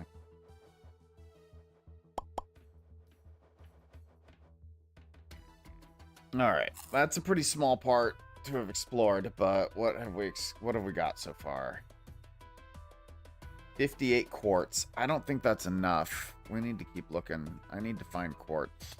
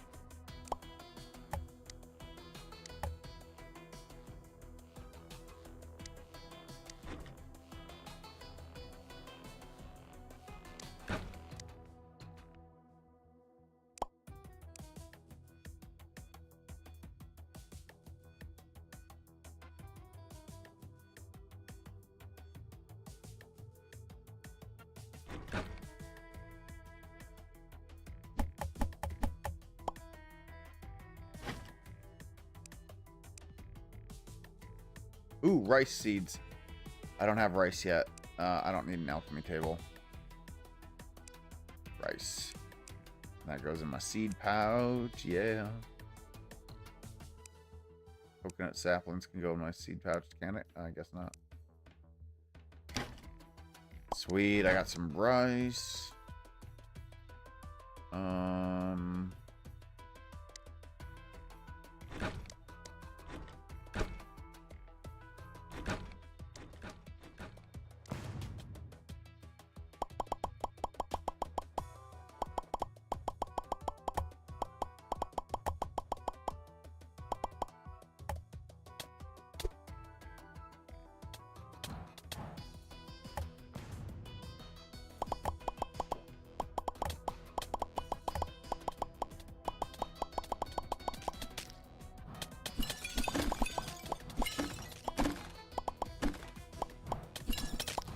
Be careful not to break any ancient statues this time.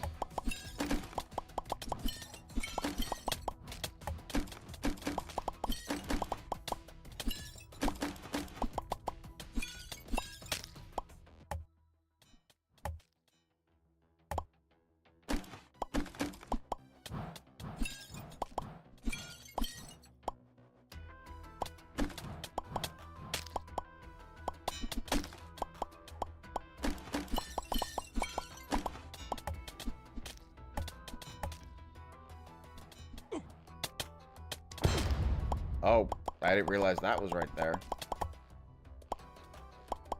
Jeez, you're hungry? Oh, God.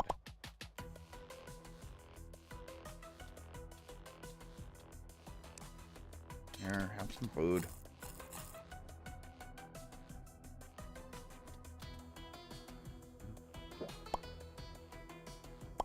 Picky people having to eat.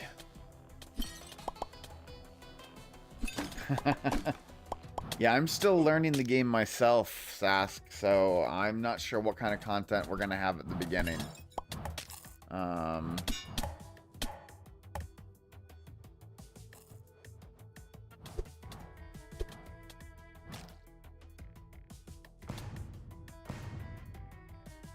But I'm definitely gonna have something.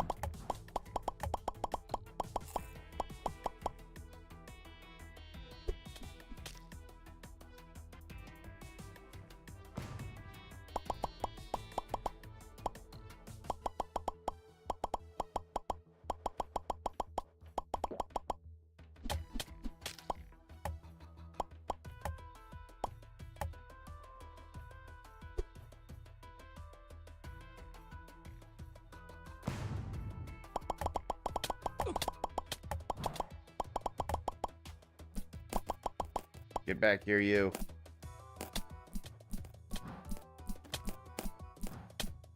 Why is my aim so bad?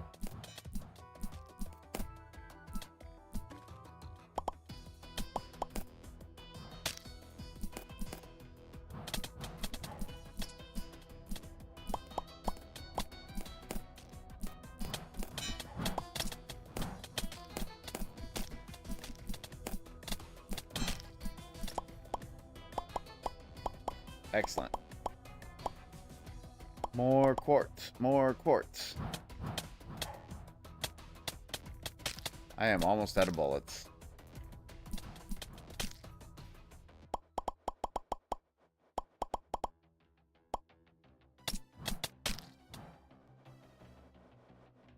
Alright, NPCs. It's time for you guys to go home. Leave my adventuring party.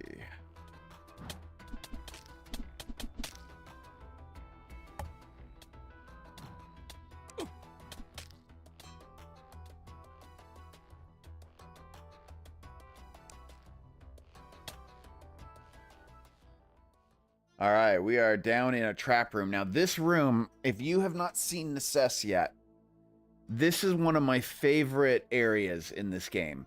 I think this is something that I would love to see Core Keeper emulate in some way. Some of their, because I really think Core Keeper could take this to a new level, especially with the lighting and some of the options that Core Keeper has in it. And the sheer creativity of the dev team there, I think.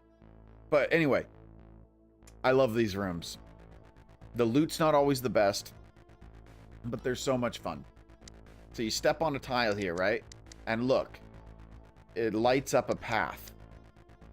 And if you don't stay on this path, then, like, if I go off it, I get shot with traps. And as you're moving through it, the lights turn off. And if you don't keep up with the path, then you get hit by the traps. You take damage. Now, there are fun ways to kind of, don't want to say cheese it, but like I've moved my cursor over here to the light itself. And, ow. Oh, no, I think, never mind. Sorry, that trick that's not a real trick. Sorry. My brain is thinking of something completely different. Anyway, one way to cheese this is you get this thing started. Like, you go up, you get it going. Then you start hovering with one of your hover boots. Oh, man, that doesn't work anymore? They must have just fixed it. I literally just did that the other day. All right, let's go back. I want to do it right. But you can get... There's supposed to be ways to cheese it. But I haven't... apparently they're not working anymore. That's okay. I don't mind. I don't mind doing it the legit way. It's fun.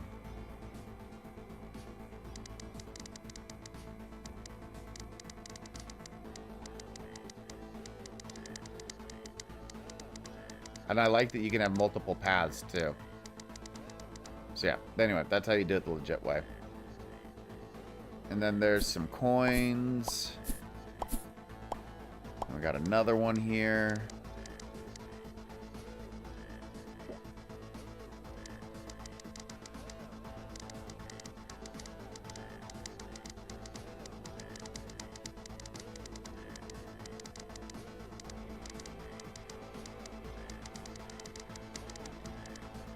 Alright, we're through.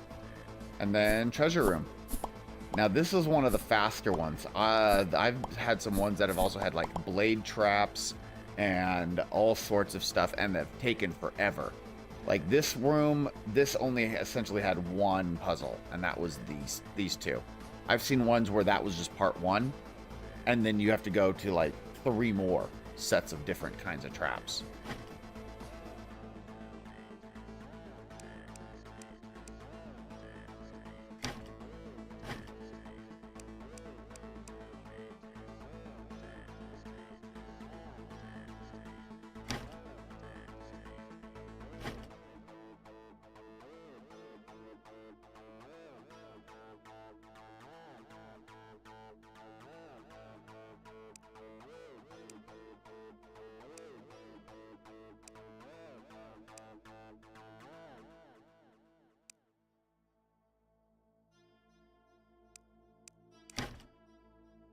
Oh, that's full. Okay. Well.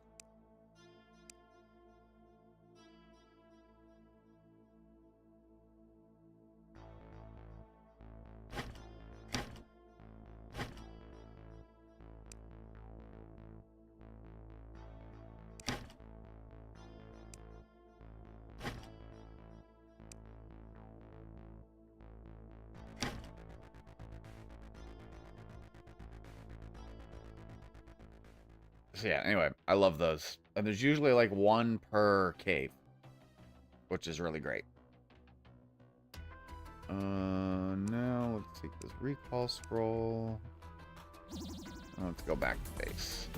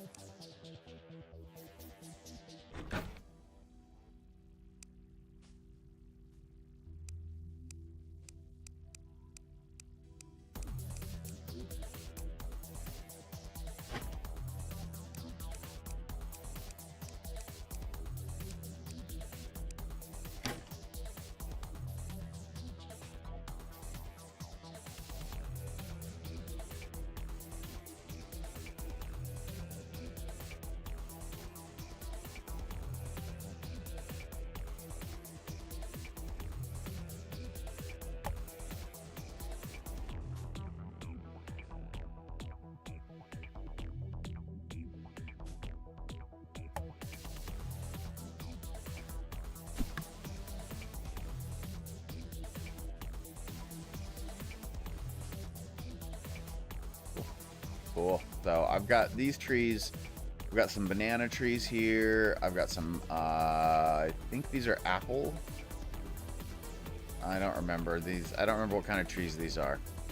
But then I've got a couple more coconut trees here. So hopefully we'll get some coconuts soon. Or let's see if we have any coconuts already. Yep, here's a coconut. Sweet. There we go, I ate a coconut. Let's go to my adventure journal. Cool, I completed the desert surface. Cool, so I get the tool extender. And let's go back here and go to the desert cave. Alright, I haven't found the caveling oasis. I'm gonna have to find that.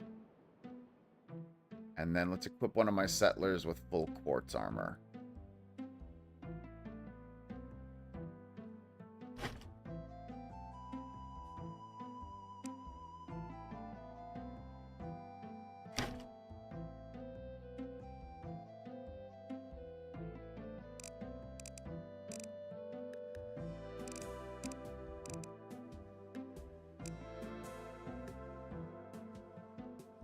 Okay, so the quartz crown does summons. But the quartz helmet is good for whatever. Okay, cool. Quartz boots. Quartz chest. Helmet.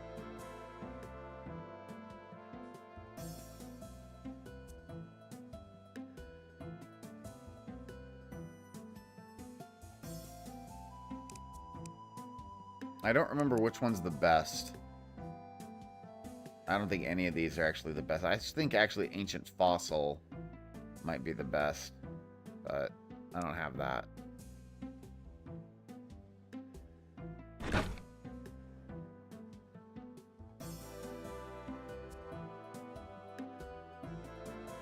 Hello, farmer. You've got roosters and chickens, huh? I don't know if I need roosters and chickens. How am I looking on my rooster? I got plenty of roosters and chickens. I think I'm good. Pigs are looking good. Okay, my farm's looking plenty good. Is one of my guards? Yes, this is one of my guards.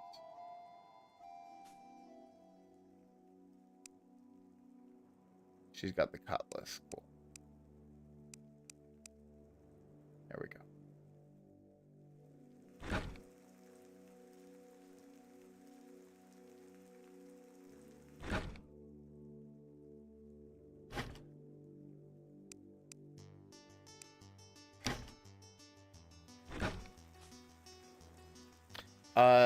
Yes, Marvin. The only way to like visually see spawn chunks and spawn cells and things like that is through the map tool.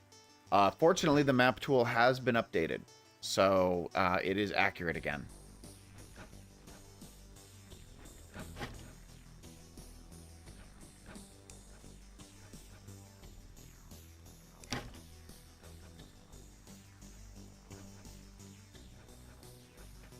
Ooh, potato, carrot, and rice. I think these are the three things I've been missing.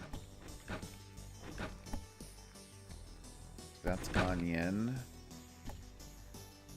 Eggplant, tomato, sugar. Yeah. Yeah. Okay. So, let's see here. I don't need 2 things of wheat. So let's harvest the wheat.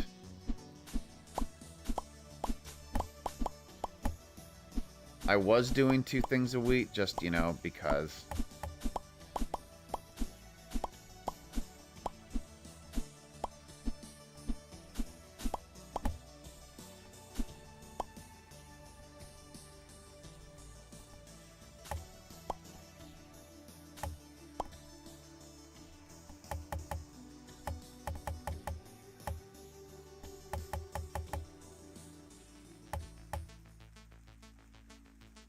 So that's now rice. And this is now going to be carrots. I don't have carrots anywhere else, right? No, okay, I don't. That's carrots. And then let's cut down this ice blossom.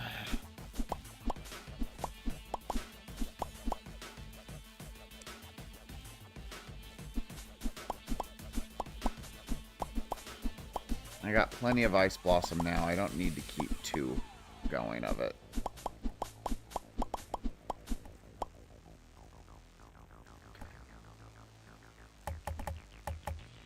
Potato, sweet.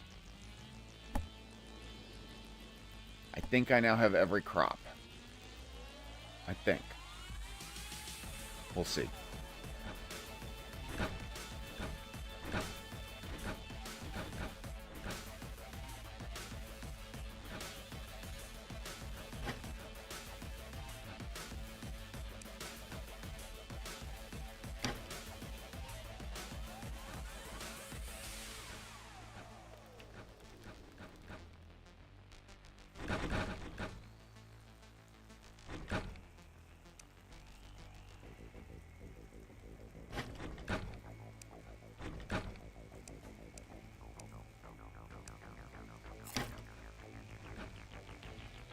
Okay, I think it's time all of my guards have upgrades to their armor. So let's take a look. Equipment. I know that Charity... Okay, Charity's got good armor. Zuba just got an upgrade to their armor.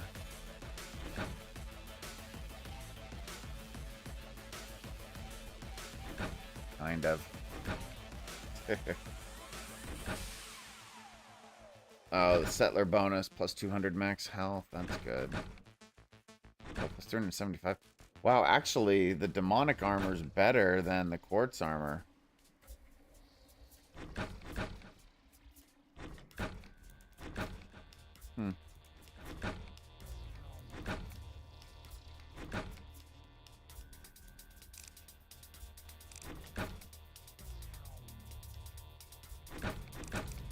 Is my trader the only one that's not wearing armor? Yeah. That's funny.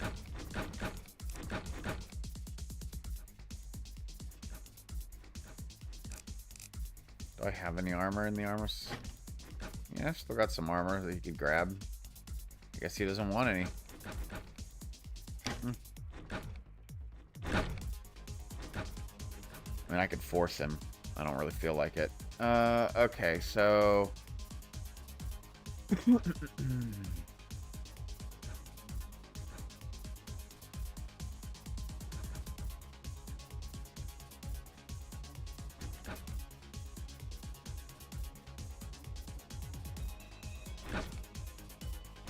Hey, Chad.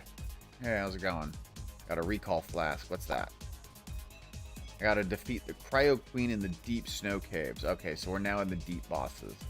Teleports you to spawn. Infinite. Oh, nice. So I no longer need recall scrolls. Cool. Well, what do you want? Yeah, I accept the quest. This is a big one. Killing the Cryo Queen and getting the banner stand changes things and lets you, because banners let you do a lot of, or like, is a big upgrade. So let's see if we can do it. All right, I'm going. All right, put some stuff away.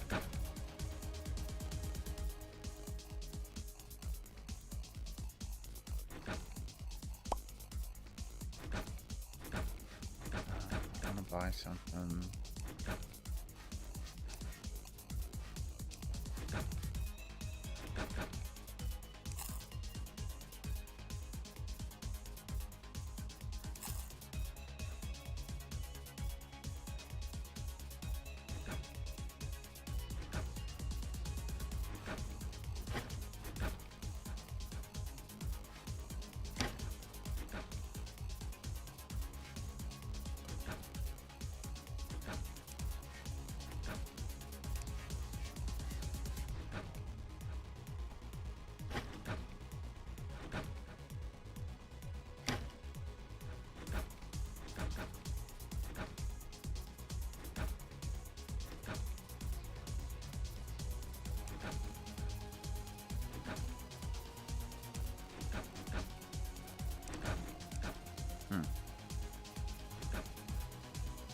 wonder if my potions are being put somewhere else.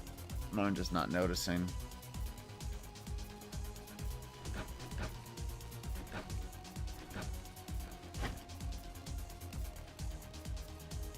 So I expected to have a lot more healing potions and greater healing potions right now.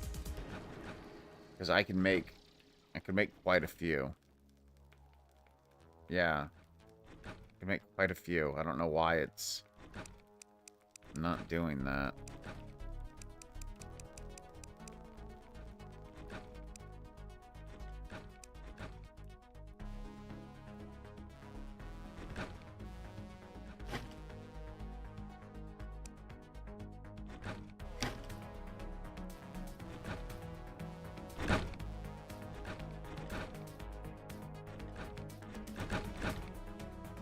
Here, Betsy. No, bad Betsy. Give me the fertilizer. Join my adventuring party.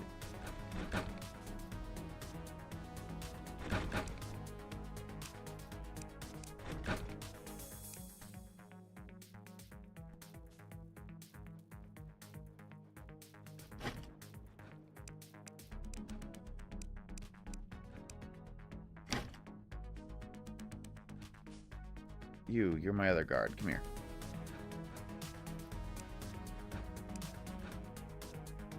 And let's go get my mage. Join my adventuring party. Okay. Now I got a decent sized adventuring party. Let's see. Grab my travel scroll. I need a deep ladder.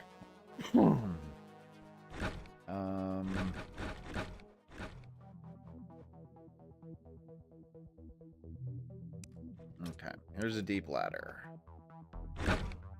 And now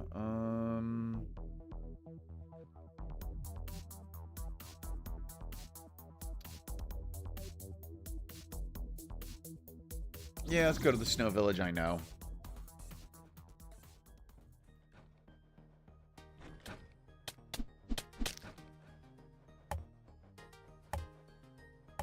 You know, if you guys lit your village properly, you wouldn't have such problems with zombies. Just an FYI.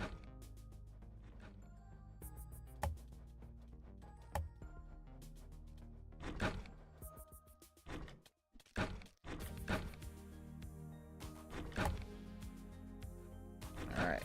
Nope.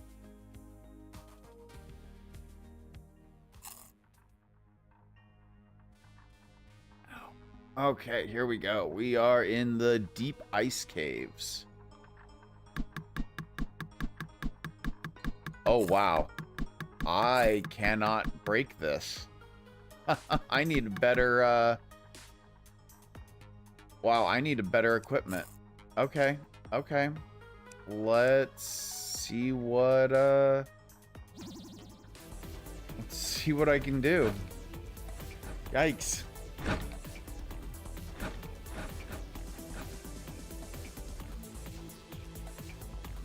Okay, I need a tungsten pickaxe. I think that's... yeah, I need a tungsten pickaxe. So we need to go back into this deep area. And we need to hunt tungsten. So I think I'll head over here and start heading south.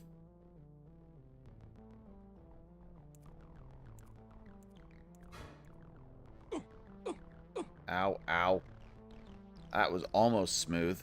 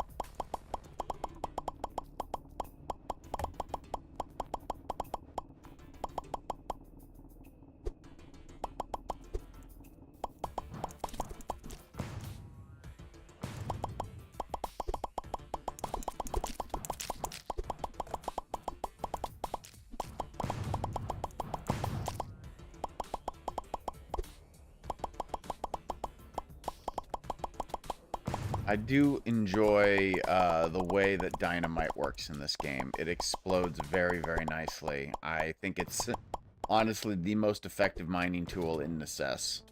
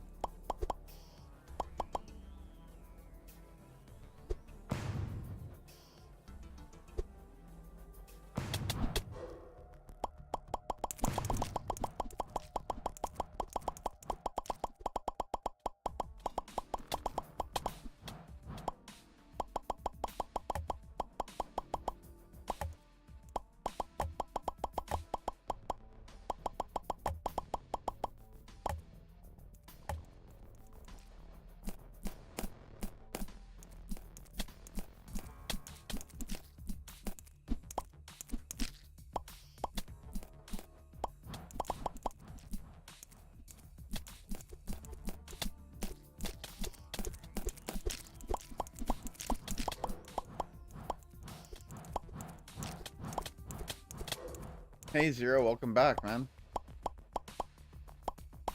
No, I'm sorry your phone died. That sucks.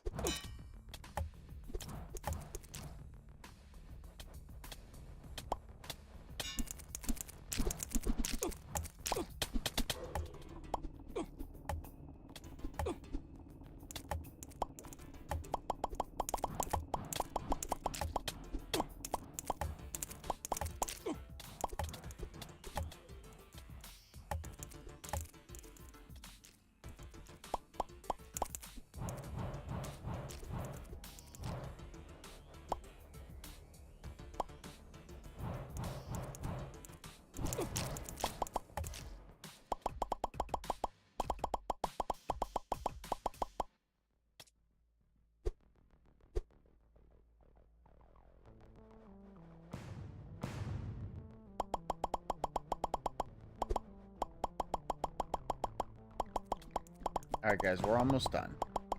I know you're hungry. I see that you're hungry. And that we're out of food. Jesus Christ. I will feed you. Just give me 1 second, alright? Just 1 second. Okay. 94 tungsten. Great. That's perfect. Where's my potion? There's my potion. Let's go back to base. We're gonna get some food. Just relax.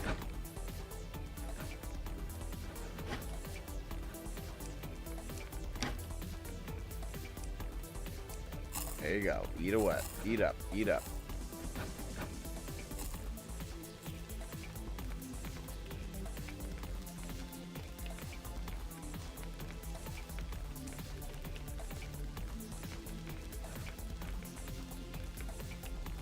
Alright, now we just gotta wait for some tungsten bars.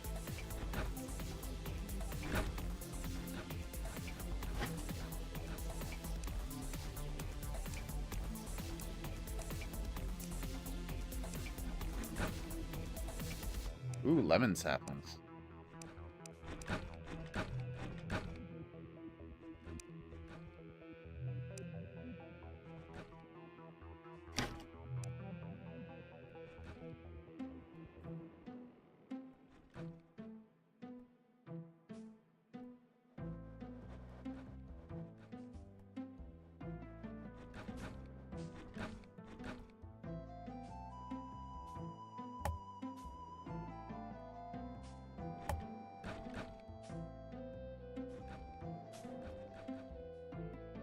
Oh, we've got an explorer arriving.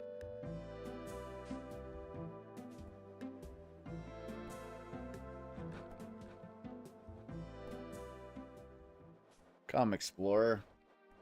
Come past our traps. Yeah, Sorry, you catch on fire a little bit. Join my settlement. Thank you. Excellent. I need 2 more I need 2 more villagers to get one of every villager, and that's the explorer is one of them, and then the generic villager is another one that I still need. So I never got around to getting those. But I've got all the other villagers now.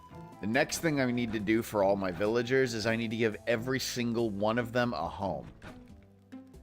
Because right now, a lot of them are doubling up, and they don't like that. They all want their own place to live. So what I'll end up doing is I'll build a home or 2 over here. I might build another small place over here. And then I may, you know, if I need to, I'll extend, you know, an additional area here, build another wall, and just, you know, do what I need to do, build some more homes out in this area. So.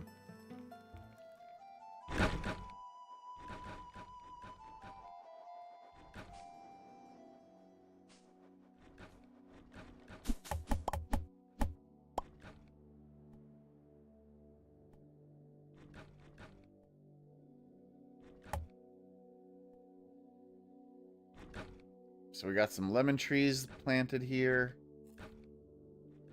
That'll help. Oh, that's what these are. These are lemon trees. These, I know, those aren't apple trees. These are lemon trees. So we got 3 more lemon trees. Only got a couple apple trees. I wish I had more apple trees, but I don't.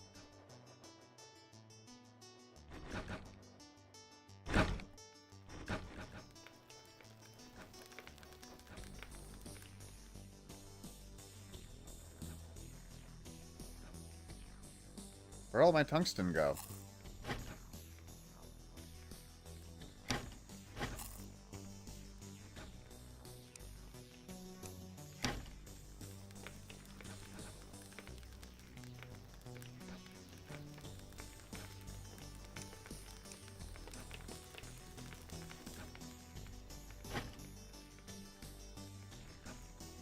Wow, I'm starting to fill up.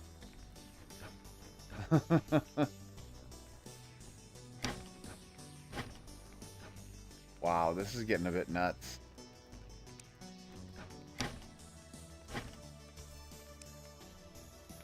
Wow, look at all this. Okay. I may need a bigger storage area.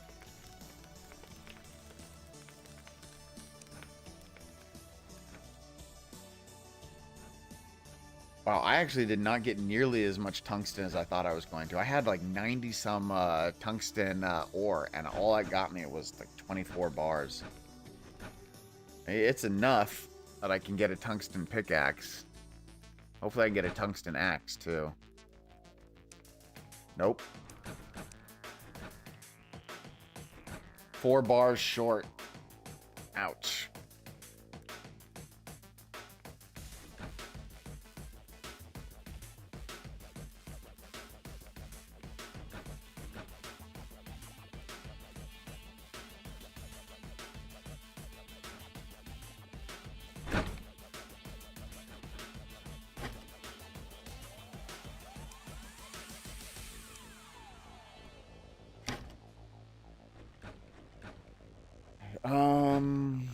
Let me look at my enchantments real quick.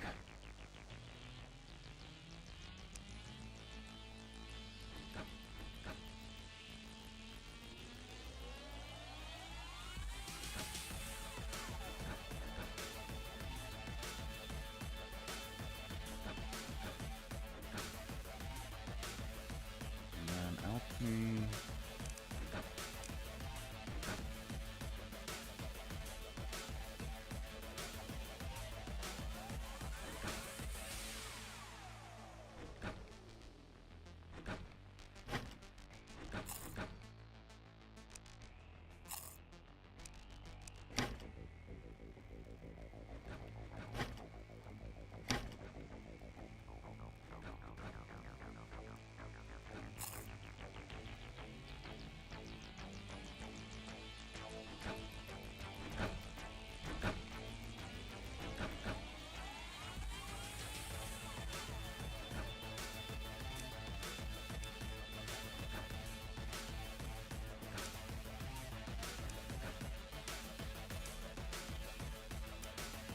Okay, so now my tungsten, this pickaxe is sharp.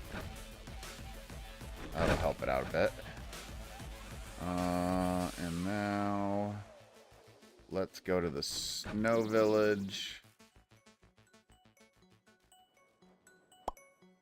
Oh, I don't have food. Shoot. Back home.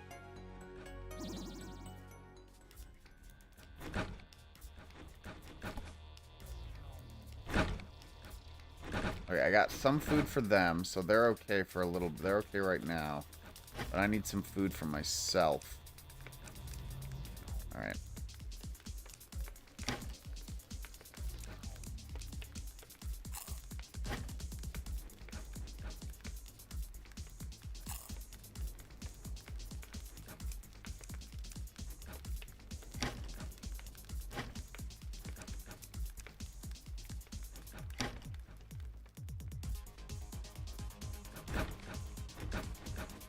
Okay, let's do this again. Wait, I grabbed food for myself this time? I did.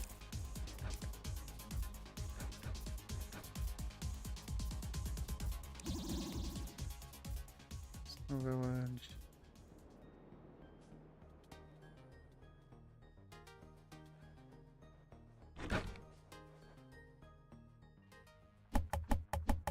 There we go. I got deep snowstone. That's cool.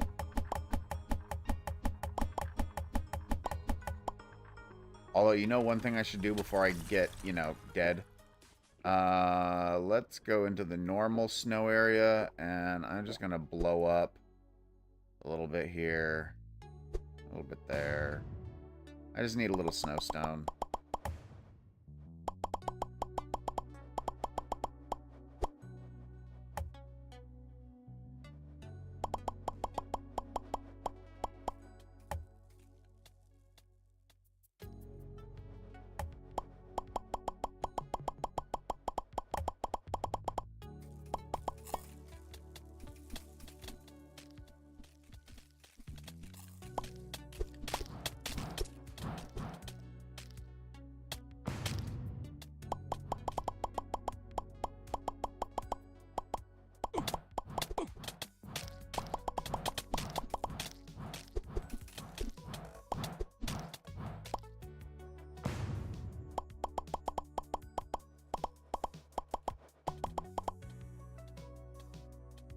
Okay.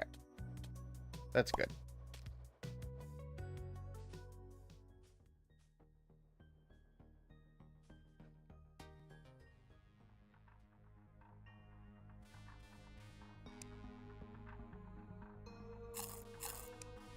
Destroy. Destroy the trapper hats. They're awful.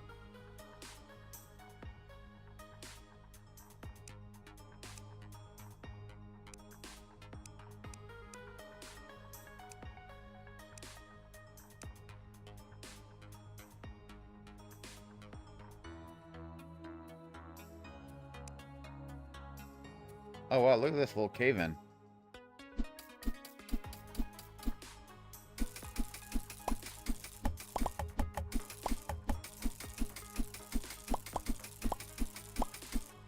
That's kind of cool. Hey, Interfacial, this is Necesse.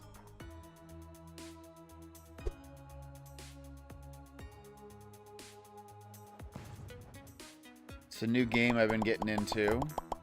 Gonna hopefully start doing some videos on it soon. Once I, you know, feel comfortable doing videos on it.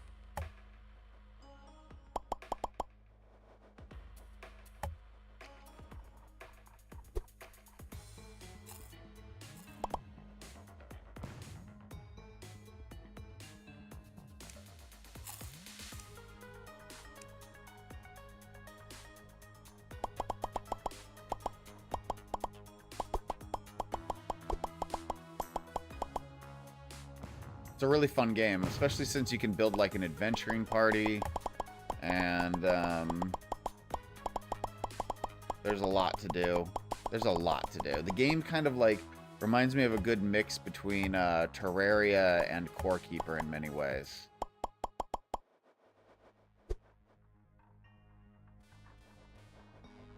It's got some of that Terraria item customization.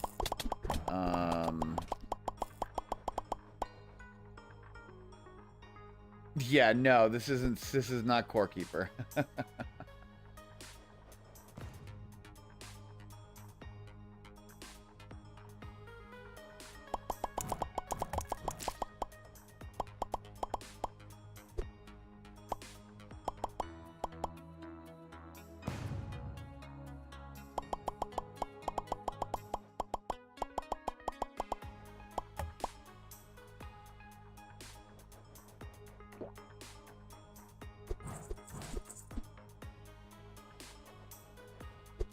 I am glad that I drank that potion, because I would not have noticed, what is that, tungsten? Yeah, I would not have noticed that tungsten there.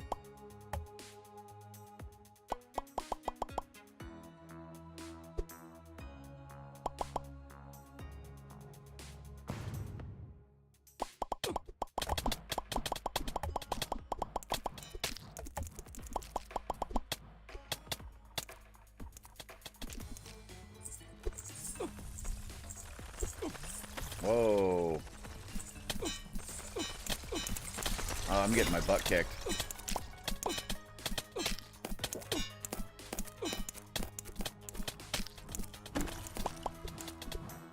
I got cornered.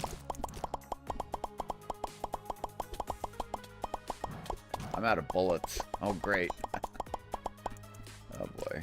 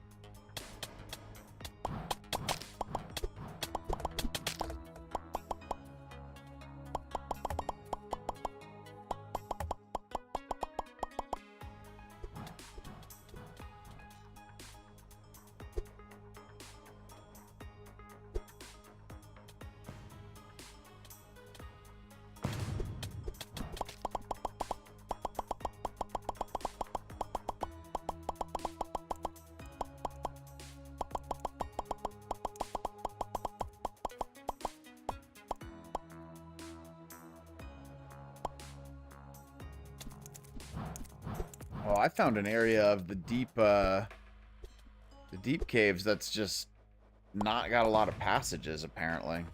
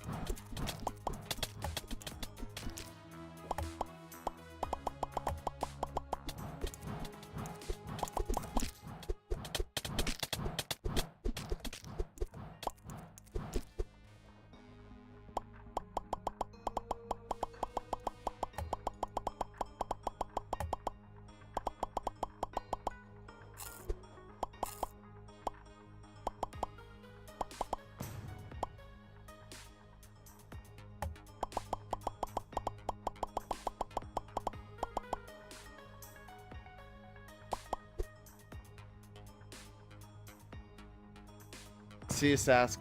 Take care, man. Thanks for joining me. I really appreciate it. Thank you for that Twitch follow earlier. It goes a long way.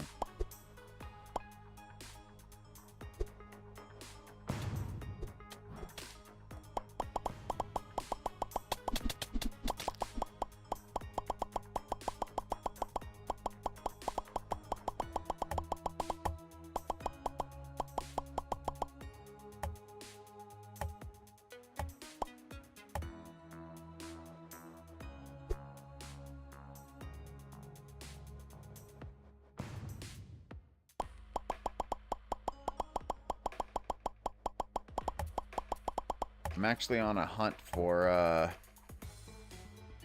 more of this glacial ore. I've got 57 glacial ore so far. I want more. I want more. Give it to me. I need some food. It's the feeding time.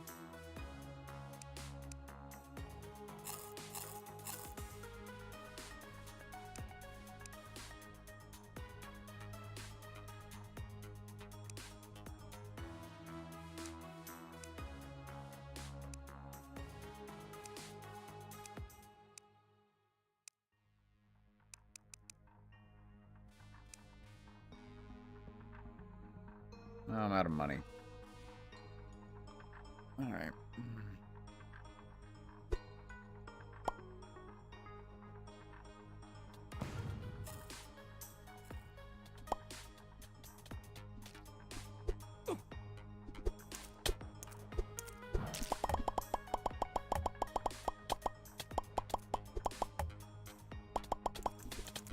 I think I actually... Oh, that's pretty cool. Infrafacial. Or intrafacial, sorry.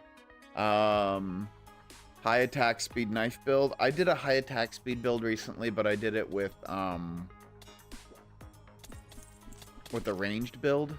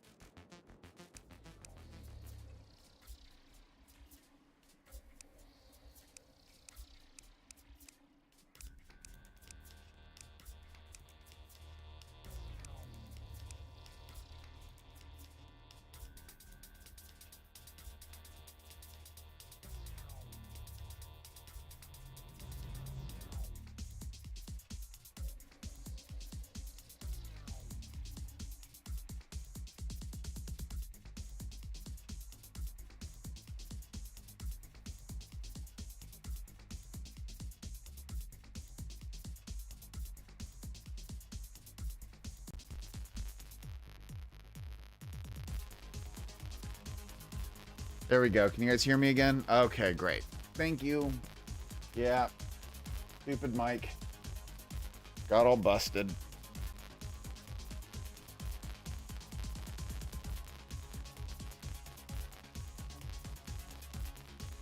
Yeah, my mic wasn't working for a second. Thank you guys for fixing that. Anyway, sorry. I was saying while the mic was off that the ice pickaxe has more damage than the tungsten, but I want to make sure because the tungsten specifically says that it can mine obsidian and glacial ore in deep snow caves. So I just want to make sure that this will work in the deep snow before I get rid of the tungsten.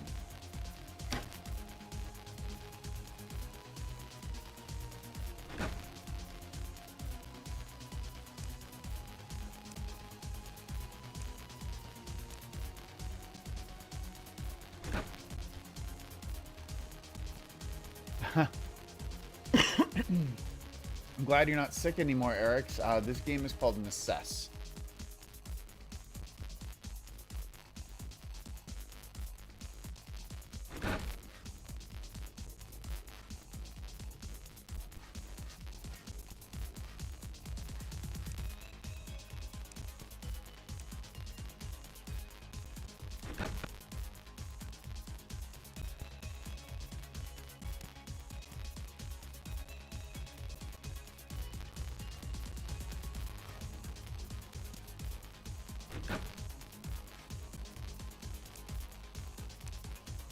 So when NPCs leave your adventuring party because they don't have food, they will get kind of stuck sometimes. And like he is right now, he's resting, but he's hungry. So if I have him join the adventuring party and then leave the adventuring party, he'll go grab food. Or he should go grab food. Either way, it frees him up so that he's not like half in this like half stuck state. So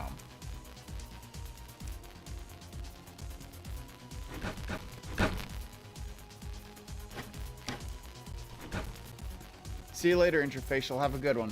Thanks for joining the stream. I really appreciate it.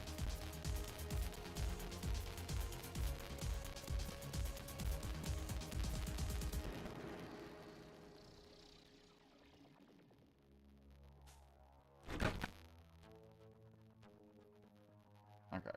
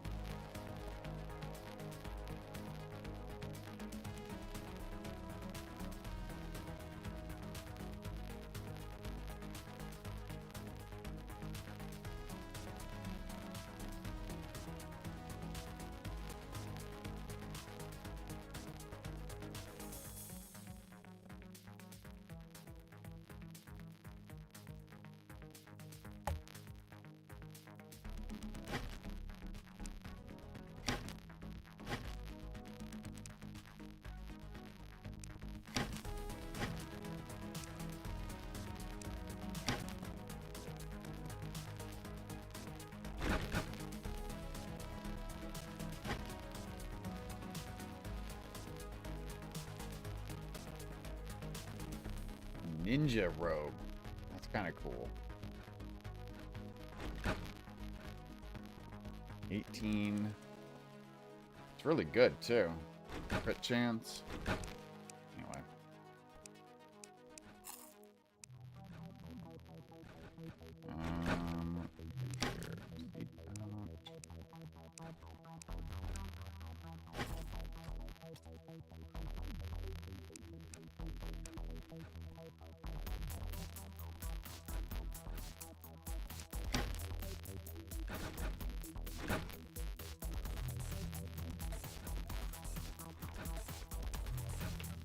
Sweet, making some glacial bars.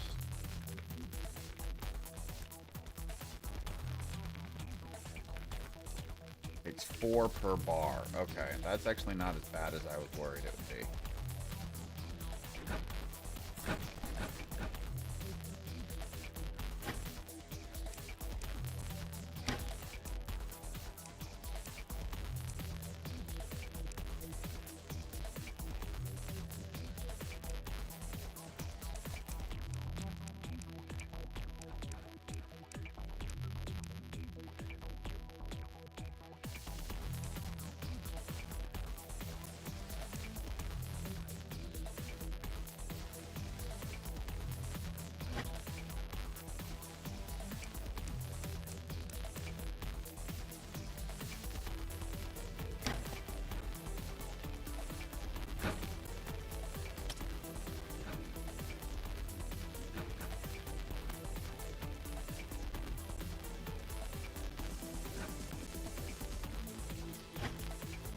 Oh my god, the boss items container is full.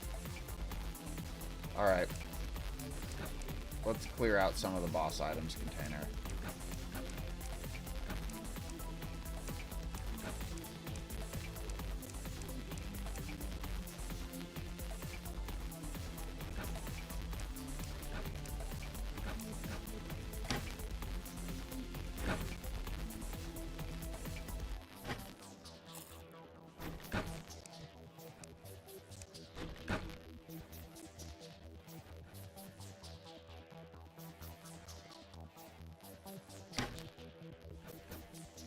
Got so many arrows. I wish I had a good bow.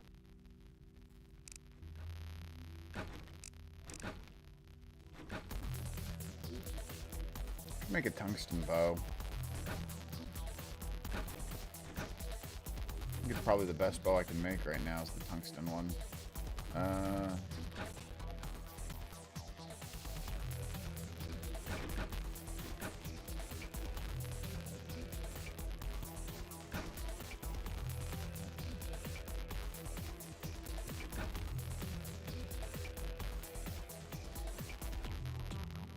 I'm not sure if the glacial bow is better. It's 3 damage less, but it says shoots a projectile that shatters to nearby. Oh, it does some burst damage.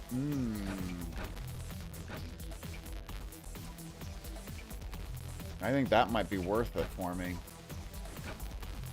I think I'll go ahead and use that. Let's switch over to that for a while.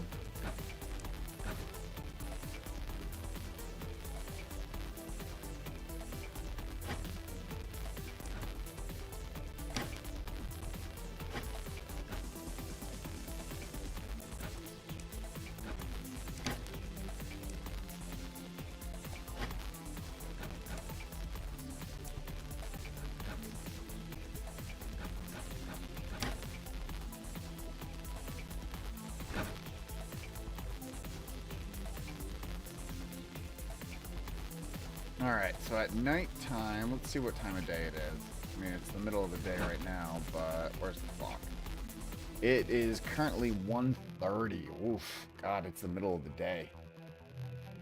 Alright, well, let's just, let's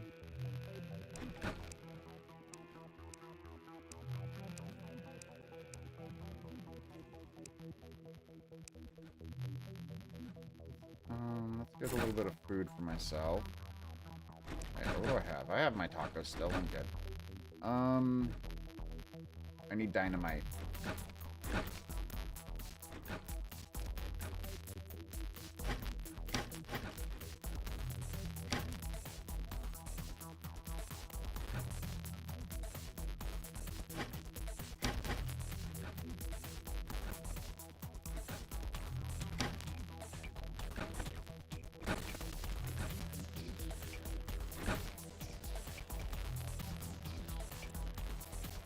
So while I'm waiting for nightfall, see, I've almost completed most of this. I've completed a good chunk of this map. I'm trying to find a bear, and bears are proving to be quite difficult to find in this cave.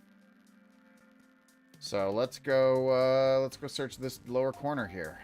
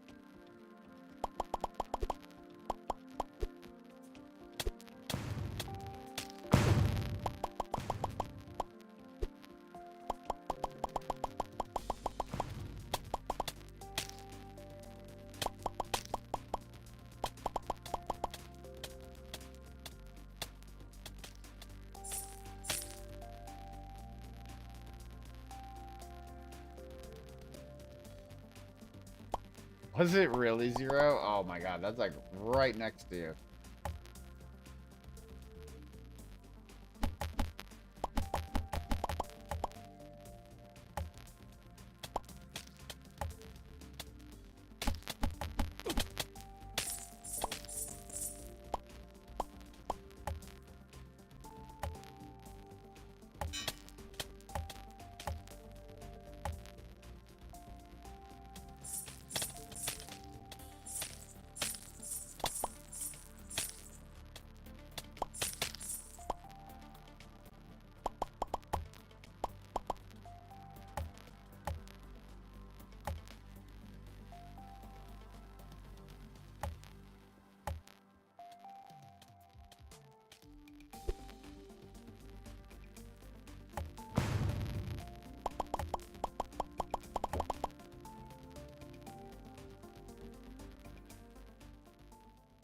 Alright, we got another one of these.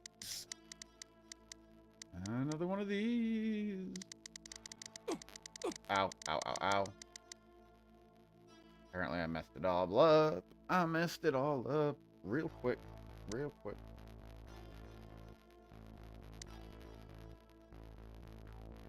I'm going to heal a little bit before I go next.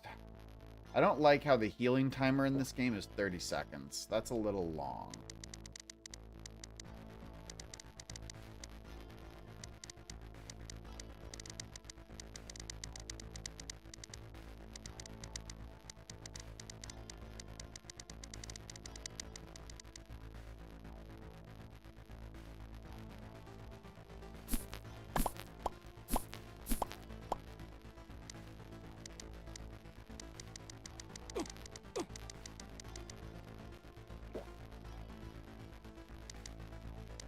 Sometimes I wonder how I mess it up. I'm a little blind sometimes.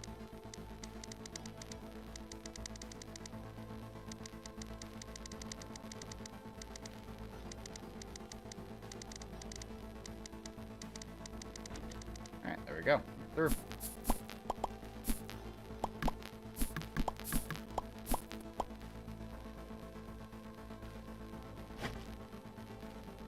Another mysterious portal. Hooray. I don't need that. Oh, another mysterious portal. Hooray.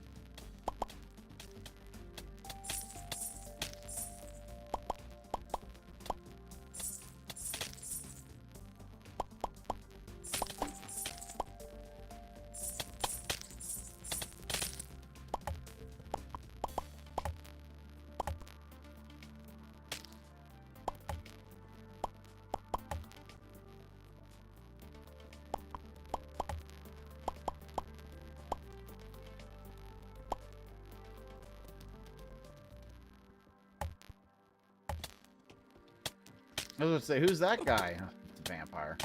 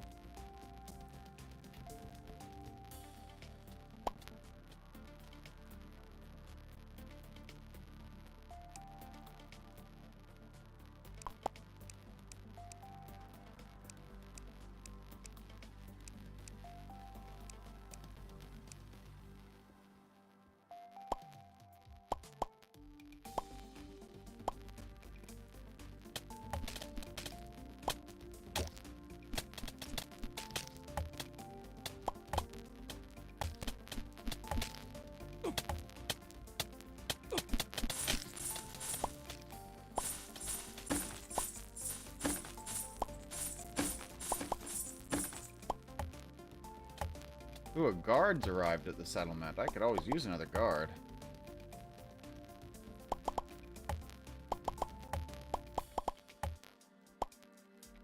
Alright. Let's go back to town.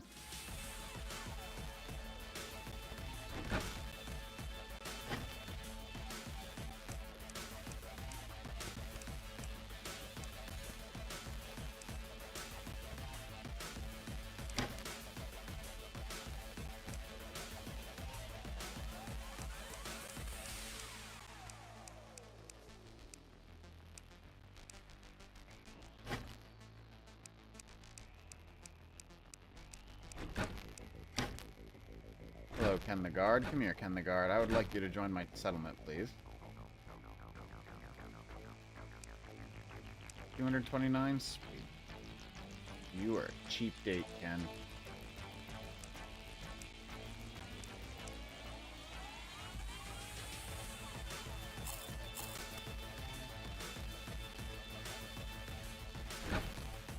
What time is it? It is currently...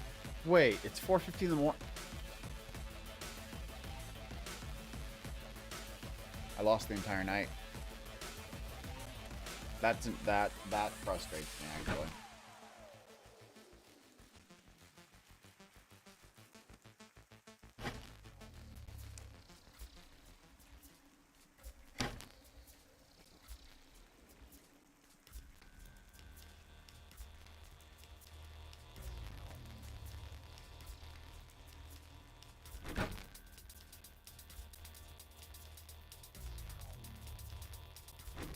There's some really cool music for this game, and you can control all the music for the game by putting it in the music player here, and then you just play, and then it'll play just a bunch of different songs. And there is so much music for this game.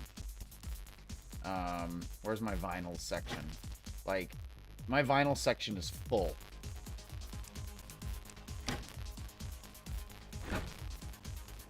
There's so much music.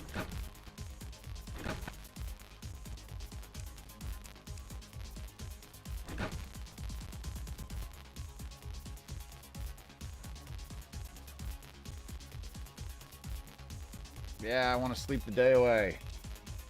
Thank the gods. I want nighttime.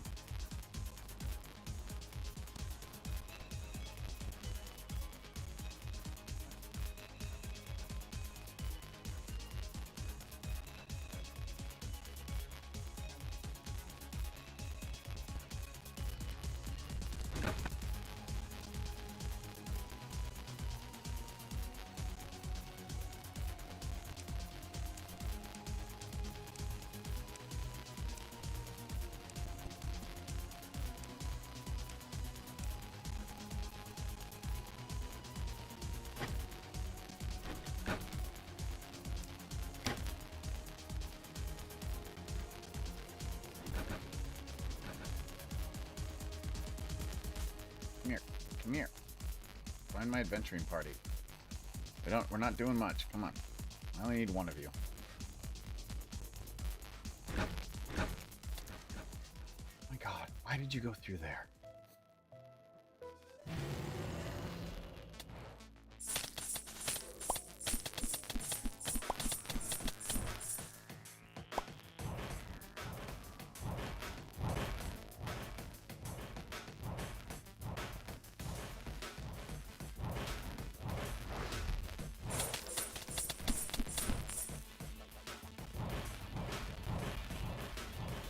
So this boss is relatively easy to kill. So I figure I might as well do a whole bunch of quick boss kills.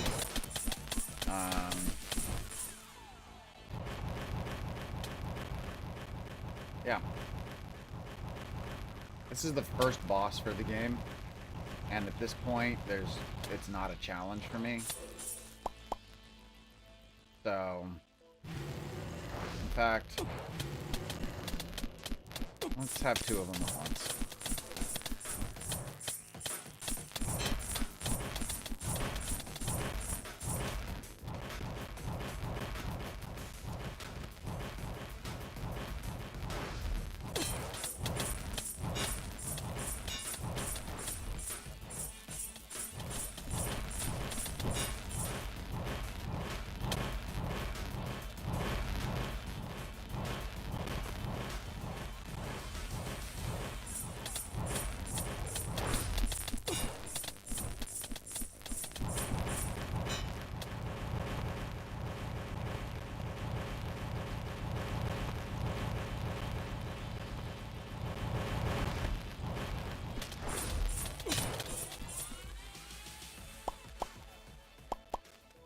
And yeah, I totally just tried to do 3 of them at once, and it didn't let me. But at least I can do 2 at once.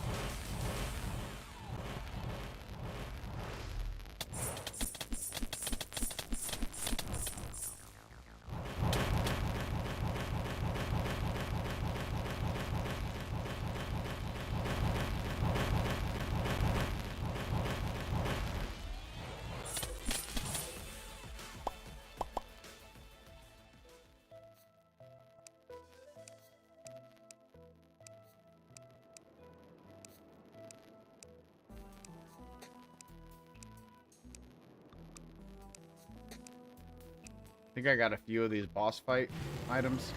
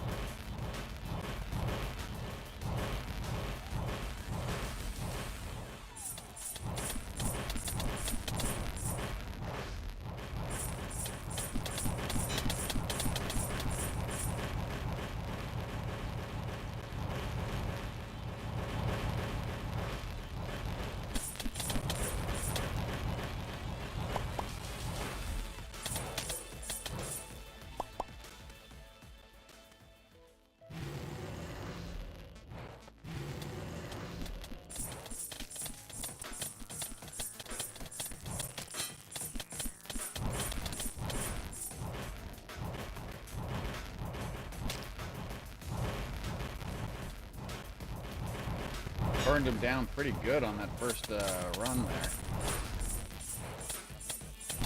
Although it seems like he's got some timed moments, potentially, on the others. I don't know. I got to figure out some of these tactics, because it's like, in some ways I can burn him down real quick, and in other ways I can't. Like, I'd like to find ways to consistently skip phases of the boss, you know? Because right now it doesn't seem to let me consistently skip phases.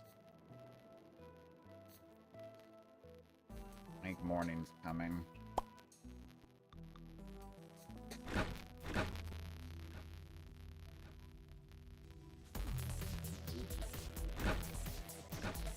Oh, yeah. It's 4 a.m.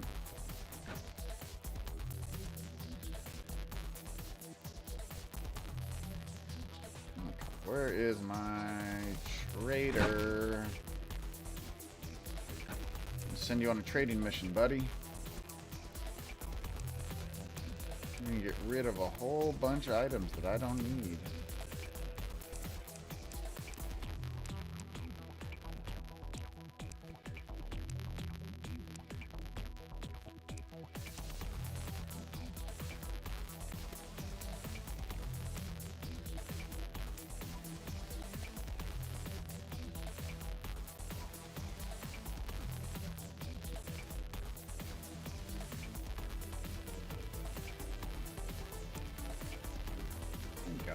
Have a good time. Go bring me back some money.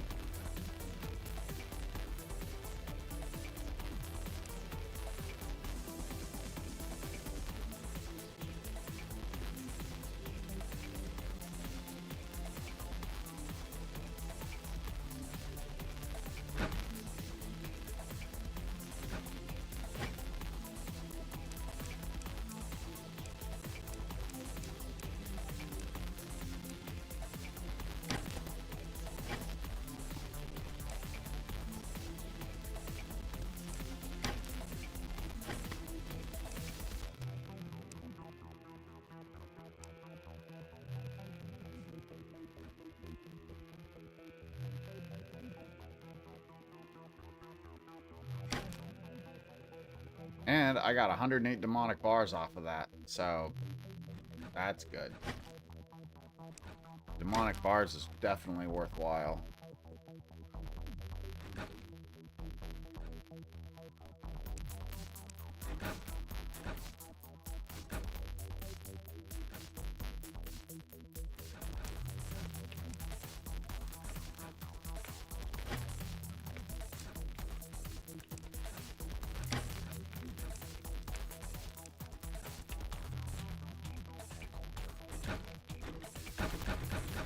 Okay, guys.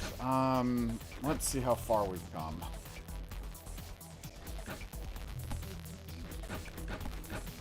Walk on deep ice without slipping. Obtain a landscaping station. I have one of those already. How did it not give me credit? Have 5 or more active potion buffs in the snow cave. Okay, hold on. Here's a landscaping station.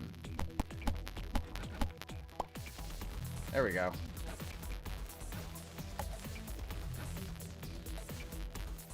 Okay, that's completed now. Craft and equip a full frost armor set. Okay. Horse costume. I get a horse costume if I do this. That's funny.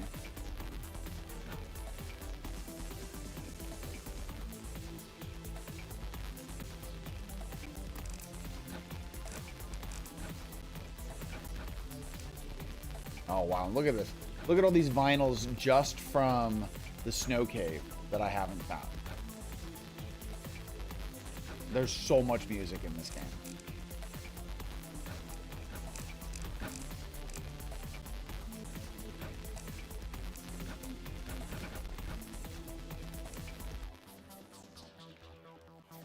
So he drops a bow, a spear, a helmet as well, and a vinyl. Oh, fascinating. I do appreciate that, like, you can see what loot you have and haven't gotten from each one of the creatures. I think that's really cool.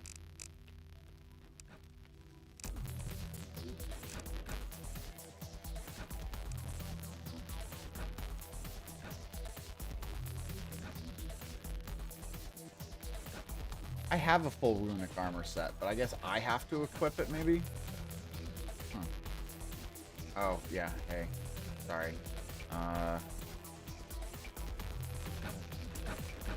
Man party, clear orders.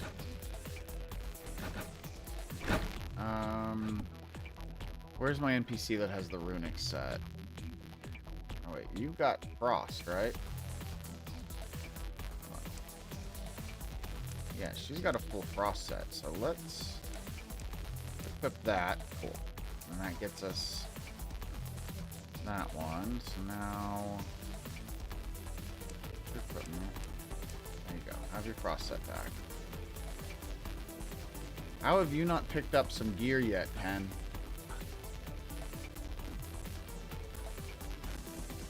You know, maybe he has picked up some gear, and I'm just not approving of it.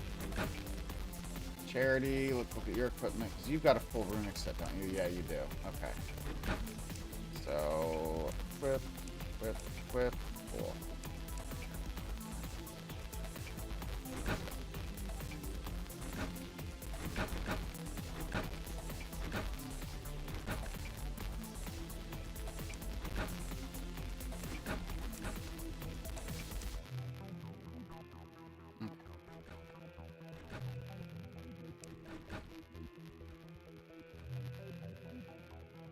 That's better. What's a shipping chest? I don't even know what that is. I'm gonna have to go break 2 more boulders in a plains cave and figure it out at some point.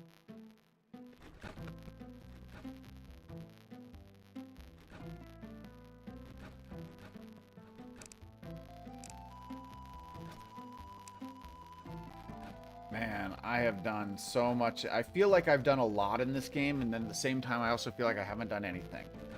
Like, I think I'm now, from what I've been able to tell from a lot of the,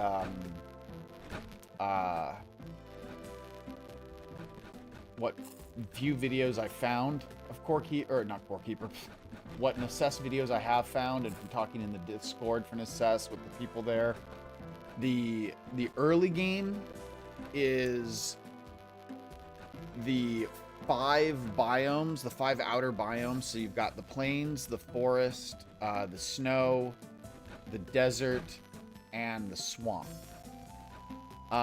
So those 5 outer biomes and their caves is early game. Mid game is the deep caves for all 5 of those biomes. And then end game is something called incursions, which you get after you have finished like all of those other bosses. So at this point in the game, I am in mid game. I have defeated all 5 of the bosses in the original caves, and I have defeated 1 of the deep cave bosses. So I have 4 more deep cave bosses to go. Then I have the quote-unquote final boss, the final story boss. And then there's another, like, 4 or 5 bosses after that. That are, or maybe even more. I don't know. There are more bosses after that, and that's in the incursion area. And I don't really know all the details there. Not yet, anyway. So... oh, that is where we're at them. Oh, I need to make some... let's make some of this. And finish this off. Make it look nice.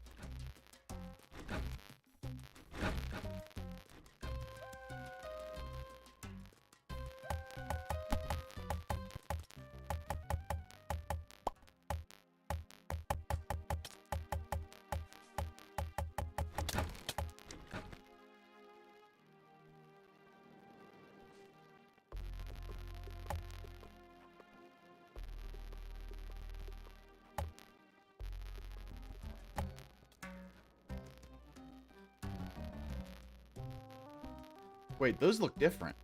I made something different. Look at that. These have like some sort of green on them. What did I do? What did I make that's different? Uh-oh. What did I do? Oh, I made tungsten street lamps? Ouch. That was expensive. Ow. Ow. That hurt. Ah. Oh, well. Well, you know, there's nothing I can do about it now. Oh, God, we've got a pack of mummies coming. All right. Let's deal with the mummies.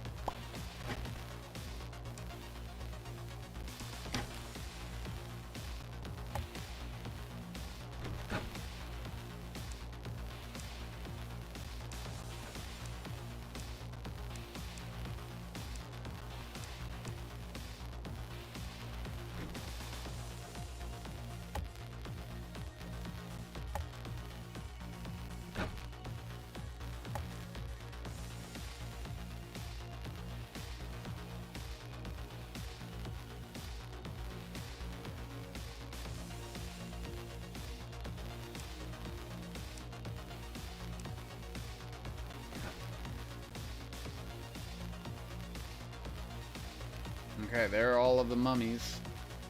And all my guys are coming to town, are coming to the defensive point. So we're just going to hang out here for all the mummies that make it through. Oh, you just found a Crystal Shard Club, Zero? Yeah, it's pretty fun. I enjoy it.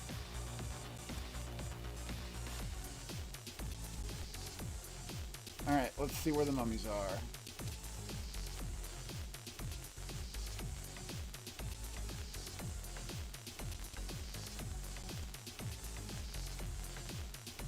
They're still preparing, apparently.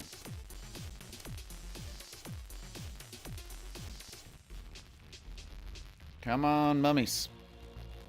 Hurry up.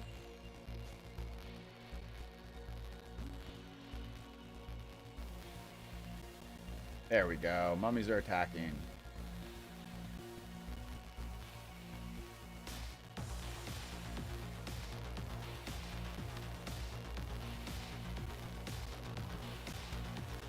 It's kind of fun to just watch them come across the map like this.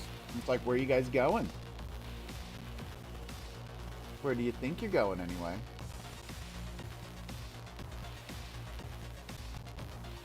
Come on. Settlement's over here. And why are most of them still just sitting there in at the far end? I guess they're coming in waves. That makes sense. Only so many attack at a time.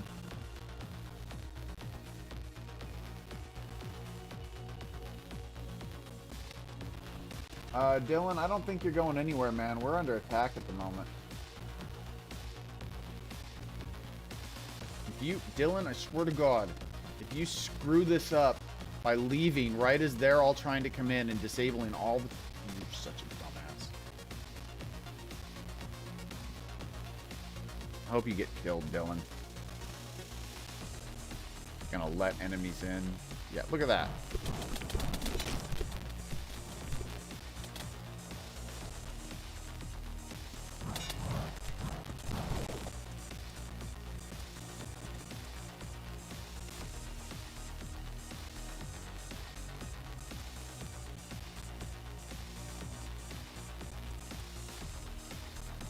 You guys all still stuck? Yep, they're all still stuck. Ah, ha, ha. Sorry.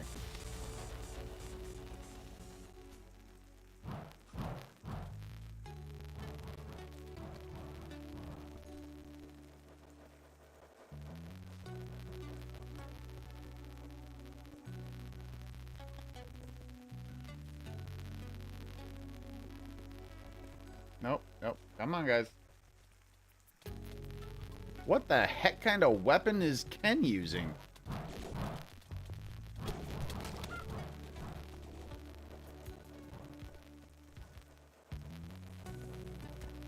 Alright, here we go. We got some guys coming through.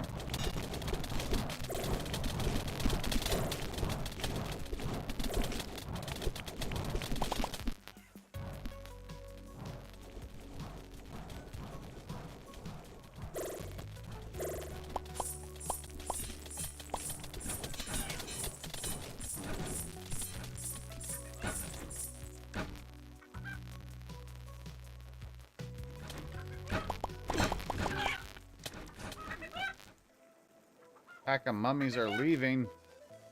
They can't leave. They just got here. Where you going, mummies?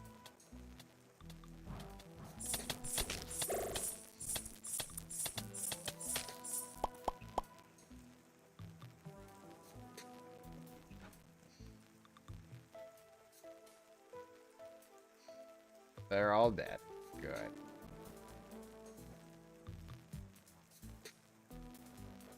Dylan the Angler?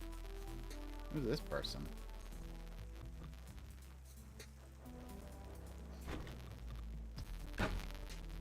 Dylan, Angler, what are you doing not in my settlement? Interesting. Like squatting here in this little place? Dylan. Okay. Settlers, let's clear orders. You guys all head on back. But let's also...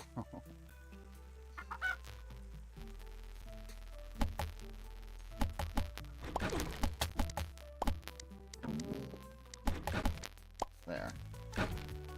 That way you should survive your ordeal. The traps will still get you, but they won't do enough to do any real damage. Come on in.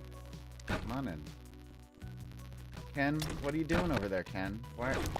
Ken. Buddy. Pal. Amigo. Come. Come, my friend. I need to look at your equipment. What is that gun you've got? The eroding seed gun? You chose the seed gun?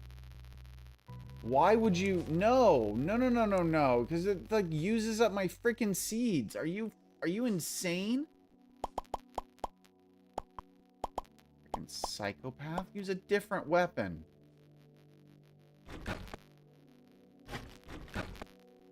Here, in fact, here. Let's take a look at your equipment. Have this amethyst sword. It looks nice. It does stuff. In fact, have this one. It's stronger.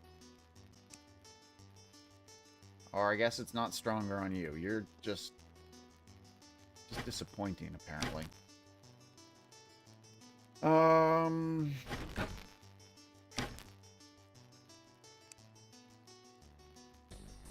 That's right. It's a door now. That's what I'm looking for.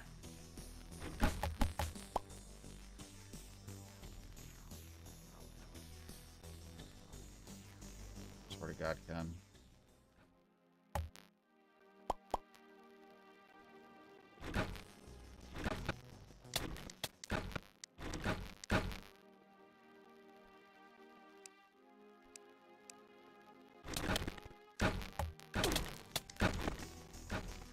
Come on, dipshit. Let's go. Leave my adventuring party. Go do something else.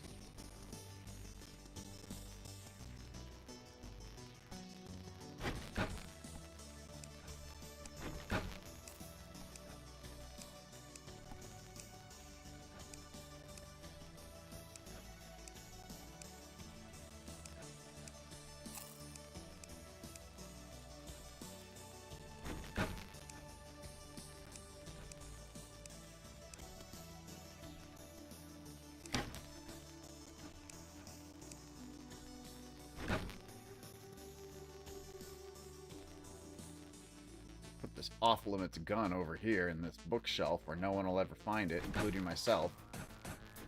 I'll put those away. Okay. Cool. Alright, y'all. I have been streaming for a little over 6 hours now, so I am getting tired. I think I'm going to go ahead and take a bit of a break. I don't know if I'll be back today. Probably not. I still have a video I need to make for that burn guide, so I'm probably going to start working on that next. But I'm intending to stream tomorrow. I'm honestly hoping to stream every day this week, Monday through Thursday. I might stream Friday. Normally I take Fridays and Saturdays off, but we will see. So either way, I'm planning to try to stream every day this week, and we'll definitely streaming Thursday. I'll see you guys tomorrow. Definitely gonna play some Necesse tomorrow in the stream. I don't know if we'll do any Corki for tomorrow. I kind of want to see if I can kill this Cryo Queen, start moving through, get to the end game of Necesse. That's kind of my goal right now. So we'll see how it happens. We'll see how we do. Thank you guys for staying through the stream. Please be sure to hit that like button. Subscribe to me on YouTube. Follow me on Twitch. Subscribe to me on Twitch if you've got a Prime subscription that you aren't using, because that would be awesome. Thank you guys so much for watching. We'll talk to you guys soon. See you later. Stay happy, stay healthy, stay crazy.